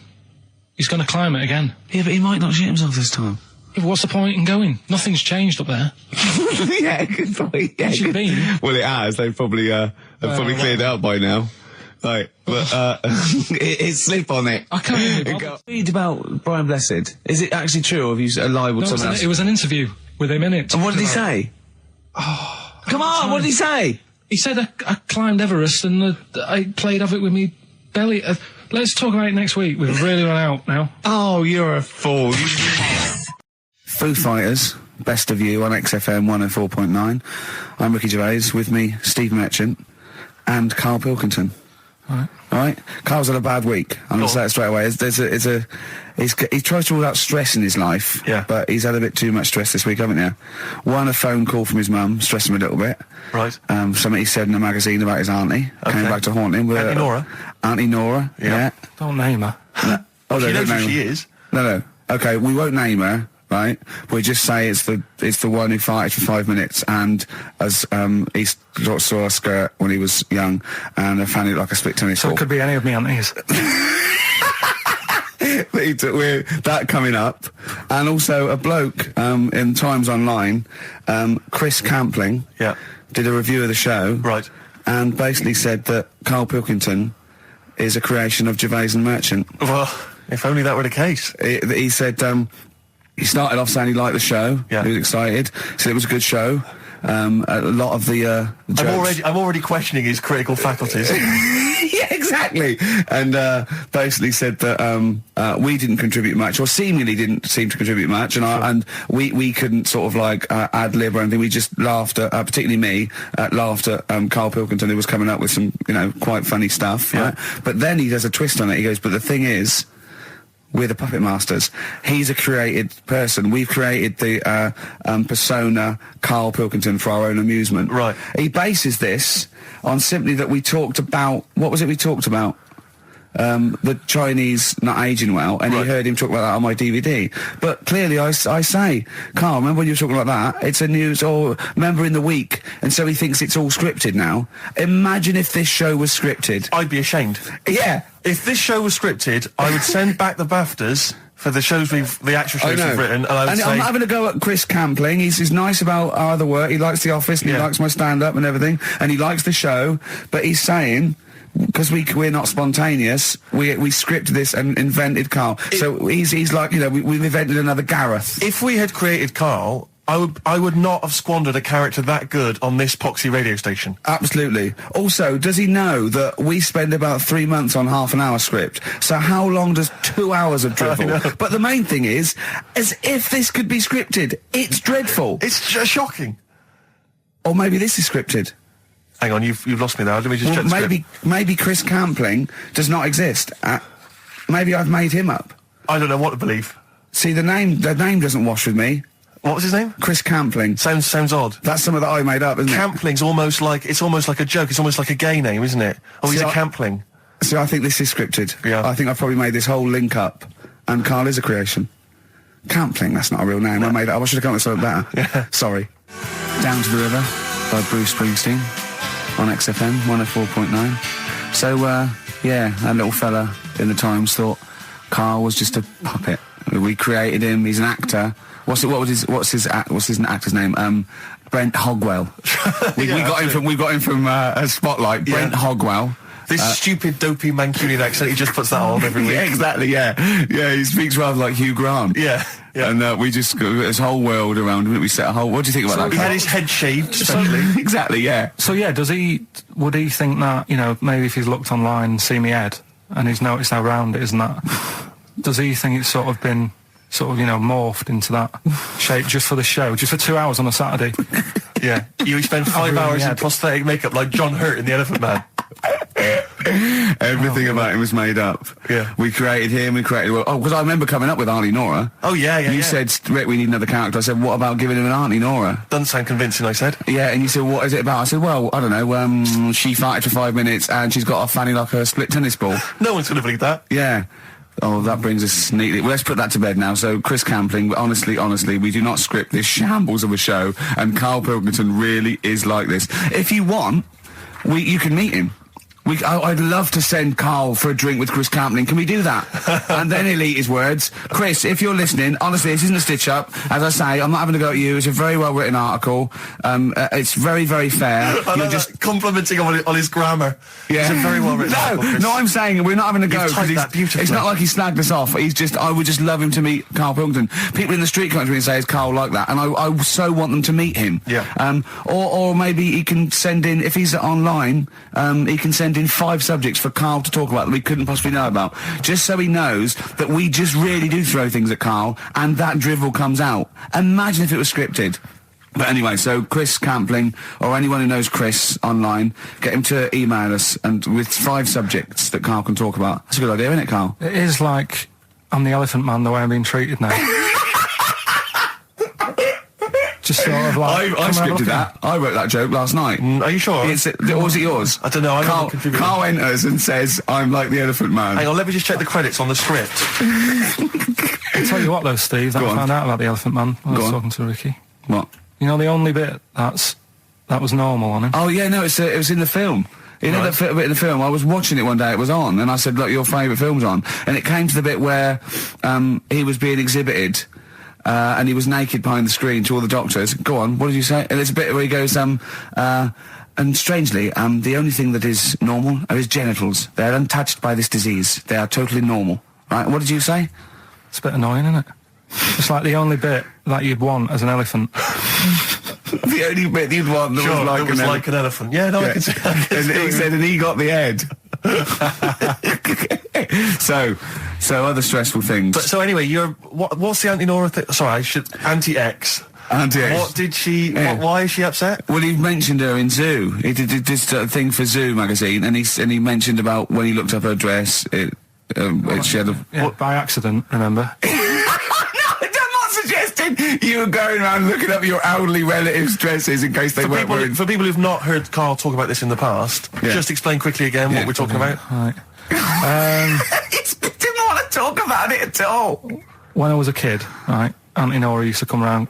My auntie used to come round. As if there's any ambiguity now. Yeah. My auntie used to come round and stay, right? And I'm sat on the floor watching the telly, right? She sat on the sofa with a caftan on.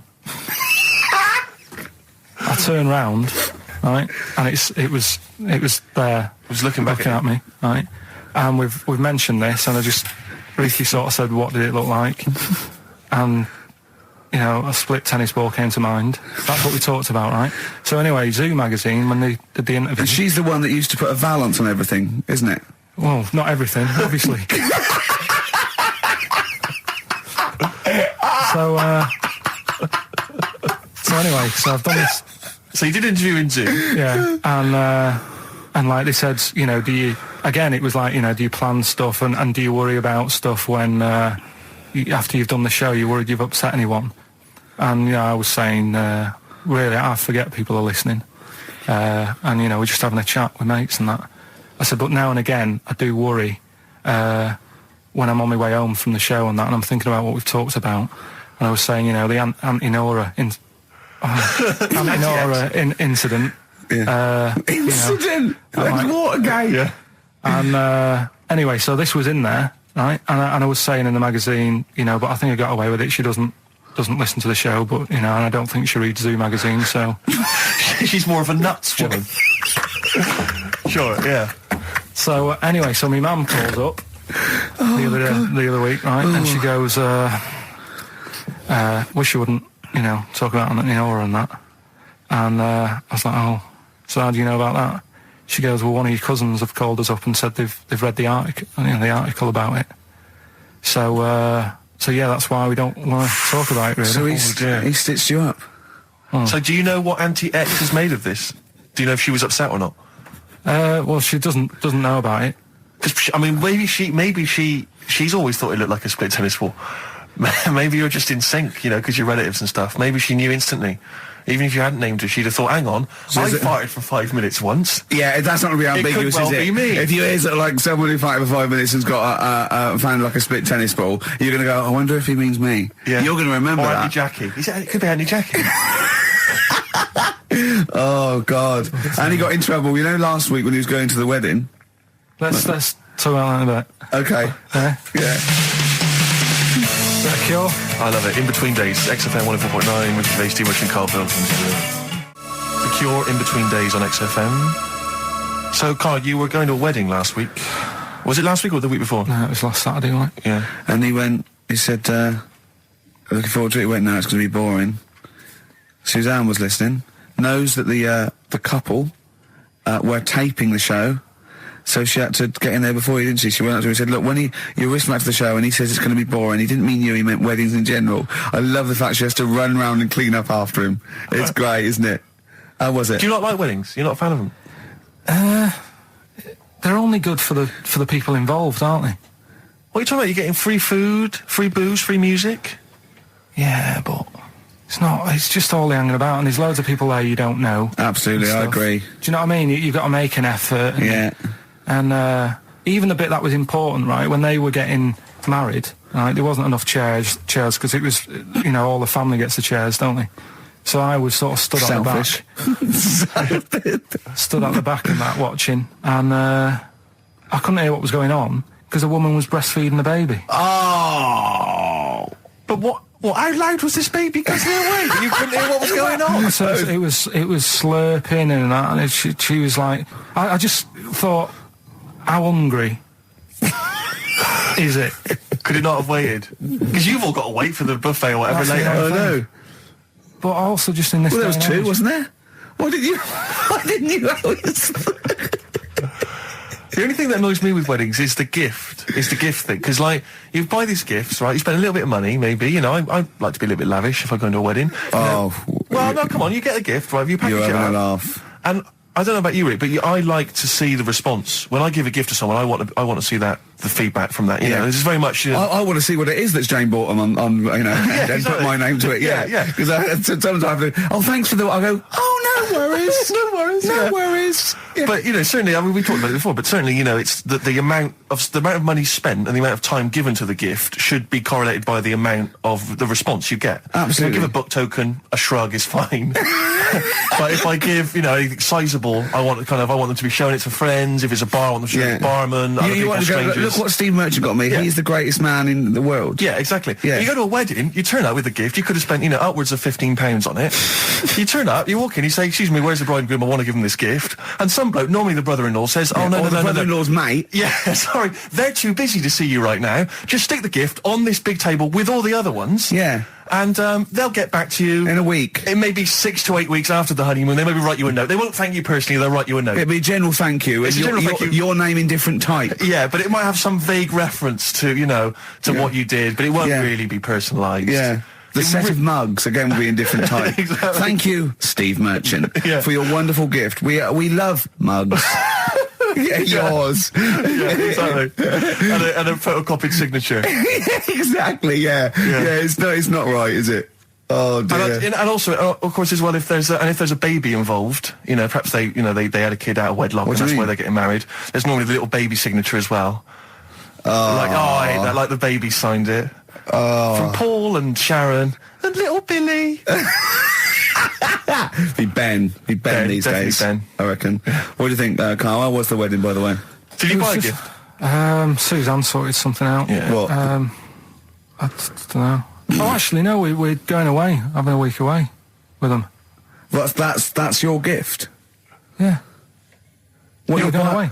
No, we're going away to Cornwall or something, and yeah, that's it.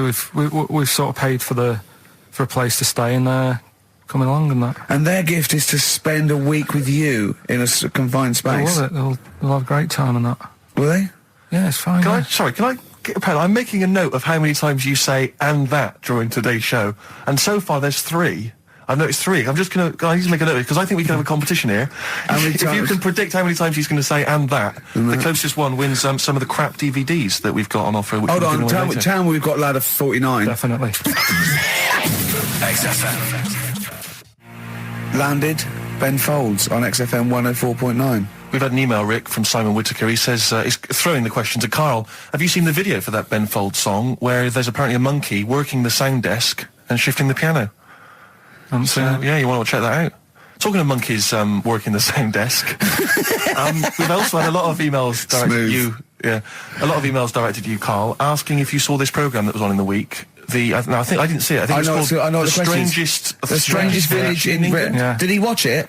He called me 6 times during it. Of course he Called did. me 6 times. Erudite. Now, just explain briefly what this was, because I didn't see it. Well, it was a sort of an experiment. I think I can work out from the sort of 70s, and it was sort of run by, from what I can make out, mainly sort of German Christians. Right. And what it was people with various disabilities or mental illnesses, Down syndrome, autism, bewildered, and they were living normally in the community. And there was 300 people in the village. Half had some sort of problem, mental problem or disability, and the other half were sort of carers. And I mean, it was very, very strange. And where is this village? It's somewhere in this. It's up near Yorkshire. Whitby, innit? Yorkshire, Right. yeah. Okay. But he called me.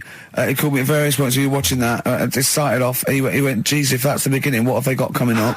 Then there was 2 fellas, and the phone rang, and it went, "What is going on?" And it was 2 blokes who had created their own language. Okay. And they were going, and you go,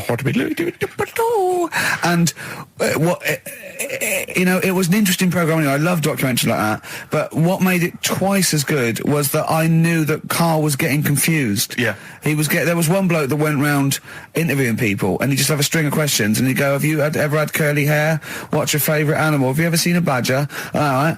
And Carl was getting stressed. It was stressing me out. Because he was trying to think of the answers quickly enough. Yeah, he was sort of saying, do you like mosaics and that? And I was like, oh, I do it. And the next question was coming in. It was like Mallet's mallet.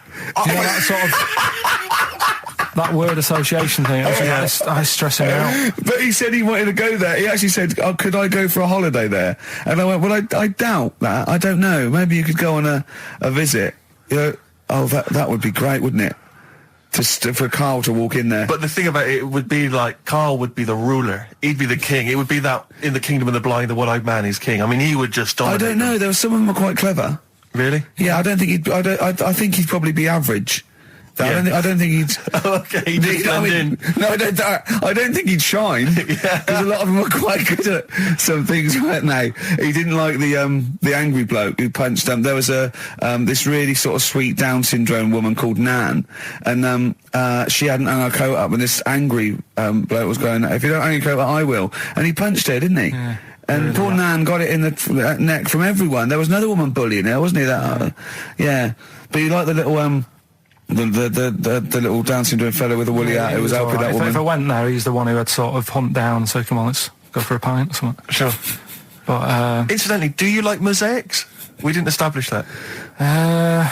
He's still thinking about it. What was his name? That one, the woolly hat that you liked, that you wanted to hang around with. What was his name? I can't remember. He was good. I liked him. He was nice, wasn't he? Yeah. He's the one that fell over, then proposed marriage to that woman, didn't he? Yeah. I remember. I was on a. I don't know if this is all right to talk about. I mean, it happened, so not worried about it. All right to talk about. Everything's all right to talk about. But I was on the train, right, coming from Manchester back to London, right? Yeah. And got on it. It was like a Friday night, and it was heaving, you know, like the last train is and all that, and absolutely chocker. Right? Yeah. So I'm walking through the carriages, thinking, oh, is he in his seats anyway? Anyway, everyone's like, it's heaving, right? It's people stood up in the doorways, you can't get in the toilet and all that. There's not going to be any chair knocking about. You know, so walking through, and anyway, I see this one empty chair sort of in front of me, right? I think, oh, why ain't anyone sat there, right? I'll just rush to that, get to that, I'll get myself a seat, plonk myself down, right? And sort of turn round, you know, see who I'm facing, you know, see who you're sort of having a chat with. Little fella there, right? Little, Down syndrome kid, Right. Sat there, and he goes, all right. And I thought, oh, right, not bad, but do you know what I mean? They're always talking, aren't they? They ask a lot of questions, right? So I was like, oh, here we go, 2.5 hours, and I couldn't get up because the thing is, that's obvious, Sure. right? So that's like mean. I'd never want to be mean. Do you know what I mean? No. At the end of the day. So anyway, so I think I know. I'll go to sleep. Clever. Right, so I shut my eyes, and he leaves me alone and all that. So then my phone goes, and I think, right, what do I do? Do I ignore it, or do I open my eyes and see what it is? Anyway, I open my eyes. It's Ricky calling about something, about nothing probably. Actually thinking about it, wasn't even worth answering. Right. So anyway, but I'm awake now, aren't I? So he's like, hello, and I'm like, all right, mate. And he says, you're muscly. You're right. Oh God! And I said, yeah. And he goes, you know, why? So I said, no, just am. It's again stressing me out because I was thinking, why am I muscly? I don't go to the gym. And you know, I'm not muscly. I'm in good shape and that. Well, so then he wants an arm wrestle. On a crammed train from Manchester, so I've got another hour and a half of this. When you talk back, he'd soon have got up and left. If you'd have started asking him questions, he'd have got up and left with the drivel you come out with. So anyway, do you know when you're under pressure, you're thinking, well, he's said that I'm muscly, right? So do I do it or not? What? And there's people watching, you know, not joining in, not sort of having a laugh and that with me, just like watching but pretending they're not. Oh, and I'm God. at one of those table seats, and he kept saying, come on, I want to arm wrestle. So, and he was getting loud, and I thought, I best just have an arm wrestle. What do you mean? What do you mean? I best just have an arm wrestle. What do you mean? Get it over and done with. I had to. If he's going to keep asking, I had another hour and a half on the train. Oh God. So anyway. Oh my God. I'm thinking who won. Well, I'm thinking, were people putting bets on? How was it working? It was stopped, and just as well, really. What do you mean it was stopped? Was it game? No. He was winning. I was struggling a bit, right? Yeah. And he was really like, you know, taking my arm down, and then he sort of let go and started laughing. And I thought, thank God he let go, because I would have made, you know what I mean? If I lost that, everyone's in the train looking, and all the rest of it. I never felt it's suddenly serious to him. He's got to win this. Anyway. Pilkington. But then he just, then we were chatting about favourite food and that. He likes sausages. And I said, you know, he said, do you like sausages? I said, yeah, they're all right. I like a bit of Chinese and that as well. And he was saying, oh, I can't have Chinese. Not allowed Chinese. Why? Don't know. He just said, it's not allowed to have it. But yeah, I had a good long chat about stuff and that. But So you enjoyed it in the end? in the end, it was all right. Yeah, it's just. What do you expect? Okay. No, but it's that thing, isn't it?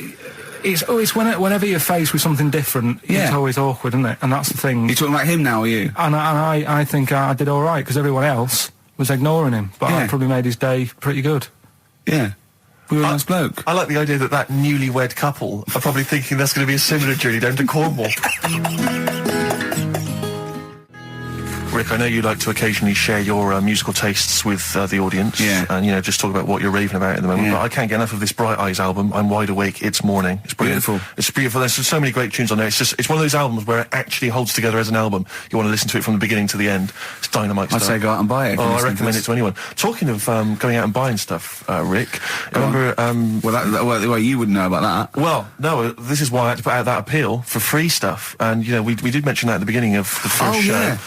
Because, you know, we don't tend to get sent a lot of the usual kind of treats that a lot of radio stations and radio DJs get sent. Certainly, we never get sent music, Rick.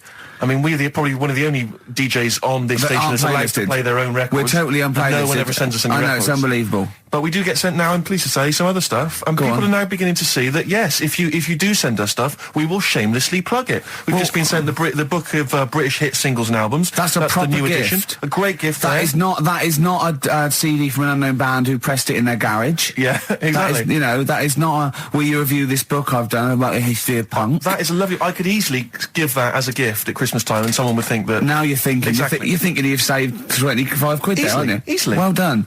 Well, look, I mean, it's a lovely day and, if anyone's thinking of having a barbecue, could I suggest a lovely Banrock Station wine? Okay. If you don't know about it, let me tell you about this. You know Tony Charlie, the manager of Banrock Station? Oh, yeah. Well, he comments, being an Australian wine brand, we are very much pro the outdoor way of life, enjoying a barbecue with a bottle of wine amongst friends. Here. I agree with Tony Charlie. Good. And it's a lovely, lovely Now, do they do both red and white wine? I think they do, but I mean, I love the full-bodied taste of the Banrock Red with maybe a fish dish. Absolutely. Although I've made an error. What am I doing drinking red with fish? Oh, come along. I'll tell you, if you've perhaps finished the barbecue, but you've got some guests around, the night is, it's still a balmy evening, perhaps you'd care for some Hope and Greenwood confectionery. I would love some. What sort of things are involved in that? You've got some delicious chocolates from Hope and Greenwood. They do make, and they, as you can see here, there's a wonderful presentation box. That is lovely. So if, again, you need perhaps to take a gift to perhaps a wedding or, someone else's kind of barbecue party, then, I'd have thought a lovely bottle of Banrock Station and some Hope and Greenwood would be the ideal. And if you've got anything to shamelessly plug, we've only got 2 weeks left, so please send things that are worth it, things we can drink, eat, Please do send it in soon. XFM. The magic numbers, forever lost. I was taken unawares because I opened that thing, what is it? The confectionery? Well, we were sort of doing it ironically, like people getting shameless plugs by giving us stuff, but then I opened it, and it's brilliant. It is brilliant. It's all retro stuff. It's got a curly whirly, a fountain, sherbet fountain. I've just been eating a drumstick, but I didn't quite finish in time. It's got some of those little cola bottles. That's Hope and Greenwood and their confectionery, which are available now, the perfect summer gift. Perhaps you've got to go to a wedding or barbecue party. We've got some rubbish to give away now, haven't we? We have indeed, yeah. If only we hadn't opened that, we could have thrown that in the mix. But, no, it's too good to give away. It's time for Rockbusters, the quiz that no one looks forward to. And we've got, as usual, the bunch of CDs, DVDs, I should say, which... Just tell me we have got another copy of Ladder 49. Ladder 49's right here. That's Brilliant. In the mix, yeah. How many did they send you? Joaquin Phoenix, John Travolta, Ladder 49, the movie that no one's seen. Yeah. I've never met anyone who's seen it. But it's owned by every single XFM listener. Exactly. Also in the mix, as I said before, we've got Priscilla, Queen of the Desert, which, if you haven't seen that on telly, I'd be very surprised. French and Saunders at the movie, the best of all the French and Saunders movie spoofs, which is, I think, on TV every single night. Yeah.